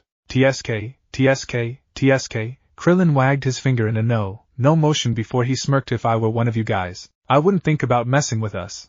Feeling extra confident, especially considering he mastered that scroll Naruto lent him, Krillin started to make several punching motions on the air with an intimidating look that sent the unit scrambling away in fear. That's right, you're no match for punch. Krillin accidentally punched the face of his best friend that mysteriously appeared out of nowhere, sending Goku straight to the ground on his ass from the unsuspecting hit to his face. I, Goku screamed in pain as he held his cheek that was punched by Krillin. Goku? What are you doing here? Krillin asked. I'm not sure really, Goku said, confused. I was just following a Scion's energy, but what are you guys doing here? Vegeta was asked to destroy this legendary Super Saiyan, and we had some extra flyer miles to spend, Krillin said with his hands crossed over his chest. Really? Goku asked, still confused about the situation. I guess King Kai must have spoken to him as well. How good of you to come, Kakarot, or as you now preferred to be called, Goku, Paragus said as he saw Goku in one of their work sites. It was probably his presence that sacred the soldiers away. Where is Tsube? Tsube, your twin. Oh, you mean Naruto? He's at home with Bulma and the others, Goku answered, much to Paragus' disappointment. Besides, that name that you called me is only known by Scions, so unless you are one, I don't see how you came about it. Wow, since when was Goku this smart? Krillin whispered to Gohan, who shrugged. Dad has his moments, I guess. Brilliant deduction, and from your appearance you must be Bardock's son. Who? Krillin asked in confusion. I'm guessing Goku's Scion parent, Trunks concluded. Come to think of it, how come we know nothing of him? Krillin asked in a moment of stupidity. Now would our guests care to have some dinner? Paragus asked, ignoring the fact that the others spoke not moments ago. Goku, who was serious a minute ago, turned cheerful at the sound of food and was excited. Are you kidding? That sounds fantastic. Dining hall, take your time, Paragus said as he turned away from the dining table with food all over it, even though he was tempted to have even a little bit. Call if you need anything. Well, it's not Paragus, Goku said as he was thinking of whom that Super Saiyan was before he had a thoughtful look on his face. If I were that Super Saiyan, where will I be right now? Hey! I'm going to be all over your food if you don't eat, Oolong threatened. No way, I'm starving here. Minutes later. So it was Paragus who blew up your planet, Trunks deducted. It wasn't Paragus. One of the now free and hungry workers said with his mouth full. He was bigger, and stronger, and scarier. It couldn't be Broly, that guy's a toothpick. Trunks continued. Maybe Paragus is telling the truth. If the legendary Super Saiyan exists, we might have a lot of trouble on our hands. On Earth, on the lookout with his 5-year-old son, Naruto was going through motions Kuma ended up mimicking perfectly. Currently, both Naruto and Kuma were shirtless, wearing only a pair of black martial arts GI trousers with each of their tail wrapped around the waist. Alright, that's enough, Kuma, Naruto said to his sweaty son, who stopped what he was doing before finding a place to seat inside Kurin's tower where they were currently in. Naruto went to retrieve some senzu beans, promising Kurin that he would replace it with the ones he had growing in the pot of his living room. Why no one else thought to grow these things in a different location just in case something happened was beyond him, before handing it to Kuma, who gratefully took it and waited for the bean to work its magic, before sighing in relief. Not bad, son, Naruto complimented his son's progress. You're already stronger than I was at your age. Thanks, Dad. Kuma swelled up at the praise by his father before he held his finger and thought, though I wonder why you are here instead of where Gohan, Krillin, Trunks, Vegeta and Goku are? Huh? Naruto raised an eyebrow, confused at the question. I know that Goku bailed out on Chi-Chi in the morning, but I didn't know that the others left somewhere too. Wait, so you don't know about the ship that landed on West City Park, and the guy that came to pick up Vegeta taking him to a new planet to be their king? Back up, Naruto said, waving his hands at his son. A ship landed at Central Park, and its pilot asked Vegeta to follow him to a new planet to be a king? As if his ego needs more inflating. Yup, I'm surprised you didn't know about it, Kuma said. I'm surprised Bulma and Ayuma kept this from me. Ayuma? Oh, didn't you know? 18 has a new name, Naruto told his son with pride. Ayuma Uzumaki. So what, she's now like an aunt to me? Yup. Nice name, walking your own way. Kuma translated the name with an approving look. I like it. Glad you do, Naruto said before he got up and went to the window of Korin's tower. Now, let's go home and take a bath. New Vegeta aka New Planet Plant. After a tiring day, Goku and his friends decide to take a nap in the quarters provided to them by their hosts, but unfortunately for Goku, his nap would be interrupted by the break-in of Broly, the Scion son of Paragus, who was currently in primal rage, wanting to unleash it on a victim he found worthy. Wrath. Goku was snapped awake by the scream of the Scion and the break into his room. Never mind the power level he felt. He jumped out of his bed in time as Broly smashed it in half before he threw it on the other occupants of the room, chasing Goku, who just flew backwards out of the window and into the narrow walls below. Broly, what are you doing? Goku demanded, but Broly was too blinded by his rage to even hear the question, let alone respond with an answer relating to it. Goku deflected a punch sent his way by the Scion and backflipped, kicking him on the face as they flew through buildings, while Broly retaliated by throwing green ki blasts at him, something Goku avoided. Not relenting one bit, Broly threw blasts upon blasts at Goku, with each one more powerful than the last, and it was something that Goku was beginning to find frustrating. Deflecting one final ki blast back to its owner, Goku watched as Broly was sent flying away from him, and he proceeded to follow so he could put an end to this nonsense. But as he reached Broly, he saw the Scion floating over the water, charging up his energy, something that made Goku flinch in shock at the familiarity of Dai Kakarot. Broly simply said, and he charged at Goku on the air, but Goku just gave him a roundhouse kick to the face that caused blood to leak from Broly's mouth, something that Broly licked off much to the disgust of Goku. But he was surprised when the kick didn't faze his opponent. In fact, everything he had thrown on Broly never even made him flinch, even once. With a swipe of his hand, a wave of green energy blasts rained on Goku, who managed to do his best to avoid every one of them before he gave Broly a punch that didn't seem to faze him as well. Broly charged up his energy again, and Goku suddenly remembered what he had been pondering before. That's the energy I was following, he said as he watched Broly seemingly get bigger and bigger before he started to cackle manically. But Goku was confused at the appearance of Paragus, who held some sort of bracelet, and pointed it towards Broly, who seemed to ignore his presence, and he was shocked minutes later when Broly calmed down and reverted back to his normal state, reducing his size back to normal before he left with his father. It's him, Goku confirmed, the legendary Super Saiyan. The next day, Sire, wait, Paragus pleaded to Vegeta as he was walking to the ship after a disappointing search for the so-called Scion of Legends. Wait, King Vegeta, please don't go. He moved in front of Vegeta on his knees, still pleading to the Scion Prince. What? My lord, we found him, Paragus started. We should be able to pinpoint his location by tomorrow at the latest. Vegeta growled before walking away from Paragus, but then turned at the raging Broly and ordered, come on. What are you waiting for? Kakarot. Vegeta! Vegeta, are you in here? Goku called from inside the ship. I'm getting tired of waiting on you. Vegeta growled at the incompetence of his so-called friend, but then listened as his voice turned serious. Vegeta, you don't have to go anywhere because the Super Saiyan you're looking for is right here. You have no idea of what you're talking about. He snarled out to Kakarot, who just landed in front of him, flying out of the ship.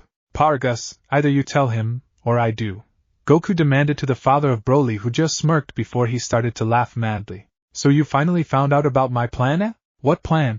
Goku asked, confused as to where this was going. Just tell him that Broly is the legendary Super Saiyan. Oh, I'll do more than just that. In fact, let me tell you why I called all here. Paragus started to explain his plan, of which during the explanation Trunks, Gohan and Krillin arrived. When Paragus was done, he walked past Broly, who was raging, and started to walk towards Goku, turning into a Super Saiyan in the process, making Goku and the others to stand on guard, much to the pleasure of Paragus. No, I don't think so. This Scion is mine, Vegeta said with a sneer on his face before he flew up, turned Super Saiyan, and fired a big bang attack to Broly's back. RAHHHHHHHH. Broly screamed in rage as a green hue started to appear around him, when he was charging up his energy, much to the fear of everyone around him. Laughing manically, Broly continued to build up his power levels, not caring in the slightest if it upset the weather of the planet, and after a few minutes of build-up, He released his energy in a giant explosion, and Vegeta was scared stiff at what he saw and felt in front of him. Broly was currently in a form with a muscle mass similar to that of the Ultra Super Saiyan, but Vegeta and the others could tell that wasn't the case. His pupils and iris vanished, making him look more maniacal than he already is, but that isn't the only difference. The power they all felt coming from him was frightening, especially since they were directly in front of him, making that feeling of dread appear in all of them, but that didn't mean they will let their guard down for 1 minute. You Kakarot, I choose you to be the first of my victims, Broly said, pointing to Goku with a sneer on his face. No you don't, Gohan warned, jumping in front of his dad, who was inwardly shivering in fear at the amount of power he felt from Broly, but on the outside he had a serious look on his face. Wrath. Broly's battle cry was all the warning that Goku received before he pushed Gohan away from his front, and took the hit sent this way, instead sending Goku flying backwards with Gohan following after his dad. Broly saw this and appeared in front of Gohan, and exploded a ki blast right at his face, sending the teenager falling down to the earth below him, and as Goku saw this he tried to save his son, but Broly was too fast and appeared in front of him, making the earth-raised Scion growl in frustration. Trunks of course saw this and flew and attacked Broly with a spiral wave to the back, only for it not to faze him at all. Trunks looked on in shock and didn't have time to dodge when Broly clotheslined him, sending him crashing into the plateau below them. Goku saw this and transformed into a full-powered Super Saiyan before charging the monster and attacking him with a sequence of punches and kicks that were all avoided before he just dominated Goku with 2 simple punches and a kick. Gohan came to try and save his father, already transformed, but Broly grabbed the Scion hybrid's face and dragged it along the rocky ground below them before throwing him away, sending a volley of green blasts at him. Raisin Tahoe! Spiral Cannon! Trunks appeared in front of Broly with a blue spiral sphere in his hand and launched it on the face of the legendary Super Saiyan, who just stood there and took it with a smirk. And Trunks though panted as he launched his attack, hoping that it would damage him because it was one of his father's signature attacks. Did you all think that Trunks won't learn any of Naruto's move? Blasphemy. And was shaking as Broly stood in front of him perfectly unharmed with that smug smirk on his face. Kamehameha. Turtle Destruction Wave. Goku launched a Super Kamehameha at Broly's back, seeing as he was distracted, hoping that it would at least do some damage, but like Trunks' attack, it didn't even faze him. Broly grabbed the heads of the 2 Super Saiyans in front and behind him at the same time, and squeezed them, trying to crack open the skull before he spun around and threw them away from him as if they were boring him completely, and he was right. They were, so he went to do what he does best, destroy and have fun doing it. Vegeta watched in shock and fear at how easily Broly was dominating the Goku, and the others ignoring the gloating of Paragus beside him. He knew that there was no chance in winning this match, so what was the point of fighting? Meanwhile, Trunks, Gohan and Goku all stood in front of Broly, who still had that smirk on his face as he spoke. Do you think 3 against 1 will do any good? Broly taunted. Do you think you have the power to stand against me? Broly, you surprised me, so I'll say that you won the first round. Goku then cracked his neck and got ready, but now it's time for round 2. Broly made 2 steps forward before he rushed at the 3 standing in front of him, causing them to scatter, so he made a new plan and went for them one at a time, starting with Trunks by appearing behind him and giving him a bear hug from behind, then ending it with a German suplex. He moved from Trunks and clotheslined Gohan, or at least he would have had Goku not appeared in his front, taking the hit meant for him, sending him away from Broly before he looked back to Gohan with a smirk. Kakarot, how much do you love your son? Broly asked the slowly recovering Goku, who got up and appeared in front of Gohan using instant transmission, pushed him, Gohan, behind him, Goku, while ordering, Gohan, leave. But Dad, his son tried to protest. Now, Gohan took flight to try and find where Krillin and the others were, while Goku and Broly charged at each other, trapping themselves in a grappling hold with Broly winning. Eventually, he lifted Goku and threw him to the sky with a swift kick to the gut, causing Goku to scream in pain, and with that done, Broly flew to Gohan, who was flying away from him before appearing at the hybrid's side, grabbing his head and then dragging it across the wall beside them before he threw the teen away from him and flew after said teen, throwing a ki blast at him, knocking him out. Gohan! Goku and Trunks flew to try and save Gohan, but Broly appeared in their fronts and clotheslined them at the same time before dragging their body along the ground and smashing Goku along a support beam, knocking the Super Saiyan out of him, and proceed to smash Trunks against the trailway, followed by the wall behind, knocking him out completely. Goku released the air bubble he had trapped in him before turning back into SSJ and sprang back up straight from the ground and looked around Gohan. He shouted in fear at spotting him hanging from a building, knocked out completely. He tried to save his son, but Broly appeared in front of him charging a green ki blast. Die Kakarot, he simply said before launching it at him. Eraser Cannon. Broly panted, seeing the down body of Goku getting stronger, yes, much stronger, He growled and floated up to the sky, creating a green barrier of energy around him before it started to launch barrages upon barrages of green ki blasts everywhere on the planet. He panted a bit before looking down at Goku and chuckled with an insane look on his face. "What's the problem, Kakarot? Have you given up?" he asked before turning to Gohan. "Then you can say goodbye to your son." Creating an eraser cannon on his hand, Broly launched it at the unconscious body of Gohan, but it was deflected by a yellow ki blast. He growled and turned to see who dared interrupt his killing time. Standing on a pole back to back with each of their robes bellowing in the wind were Naruto Uzumaki, and the unnamed Namekian who preferred to be now referred to as Piccolo, each looking at Broly with a glare on their faces. "Simple annoyances," Broly said to them. "You usually pick on the children first?" Piccolo asked Broly before he floated to help Gohan out, while Naruto remained on the pole simply looking at the Scion with a glare. Broly's eyes widened a bit when Naruto disappeared from there with a flash before appearing in front of him, giving him a hard blow to the gut with a snarl. "That one's for my son!"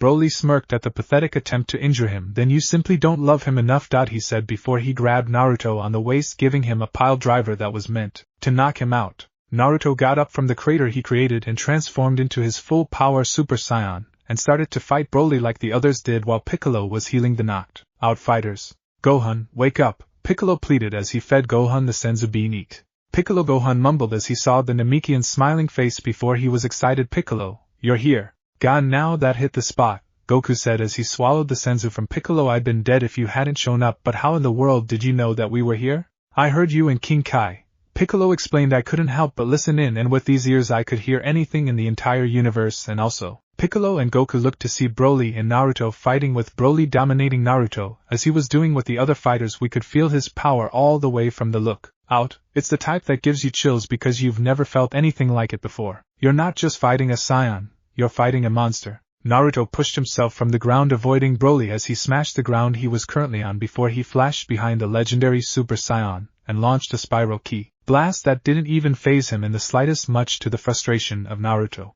Broly smirked before launching a blast at Naruto, sending him crashing at the rock formation behind him, but Trunks and Gohan, recently revived by Piccolo, appeared and each launched a ki wave each at Broly, who just easily slapped it away. Goku and Piccolo each appeared in one side of Broly and started to launch a series of punches and kicks at him, but Broly just dodged each of them easily before he grabbed a limb from each of them and launched them away from him. Naruto appeared behind Broly with his hands stretched out while screaming, "Chorazen Taho!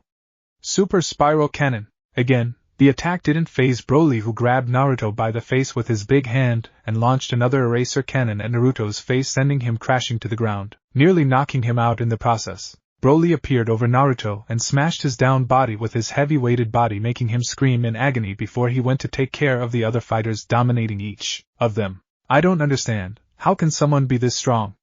Naruto thought as he felt his body ache everywhere. "He's even stronger than Madara or Obito combined." Looking up, Naruto noticed the planetary body orbiting the planet. "That's a nice full moon," Naruto thought. "Come to think of it, I don't think I've ever seen a full MO dash." Badump, badump. Naruto's heartbeat started to increase and his chest started to rise higher and higher at each beat, with his shirt and robe ripping off completely, and his tail twitching excitedly. Broly was busy dominating the Z fighters easily, while Vegeta still stood paralyzed in fear at the sheer intensity of the power he felt from the legendary Super Saiyan. Then something happened. Broly froze as he felt the explosion of power and heard the roar that followed, and as he turned to see where it originated from, he was stunned to see a giant ape beating its chest in pure primal rage. But then another thing happened. Its brown fur started to turn gold, and the power of the ape grew and grew as it roared. He dropped the injured body of Trunks, who was lucky enough to glance at the ape before he went to fight the ape that easily slapped him away like a fly. Ruehar! The ape charged up an energy wave from its mouth and launched it at Broly, sending him crashing down into the ground below, creating a crater before he started to beat his chest and launch random energy waves around the entire planet, destroying it even more than Broly did. Trunks, being told about the Oozaru transformation by his mother, immediately knew that the ape rampaging around was his father, because he was the only person around with a tail, and so flew to try and calm him down, his rampaging father, while Vegeta looked on at this in shock. "What kind of Oozaru is this?" he mumbled out in wonder. "This power, and the fur, it's strong enough to even dwarf Broly. Is this how strong I would have been should I not have cut my tail?" Trunks stood in front of the rampaging golden ape and stretched his hand, even though it pained him doing so. "Father! Stop this at once!" The ape saw Trunks and roared in the hybrid Scion's face, sending him crashing into the ground, proving to the others how strong his roar was. Broly got up from the crater he was sent in and flew while giving his own battle cry before charging in again at the ape, who just slapped him away like a bug. Trunks, meanwhile, who was temporarily unavailable, flew once more to try and stop his rampaging ape of a father who proceeded to grab him and crush him. Rah! Trunks screamed in pain at his bones being easily crushed by the monkey before it suddenly stopped, making him pant in relief. Holy crap, what a rush! The ape said, letting Trunks go before he looked at his father in surprise. Dad, see, can you hear me? He tried to ask. Of course I can. What do you take me for? Naruto responded, gaining control of his ape form. I'm familiar with something like this, sorry it took a while for me to get a hang of it. Though. He then stepped back a bit. Now watch as I make you gasp in awe at my awesome power. Naruto exploded in a fury of power while the others watched in wonder at what was happening in front of them. Is that Naruto? Piccolo asked, holding his injured hand while using his body to move towards Goku and Gohan, who were wide awake watching what was happening. Whoa, where did all this power come from? Goku asked.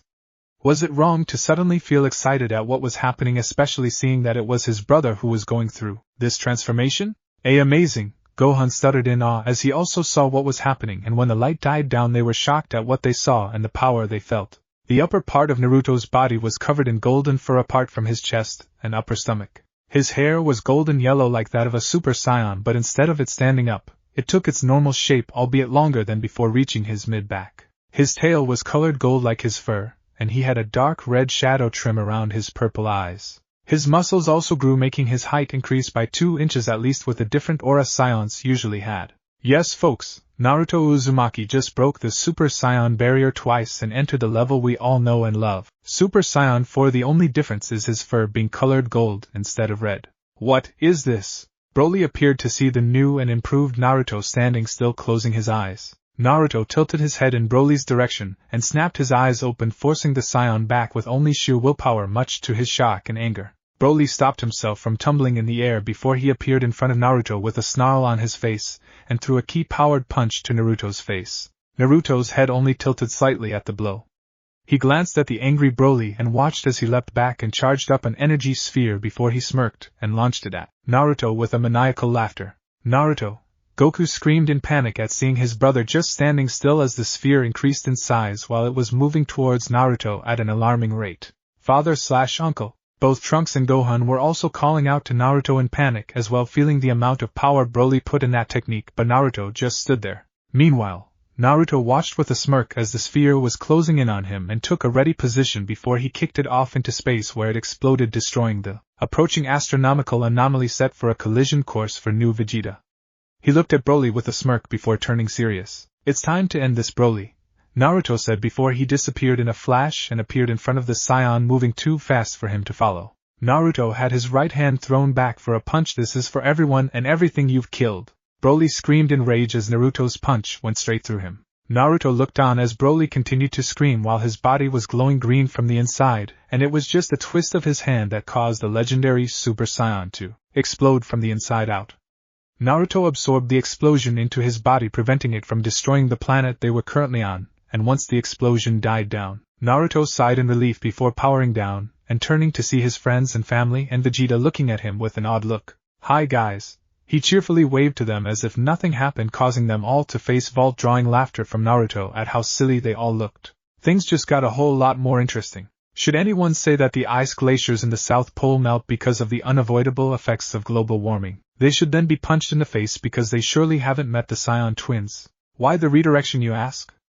Well, as it stands, these two are currently in a sparring match with only their fists, and each time their fists met, shock waves would be generated, destroying any glaciers around them. Every offense blow was met with a defense from each of them, whether be it punches or kicks. They were evenly matched, or as evenly matched as they can be, seeing as one is currently above the other in power. 4 days ago, the Z fighters fought the legendary Super Saiyan Broly, who seemed unbeatable until, of course, Naruto and Piccolo arrived, with Naruto being the one to end the life of the wild Saiyan only after transforming into something amazing. The others were stunned speechless at the transformation, though especially Vegeta, who was angered that he wasn't the one that made that transformation and performed the final blow to end Broly's life.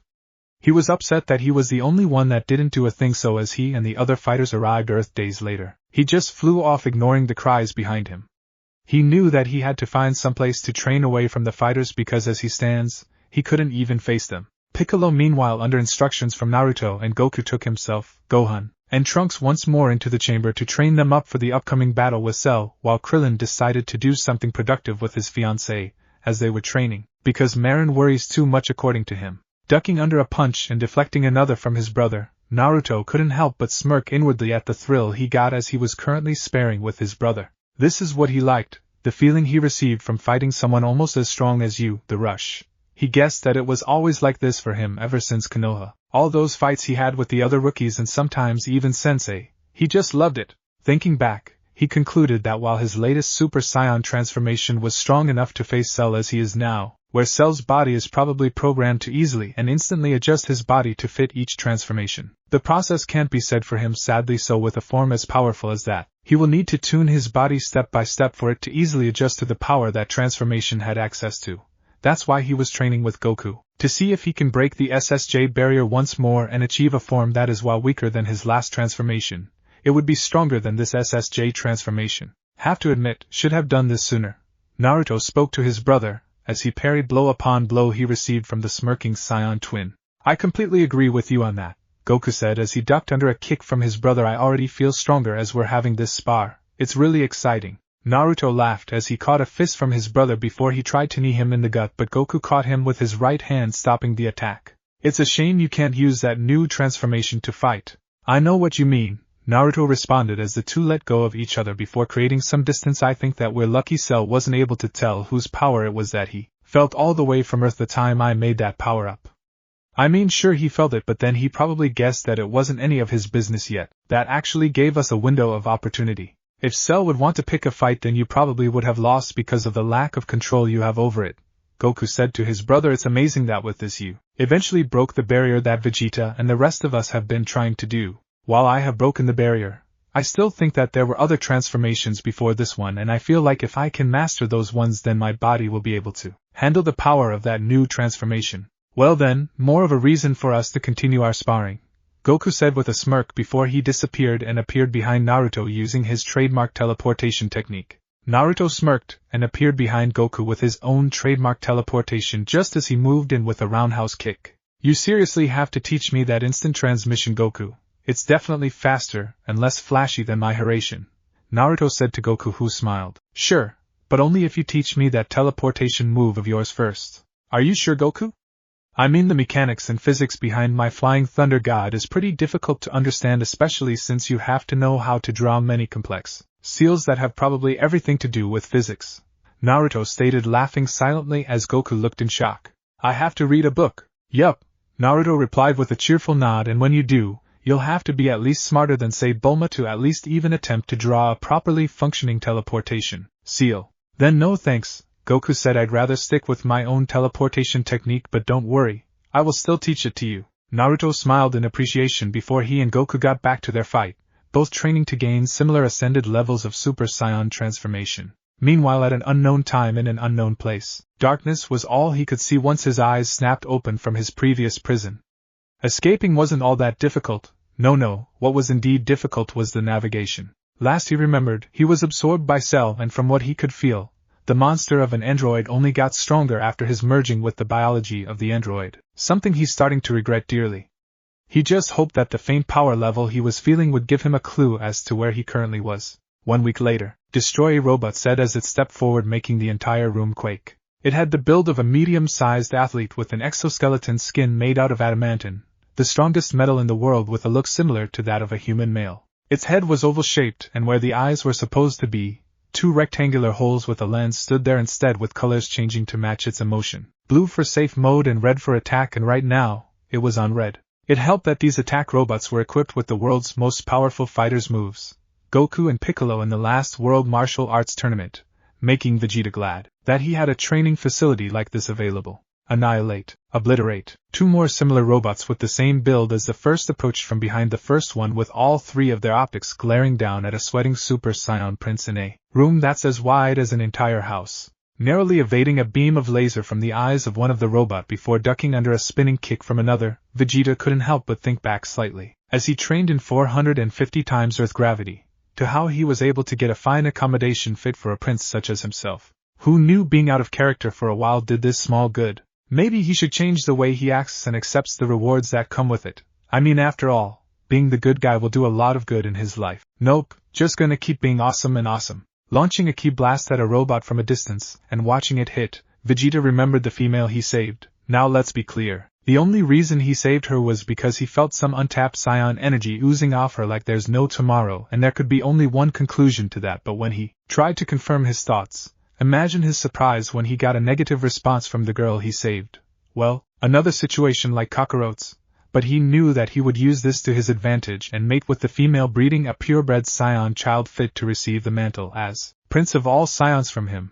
That's why he nearly thanked his stars at how easy it was going to be when the oblivious big-titted lavender female latched on to him after he saved her. Such an act was unbefitting of any Scion, Vegeta mumbled as he craned his neck. But at least with him around, he could beat that attitude out of her. It was a small and easy request from him to ask for a gravity room to help him train his body, and when he received an answer of one already been made, he had wondered why, and after facing these attack robots, he got his answer. But still, for a pile of machines, they do hit pretty hard and their skins are very durable. BZZZT, Vegeta-kun, you might want to check this out. Speak of the devil. Pausing from round 2 of his training, he looked up to see the image of the beauty known as Vermilion Makoto. He once again couldn't help but admire the piece of work she was. Lush lavender hair, smooth and shiny pink, and a pair of confused bright green eyes that could stare right into your soul, and her perfect hourglass figure that made women everywhere green with envy. In fact, at this point, he could honestly say that it was only that blonde medic that could compete with her in looks. Wearing a purple long-sleeved turtleneck sweater, Vegeta smirked in his mind at the way her figure was easily brought out because of that single outfit. God, it feels good to be me. Yes, later he was going to, in a word, tap that ass. Tilting his head a little bit to the right as an image of a similar size appeared next to her, he was surprised to see that instead of her face being the one on it, no, it was the face of Cell currently looking back at him. At the same time in Capsule Corp, the Z-Warriors, having trained for the past 1.3 weeks non-stop, decided to take a break and have some refreshments courtesy of Bulma and her parents. Right now, they were in the Capsule Corp building in the living room of her parents, with everybody just sitting down and relaxing. Even Ayumu, number 18, was present too as well. Hey guys, I think you should check this out, Bulma said as she stepped into the room and switched the channel on the TV to the news station, where they saw the face of Cell, making the fighters in the room tense in preparation. It's Cell. What's he doing in the TV station? Good evening, people of the world, my name is Cell, an android created by the genius mind of Dr. Gero, who unfortunately passed away, Cell said. For those of you that do not remember me, maybe this will jog your memory.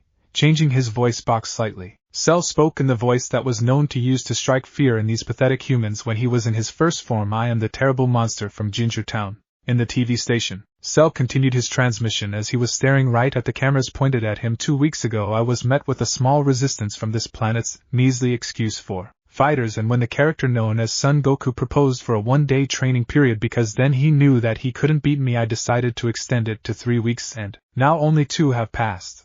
Cell placed his left elbow on his right palm and leaned on his left palm with his face. I still wondered how he would use 1 day to get as strong as me, but that doesn't matter. What matters is this. Cell stood straight with a smirk. I know you're watching me right now, Z-Fighters, and I am here to give you a challenge. A tournament of sorts. Back at Vegeta's gravity chamber. 1 week from now, when you all come and face me, instead of it being a free-for-all match, it will be a world martial arts tournament. The Cell Games, if you will. All of you against me 1 by 1. And you can fight in teams if you want, and if you lose, well then so does your entire planet. Cell chuckled lightly as he said that Son Goku, Uzumaki, Naruto, Vegeta, Krillin, Son Gohan, Piccolo, Trunks, Briefs, and Tien, the fate of your world rests entirely on your shoulders. If you don't show up, I will blow the entire planet, and if you indeed show up and win, I won't. In fact, if you somehow win, which of course I don't guarantee, I will leave this planet in peace. But of course this offer doesn't just focus on the names I've called. No, it's available for all able-bodied fighters. Vegeta watched, growling, as Cell was talking about some tournament that will decide the fate of the world. Glancing to his left, he saw that Makoto was really worried about what she was hearing. Also glancing to Vegeta, and as the transmission finished, she asked, "So are you going to fight Cell?" "Of course, woman, what do you take me for?" Vegeta arrogantly stated with a smirk that had Makoto shaking in her knees before she smiled. "Then you will need my help, love," Makoto said with a smirk before that smirk turned to an evil smile, increasing gravity 100 times. Vegeta immediately slammed down on the ground with the added force, and he heard the robots activating. Straining his neck up, he saw the robot's blasters pointed at him, and immediately smirked back at the female. "I can take anything you can dish out." Meanwhile in Capsule Corp, Naruto and Goku frowned at this while the others remained panicked at what was just announced. Sometime during the announcement, Bulma, Kuma and present Trunks left for their house, and Naruto rested his right elbow on his palm as his left palm was on his face. So I guess there's a new martial arts tournament, eh? Naruto asked as he rubbed his chin. Well, we still have one more week to train. What are we going to do? Gohan asked, but unfortunately Chi-Chi heard him. You are going to do nothing, young man.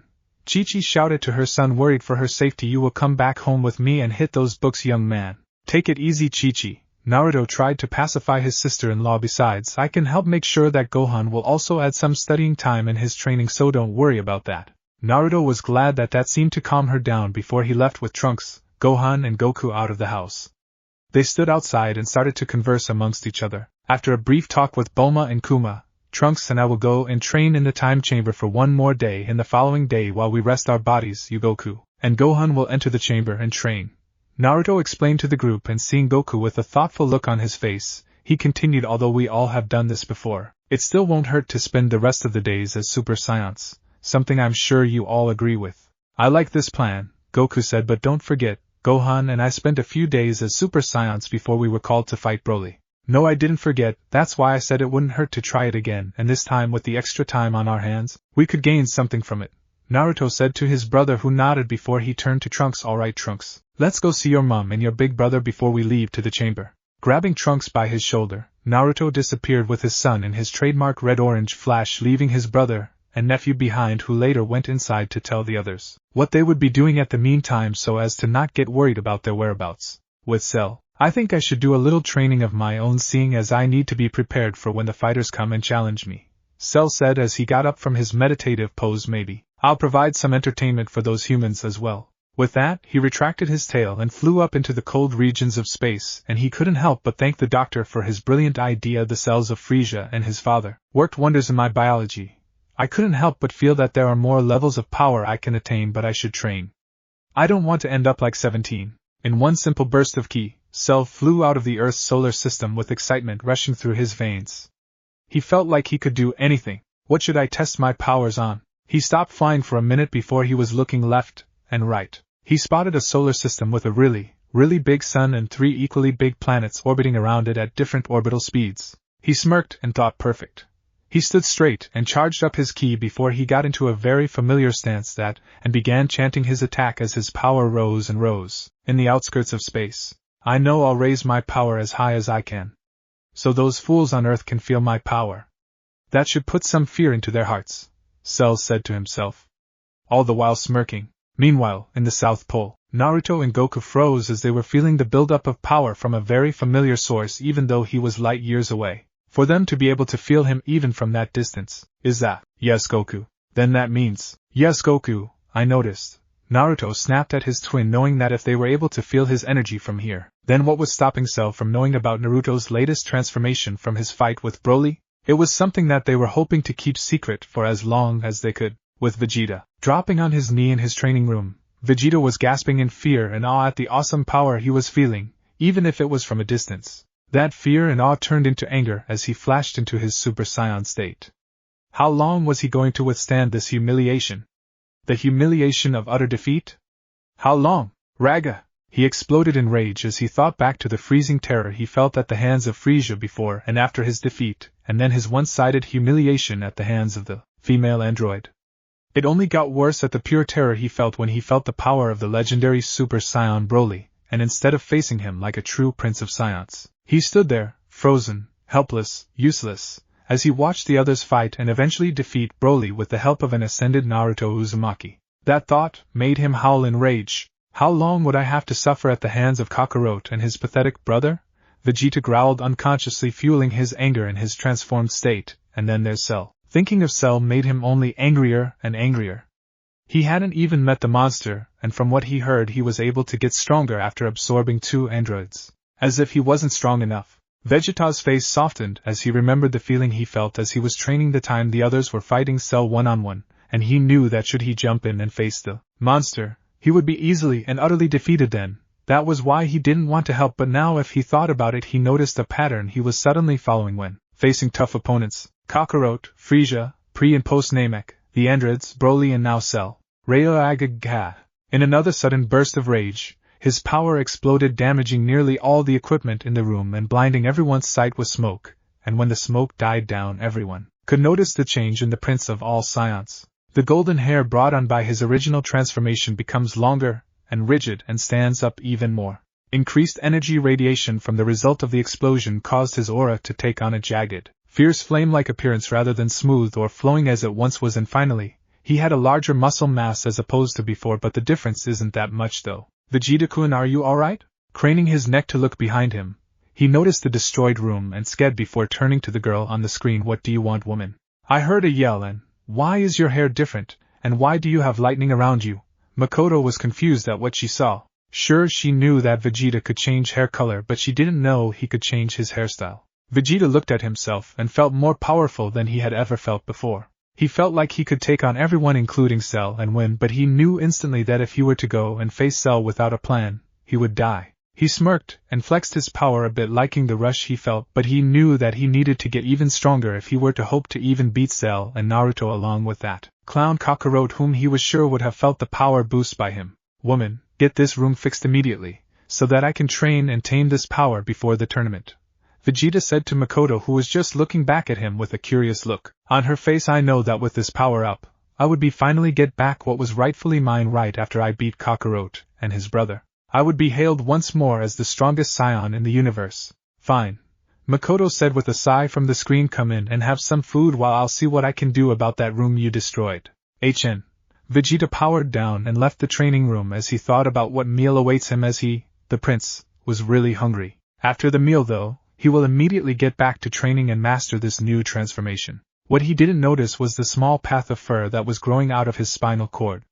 What will he do once he finds out about this new development? It was the day of the World Martial Arts Tournament, and as much as each one of Earth's civilians wanted to flee, they couldn't, because at most, the resources they had were not enough to help with a full planet-scale retreat, and who's to say that as soon as they do leave that the monster wouldn't follow them? It was why most, whose time zone permitted them, had their eyes glued to the TV scrolling for any news concerning the safety of the world, and as they scrolled past the channel hosting the tournament, each of them were glad at the arrival of the fighters that could possibly save the Earth, and for their sake, everyone watching prayed they did. Meanwhile, it was currently rowdy in the Uzumaki household because of the different sets of activities they had inside. Since other known residences were either too small or too occupied, it was decided and agreed that the one available place that the friends could watch the tournament was Naruto and Bulma's house, and understandably, all gathered not soon after. Bulma was currently in the kitchen with her son, and they were busy as hell with gathering the refreshments. Because Kurama was half Scion on his father's side, his Scion blood demanded that under every circumstances, he should join the tournament, because even from where he was, he could tell that the fight would be exciting. However, much to his annoyance, both his parents and godmother had decided that he was young and ultimately, he had no business fighting a monster as strong and powerful as Cell, who managed to even give his father some form of trouble. I still don't get why I'm not fighting, Kuma complained. I'm nearly as strong as Gohan. You're stronger than Gohan ever was at your age, Kuma-kun. Bulma laughed softly. But we all know what kind of monster Cell is. Have faith in your father and all the other fighters, son, and I'm sure that sooner or later, you'll join them in one or two of their adventures. She turned back to her activity. Now stop complaining and help me set the tables. Kuma tried to protest her decision, but each cry was unheard or ignored, and seeing that his whining wasn't going to get him anywhere, he decided that he'd follow his mother's wishes and help her set the tables. So as he grabbed the plates and moved into the living room, and as he stepped in, he wasn't surprised at the assembled party. It's like everyone I know is here and having fun. Heck, I'm even surprised that Corinne of all people left the lookout to come and watch the tournament here. As he was setting the plates on the dining table, he couldn't help but listen in on some of the conversations that were going on, and hearing some of them, he chuckled slightly. I still don't get why we're having a pleasant breakfast while the sake of the world is at the hands of Goku and the others, Yajirobe said. I mean, sure, I could go for a good meal or two, but sometimes there are more things to be worrying about, like for instance thinking of how to get of this planet when it goes kaput. Now Yajirobe, you need to have more faith that Goku and his friends are going to save the planet. I should know. I managed to get a glance of some of their power levels before they left, and at this point, I'm just worried about what I'm going to have for breakfast tomorrow. Corinne, who was always never out of the tower, said, speaking of breakfast, I hear Bulma's a whiz in the kitchen. I wonder what she has cooking. Whatever it is, she better hurry up, Yajirobe said. I'm starving. Chi-Chi was sitting down by her father. Stupid Goku. forcing my baby boy to fight in a stupid tournament that could very well kill him. Her eyes moistened before she started, sobbing silently, and Gohan, being the good boy he is, just listened to his father. What is this world coming to when my own son picks my husband over me? It's not your fault, Chi-Chi. Ayumi leaned on the nearest wall while crossing her arms under her modestly large breasts. Scions love fighting as much as they love eating. Dr. Gero made sure to research as much as he could on the subject when creating Cell. She explained, he's just following his instinct, knowing he's strong enough to handle it. Cell Games. Observing from the north and south angles of the Cell Games arena were two groups of fighters that posed as the Earth's fighting defense against the monster, Cell. On the north angle, we have the very familiar warriors commonly known as the Z Fighters, and they consisted of none other than Son Goku, Son Gohan, Piccolo, Uzumaki Naruto, Uzumaki Trunks, Prince Vegeta, Krillin, Tien, and finally Yamcha. Within the time limit granted by Cell in hosting the Cell Games, each of these fighters trained their asses off for this moment, some with others and some by their own means, and even though they felt that they would win, they had no complete way of confirming it. So then it was decided that since Earth has gone on for too long without a guardian, a new one would have to fit said role, and understandably, Goku rushed into the scene as he knew who would be perfect for the job. Seeing Den's face brought a smile to most of their faces, and while said Namekian was eager to return their greetings, he just managed to ignore Krillin. Not long after his initiation, he was told about the current situation, and much to everyone's joy Den managed to restore the Dragon Balls. After making their wishes, some of the group bid Den farewell so as to continue their training. However, in order to gain access to the hyperbolic time chamber, a certain few chose to remain, and amongst those few were the very familiar extended Son family. Instead of entering with their original partners, both fathers and son decided to switch who they would eventually pair up with, and much to the satisfaction of the adults, their new partners were comfortable with the swap. It didn't take long for them to get used to their pairing, and under different teachers, Trunks and Gohan learned new things. They managed to master what they learned in the time limit permitted. However, they each knew that if they didn't leave the time chamber soon enough, they would eventually be stuck in there forever, and with the current threat of Cell blooming, that happening would be a bad thing. So understandably, after a few days, they decided to leave the time chamber, and decided to spend the rest of the time with friends and family. Though to some other fighters, their own training time was used differently. On the south side of the arena stood a proud and flamboyant team of fighters known to be a crowd favorite more than the Z Warriors. With their leader, the team would move on to perform amazing superhuman feats. Yeah, right. But let's not get ahead of ourselves. Meet Mr. Hercule Satan, the leader and founder of Team Satan. Apart from his ridiculous dressing, the most glaring feature about his entire person would be the distinct lack of hair on his body. Most have asked the question as to what happened, and his answer was always vague at best. But whatever the case may be, he welcomed it wholeheartedly, because with the loss of his hair came an incredible boost of power. Because of his power, everybody that ever faced him died not too soon, and because of this, Satan had believed that he was the ultimate power on Earth, that no one would be able to win against him in a hand-to-hand, or otherwise, battle. However, what came with the pride and boast of that fact was the fact of a small loss, as that his feeling of thrill and excitement when it came down to facing an opponent. To him, Cell's appearance was a godsend. But he also knew that should Cell be left unchecked, he would be a major problem in the future. However, he wasn't about to ignore what could help him increase his publicity more. The scared announcer and his crew rushed up to Mr. Satan and held the mic to his face before he asked, "How are you feeling right now, Mr. Satan? Will you please tell your audience?" I sympathize with Cell's mistake to go along with his decision. I wouldn't blame him for being unaware of my existence as the strongest Earth-born on the planet. Mr. Satan gave a smug grin to his audience. Besides, I could use the challenge. Every other person punch I faced fell with one punch. It's really annoying. He muttered the last two parts. Cell, to all observers, was doing nothing. However, to the more observant one, they could tell that he was currently assessing the situation he was presented with, as the appearance of the bald man was quite surprising. Interesting, he thought. This one holds an intriguing ability that could be equal to those of the Scions. His eyes shifted to the Z fighters. No matter, in the end all will fall at the might of my perfection. Good morning, Cell drawled out, catching the attention of those around him. I'm sure you are all as excited as I am to begin this tournament.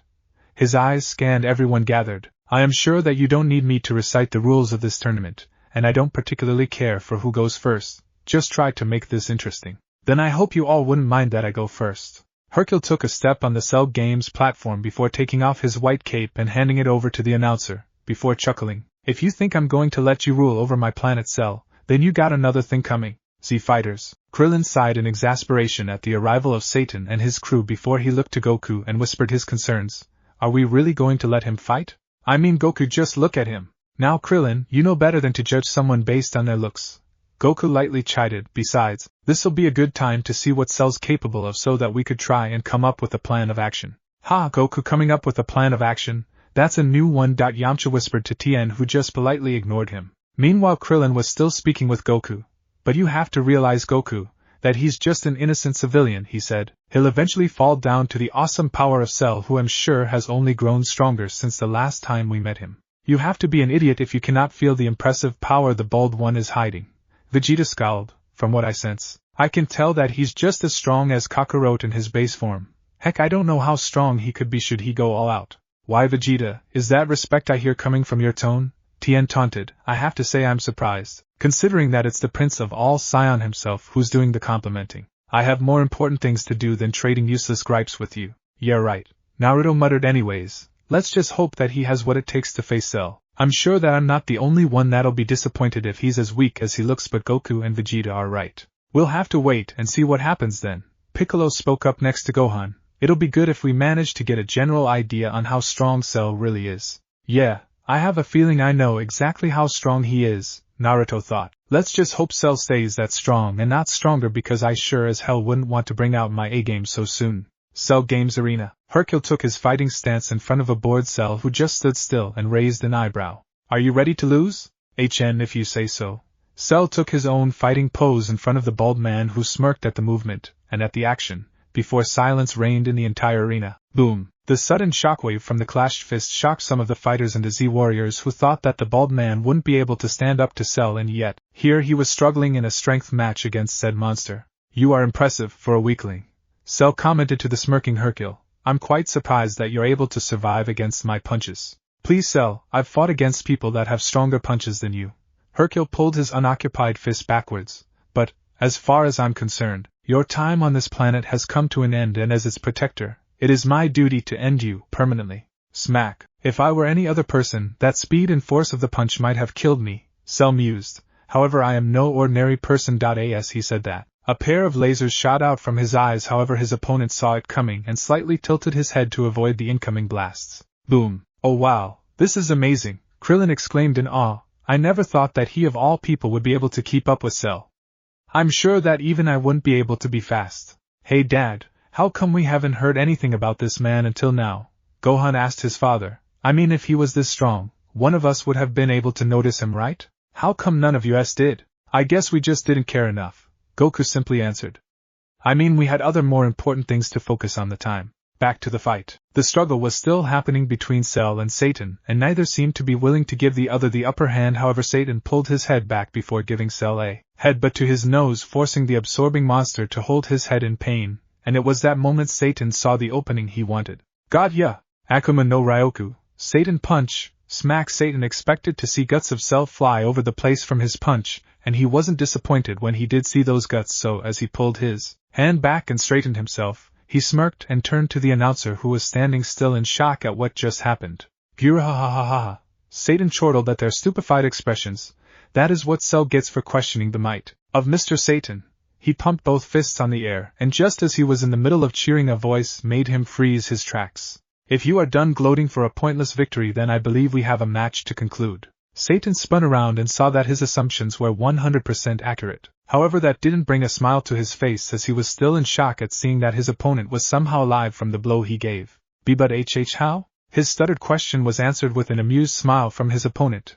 I can heal from any damage on a cellular level. Cell rolled his neck, and I have to say that while your fight did give me the necessary boost to get stronger without having to lift a finger, in the end, however, you still lose.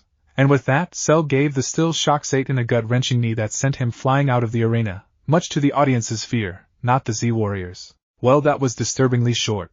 Naruto's sweat dropped as he saw the body of Satan fly out of the arena, before turning to his equally unsurprised allies. But enough of that nonsense, we have to decide on who faces Cell next. His eyes scanned those around him. Any volunteers? I'll go, Goku offered. I mean, while the fight was okay and all, we didn't get all the information we needed to face Cell.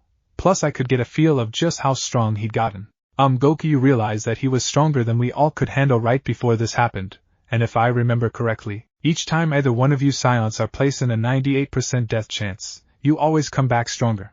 Krillin scratched the back of his head. And Cell was made from nearly each one of our DNA, including yours and Vegeta's. And, sigh Goku, what Krillin's trying to say is that Cell's regeneration made him stronger than he was just a few hours prior, and then he was already too strong. Piccolo furrowed his not-so-visible brows as he paused. Are you sure you can win? Won't know until we try, came Goku's cheerful response. Is it alright with you, Vegeta? As long as you remember to stay alive after this Kakarot, Vegeta said. Only I have the right to kill you. Goku just smiled before he went to the stage as he transformed into a Super Saiyan, and it was only seconds later he stood in front of Cell, who watched every one of his moves. So Son Goku, you've finally decided to face me, Cell started. I just hoped that this fight would be more entertaining and pleasing than the last one. Sorry to keep you waiting, Cell, Goku apologized sincerely. But since we're over that, I believe that we have a match to get to. Fight is the same as canon. As much as we'd love to agree with your decision, Goku, I'm sure I speak for all of us when I say that you've reached a new scale of idiocy. Thanks to the effort of Mr. Satan, Cell was weakened when he faced Goku because of his full-body regeneration, but even though his ki was slightly weak from that one action, that didn't make him any less of a threat for Goku as he faced the monstrous android. The fight was long and the fight was awesome, and as a result, the platform that was used to host the Cell games was destroyed by Cell himself, who grew annoyed at the limitations the ring outs had to offer and from the smirk on Goku's face. As the ring was destroyed, one would say that said Scion agreed with his thoughts on the matter. Powers clashed and techniques were thrown, and much to the understanding yet hidden joy of the Z-Warriors and Satan, yet while he's still arrogant and obnoxious, I'm still giving him some sort of power reference to One Punch Man. They were able to take note of just how strong Cell was, however his current revealing wasn't really fooling anyone, as each of the Z fighters who had faced Cell at one point knew that the android was still far stronger than he appeared. Because his current level of power wasn't strong enough to cut it, Goku had decided that it was time for a level upgrade, and for the second time in the story, Super Saiyan 2 was unleashed, much to the shock and anger of Vegeta, who by then had thought that he had overtaken Kakarot in power. Did you all really think that Goku wouldn't reach SSJ2 before facing Cell? Despite the obvious boost in power by Goku, it was still no match for Cell, as each techniques he threw were either countered or deflected. Much to the Scion's frustration, and seeing as he wasn't going to win this battle anytime soon, he decided to do the wise thing and give up, much to the shock of audiences everywhere. What shocked them even more, however, was his declaration not soon after his decision, pitting Gohan against a monster who's even too much for you at Super Saiyan 2. Goku, do you even realize what you're about to do? Piccolo was one of those who were still trying to change Goku's mind, but much to his annoyance, Goku just grinned brightly. Come on guys, I pretty much know what I'm doing. No Goku, you do not. Naruto firmly disagreed with a straight frown on his face. I taught Gohan, so I know the feeling of power I get when I'm around him. Naruto narrowed his eyes. What I also know is that even if he does have that feeling of power, it's nothing compared to how strong Cell is. Maybe if this were a different universe with different circumstances your idea would work, but now, we need someone with an equal power to match and defeat Cell. And you believe that person is you? Naruto turned to Vegeta as he asked the question before smirking mysteriously. Just 2 words, Vegeta. 2 words that'll jog your memory, new Vegeta. Cell watched with a bored expression as the fighters kept discussing to themselves about who would face him next, and because of the time they took on the matter, he was about to personally pick his opponent. But then he saw the one with the tail walk towards him and had to suppress a smirk, because he knew that from the feeling alone, this one would be just as strong as Goku was. How exciting! Uzumaki residence. Chi-Chi sighed in relief. Thank God for Naruto-kun. She clasped her hand together as if in prayer. Oh Goku, what were you thinking? Sending poor Gohan to face a monster like Cell? He probably wasn't, Bulma answered with an annoyed sigh. I mean, for as long as I've known Goku, he never gives up, so he doing just that was a huge shocker to me and to the rest of us. But for him to decide that Gohan should fight for the sake of the world? Little Gohan that couldn't even hurt a fly? How does he expect Gohan to kill Cell? I think Goku had some sort of plan for him to suggest Gohan like that, Rashi supplied. I mean, he wouldn't have done otherwise if he hadn't any plan to boot. Plan or no plan, when that man gets home he's going to be in so much trouble. Cell games. So you've decided to be the one to face me in what'll be like a pointless challenge, Uzumaki Naruto-kun? I wouldn't be so sure about that, because unlike the rest of them, I have a trick off my sleeve, Naruto retorted before taking the horse stance and transforming into his Super Saiyan state. Now let's get this match rolling, because I'm hungry. He finished with a smirk on his face before it turned serious. Cell scoffed at the appearance before he crossed his arms over his chest. He taunted, please, all that I see is a sudden hair growth and nothing else. If this is going to frighten me, then you'll have to do better than that. He ended with a smirk on his face. What Cell and the rest of the audience were looking at, as the smoke cleared, was none other than the familiar figure of Naruto Tsube Uzumaki, except that instead of his usual Super Saiyan 1 or 2 form, he was in a form that none had seen before. Despite his intimidating appearance, the one unique characteristic of this form was the distinct lack of energy, or ki, that should have been pouring out of the transformed Naruto, because to those that are aware of such energy, it would help them get a feel as to how powerful he had become. It would appear to the audience that Naruto knew this as well, because on his eyebrowless face was a smug smirk that would, on normal circumstance, infuriate Cell. "What's the matter, Cell? Can't feel my energy?" He countered Cell's earlier taunt with one of his own. Too bad. Smack. His speed was incredible, that even Hercule, who would normally keep up with such speed, was stunned. But what stunned them even further was the fact that Cell caught his fist. "Z fighters. Holy crap," Krillin exclaimed. "Did anyone see that?" "We're all just as shocked as you are, Krillin," Tien said. "What worries me is that Cell was able to track it so easily." But even he was shocked at the sudden burst of speed. Piccolo added with narrowed eyes. "I managed to catch the brief look on surprise on his face before he defended against that strike from Naruto. Father's power's really awesome." Trunks was slightly shaking, whether from fear or excitement would be unknown, but how was he able to hide this transformation? I should have noticed this when I trained with him in the time chamber.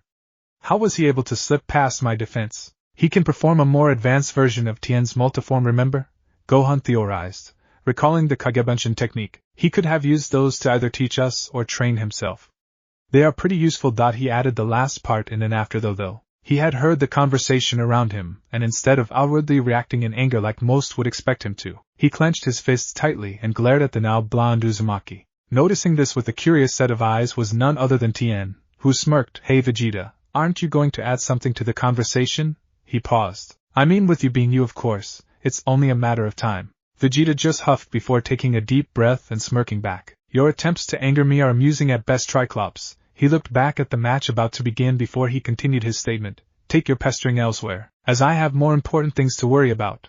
But then he paused before glancing at Tien, with a smirk of his own. "Or maybe all this annoyance is your way of attempting to court me. If so, then please desist, for I am sorry to say that I'm not interested in courting of any kind, especially if it comes from you of all people. And besides, someone even more worthy has already caught my attention in that subject." Match. A smirk formed on his face as he had realized that Cell had managed to keep up with the speed of his punch. He couldn't help but comment on this with an impressed look on his face that slightly annoyed the android. "As impressive as your speed is, Cell. I believe that the fight only just begun." He then pulled his arm back before throwing it at Cell in speeds double his original, only to frown as he had realized that what he hit was only an after-image. "Boom, you're quick, Scion, I'll give you that," Cell commented, as his quick roundhouse was blocked by the back of Naruto's hand as he raised it at the side of his face. "But are you faster than I am at full speed?" Naruto noted the challenging tone and decided to rise up to it with a confident look on his face. "Yeah, well, I can be even faster." Boom, boom, boom, boom, boom, boom. Shockwaves of the same vibration echoed in different locations, as flesh met flesh in incredible breathtaking speeds only very few could follow, and to those that weren't able to, they were stunned at the display presented before their eyes. This kept on going for a few minutes before silence encased the audience not long after.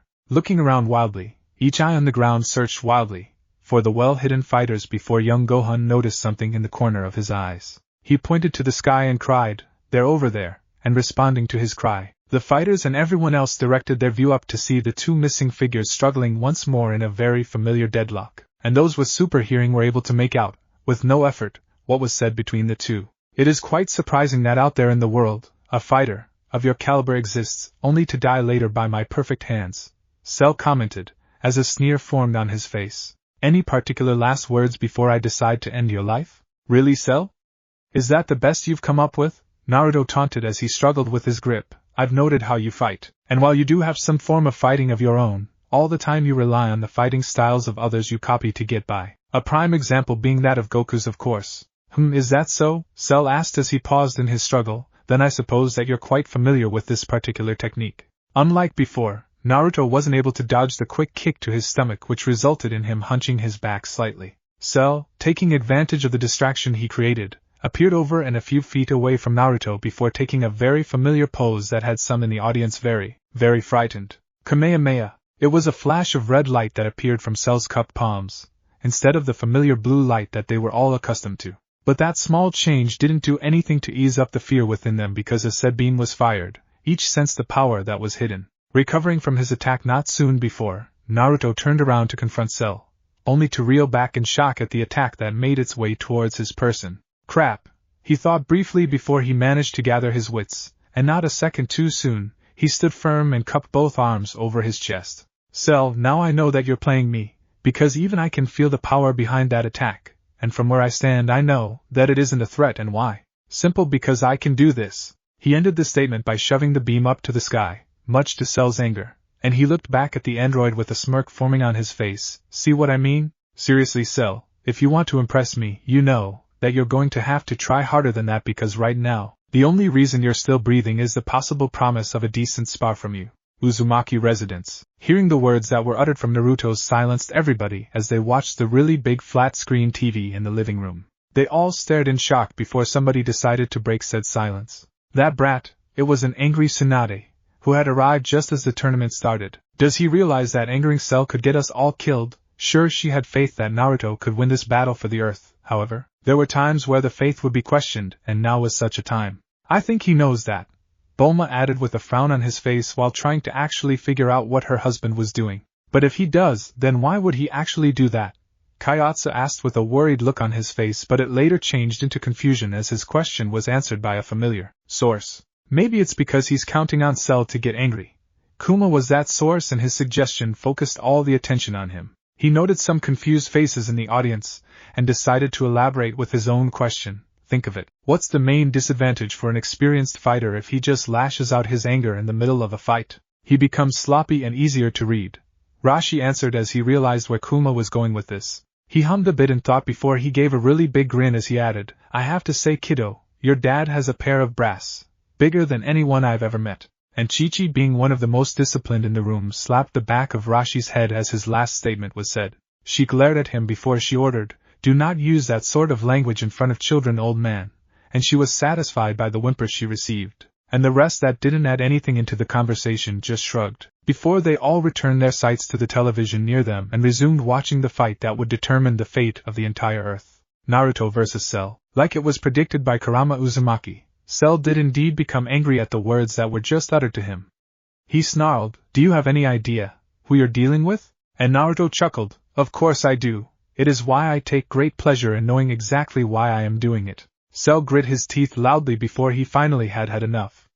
He roared enough, before he caught himself briefly, but unfortunately for him, he wasn't able to hide his anger. He growled out, I will no longer tolerate any more insults that are spewed from that annoying piece you call a mouth, therefore I have decided that I will no longer spare this planet and its people. Finishing that statement by dropping on the ground, Cell took the familiar horse stance. He grunted before he started charging his energy, then his tail flinched and bulged, and the tip opened up. He smirked at the looks he was receiving from the audience, but his focus was more on the task at hand, and not soon after he started spitting out some sort of weird-looking things that grew to look like miniature versions of Cell, and there were 8 of them, with the Z fighters. They looked at the scene with as much disgust as they could muster. However, before they could react, the now dubbed Cell Juniors rushed at them, prompting the Scions in the group to quickly transform into their Super Saiyan 2 form. What are they? It doesn't matter now, Piccolo answered Krillin's question, they're heading straight for us. But before he could defend himself, Piccolo was sent flying by one of the Cell Juniors sent after them. Mr. Piccolo, Gohan shouted, but as he moved after his mentor, he was intercepted by a smirking and giggling Cell Jr., something that made him grit his teeth in frustration. He once more charged his ki, in his Super Saiyan 2 mode, before taking his fighting stance and glaring, and he found his moving on their own before he stopped himself. Alright, you monster spawn, come at me! And with that, his own battle started. Around him, similar instances occurred, and seeing this, Naruto couldn't help but sharply glance at Cell with more than enough rage pouring off his eyes. He ordered, call them off, Cell, but all he received from the android was a cackle, before he found himself having to dodge a strike from a quickly moving Cell who was just as angry as he himself was. Boom. If you want me to call off my children, then you'll have to defeat me in combat.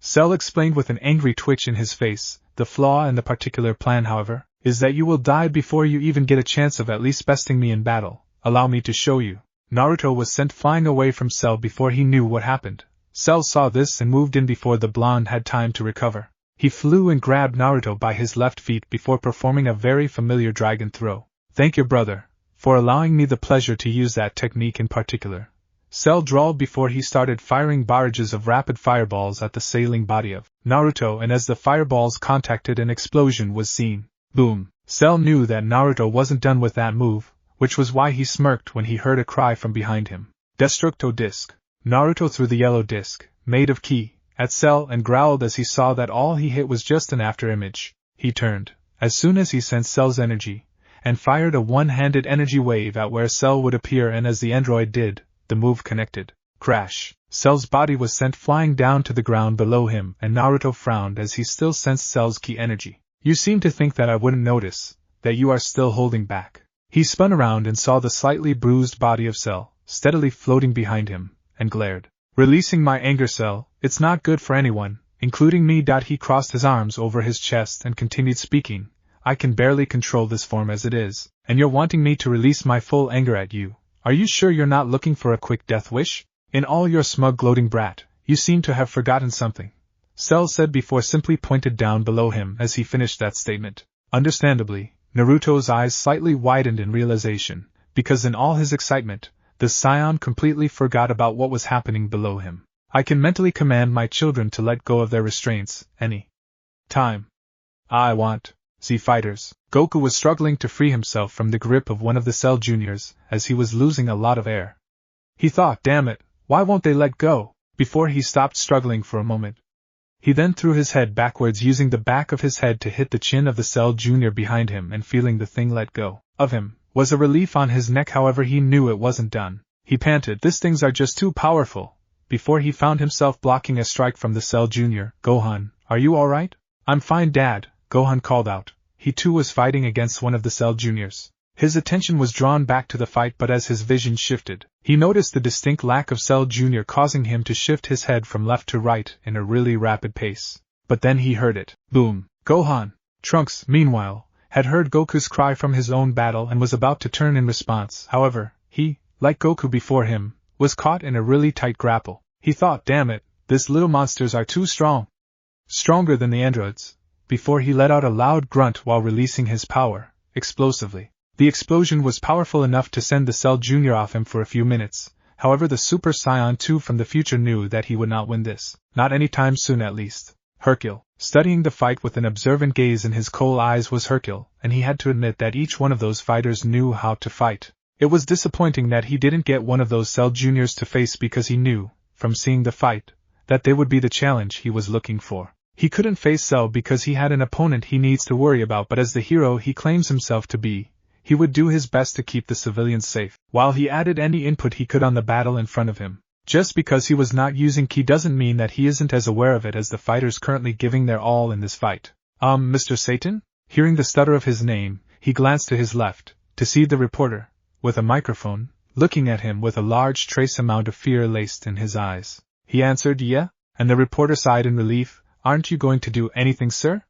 Isn't this your fight as well?" "As much as I would love to go into the ring and face Cell with all my might, there are more important things to worry about at this time," Mr. Satan replied. "Your innocent civilians and the prospect of Cell hurting you because I made a mistake would be really bad. So first and foremost, your lives will be guarded against any and all stray attacks from Cell himself." The reporter gazed at Mr. Satan with a look of awe and admiration before turning to his cameraman and speaking to the audience that were watching this spectacle everywhere around the world, and said, "Amazing." He fixed his glasses as they dropped off his nose. "Mr. Satan is truly amazing. Instead of worrying about fighting Cell to possibly boost his reputation all around the world, he cares more about the lives of the innocent civilians. What a truly honorable man Mr. Satan is this day, and we will forever remember this moment, as we hail his name everywhere." Mr. Satan was sure that by now, chants of his name echoed in different cities all across the world. However, now it didn't matter, because like he said, there were currently more important things to worry about, and the lives of the innocent civilians were one of those things.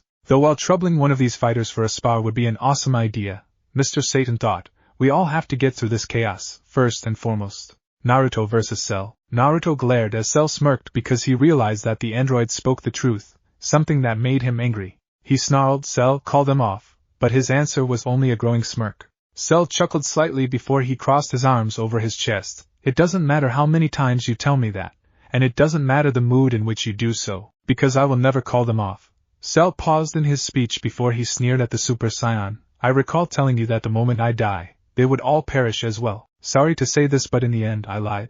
Naruto glared even harder as that small bit of information was let out, and before he stopped himself, he charged at Cell with a large battle cry. Smack! Cell managed to grab his two fists and countered the followed kick, but that didn't stop the android from continuing his speech.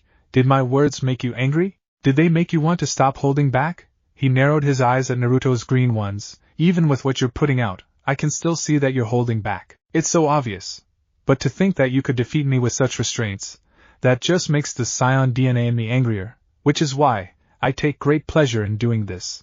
At the sound of a very familiar scream, Naruto's eyes widened in fear before he turned sharply, hoping that his fears were unfounded, but much to his ever-growing horror, they were proven to be true. Trunks, he cried before he moved in to save his son, however before he could move further he was intercepted. He glared hard at the captor and roared, Cell, move out of the way, but all Cell did as a reply was evilly smirk in front of Naruto. It seems that I am close to succeeding in making you angry. I wonder what'll happen if I were to do this. Trunks was trying to free himself from the stranglehold on his neck. Unfortunately for him, the grip of the spawn was just too strong, stronger than he could ever hope to break. The spawn looked at its creator, who just nodded back at him, and heeding to the mental command, it extended its nail and stabbed the hybrid Scion straight through his chest, relishing in the bloody scream his prey let out. Aha! Trunks! Naruto cried in agony at seeing his son stabbed before his eyes before the world around him was encased in darkness. Seeing a light shine on his face, he looked up, only to have his eyes widen slightly at what he was looking at. It was Trunks, and much to Naruto's confusion, he had nothing on him, as all he could see staring at the floating figure of his son was his very body. Trunks, is the TYU? Naruto was confused and slightly disappointed at the silence he received, but that didn't stop him from trying again. Trunks? Please answer me. Trunks just looked on at Naruto before he turned around and floated away from him. Trunks! Naruto chased after the floating form of his son before he stopped, and shut his eyes at the shine of brightness that overtook his vision. However, when the brightness died down, his eyes narrowed because standing in front of him, staring down at him with glaring red eyes, was a figure Naruto knew all too well. I know what I have to do now. Cell watched as Naruto levitated down to the ground, and grinned evilly as he noticed the Scion drop on his knees, a few feet away from the now dead and lifeless body of Trunks as it was hanging off the grip of a Cell Jr. The fight around them had stopped at the scream Trunks let out, meaning before the Z-fighters could move and help the teenager, he was already dead. Each had varied expressions on their faces, but what they were more concerned about was the way Naruto would react, and much to their relief and slight confusion and worry, Naruto remained still as his Super Saiyan 3 form faded, pulling him back into his base form. Uzumaki residence. The sobbing of a very upset mother was heard as she had just witnessed the death of her second-born son from another reality.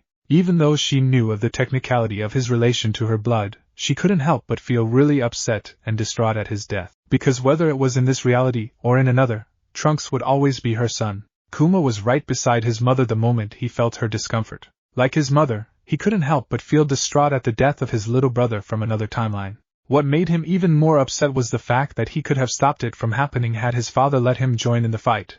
However, he hadn't, and well, it led to this. While he would want to blame his father for letting Cell do this to his brother, he knew that all the fault didn't lie in him. In fact, the one he was most angry at right now was Cell, and in extension the Cell Juniors, because unlike his father, Cell was the one to blame. However, there are more important things to worry about right now than following up on his revenge-driven thoughts. But he knew that what he just witnessed only festered his need to fight by my father's side. Let's face it, if I was there, I was sure that I could have stopped that from happening, he thought, while beside him his fists were clenched. With Naruto, he stood up slowly while his spiky hair shadowed his eyes. He said, "You wanted to see me angry, Cell? Well, you have your wish." The aura around him was one of anger as he took the all-too-familiar horse stance before his energy started to rise. "Just be sure that with all the boasting you've spewed out, you have what it takes to defend yourself from me when I fully unleash my rage at you." Raising a non-existent eyebrow, Cell smirked before he cackled. "Oh please, what's the worst that could happen?" Thanks for watching this video. If you really enjoy this video, like, subscribe, and comment down below, and turn on that bell notification. Don't forget to support and follow the Gaea's Scion for writing that awesome fanfic, and also make sure to comment on this story, link in the description. See you in the next video. Goodbye.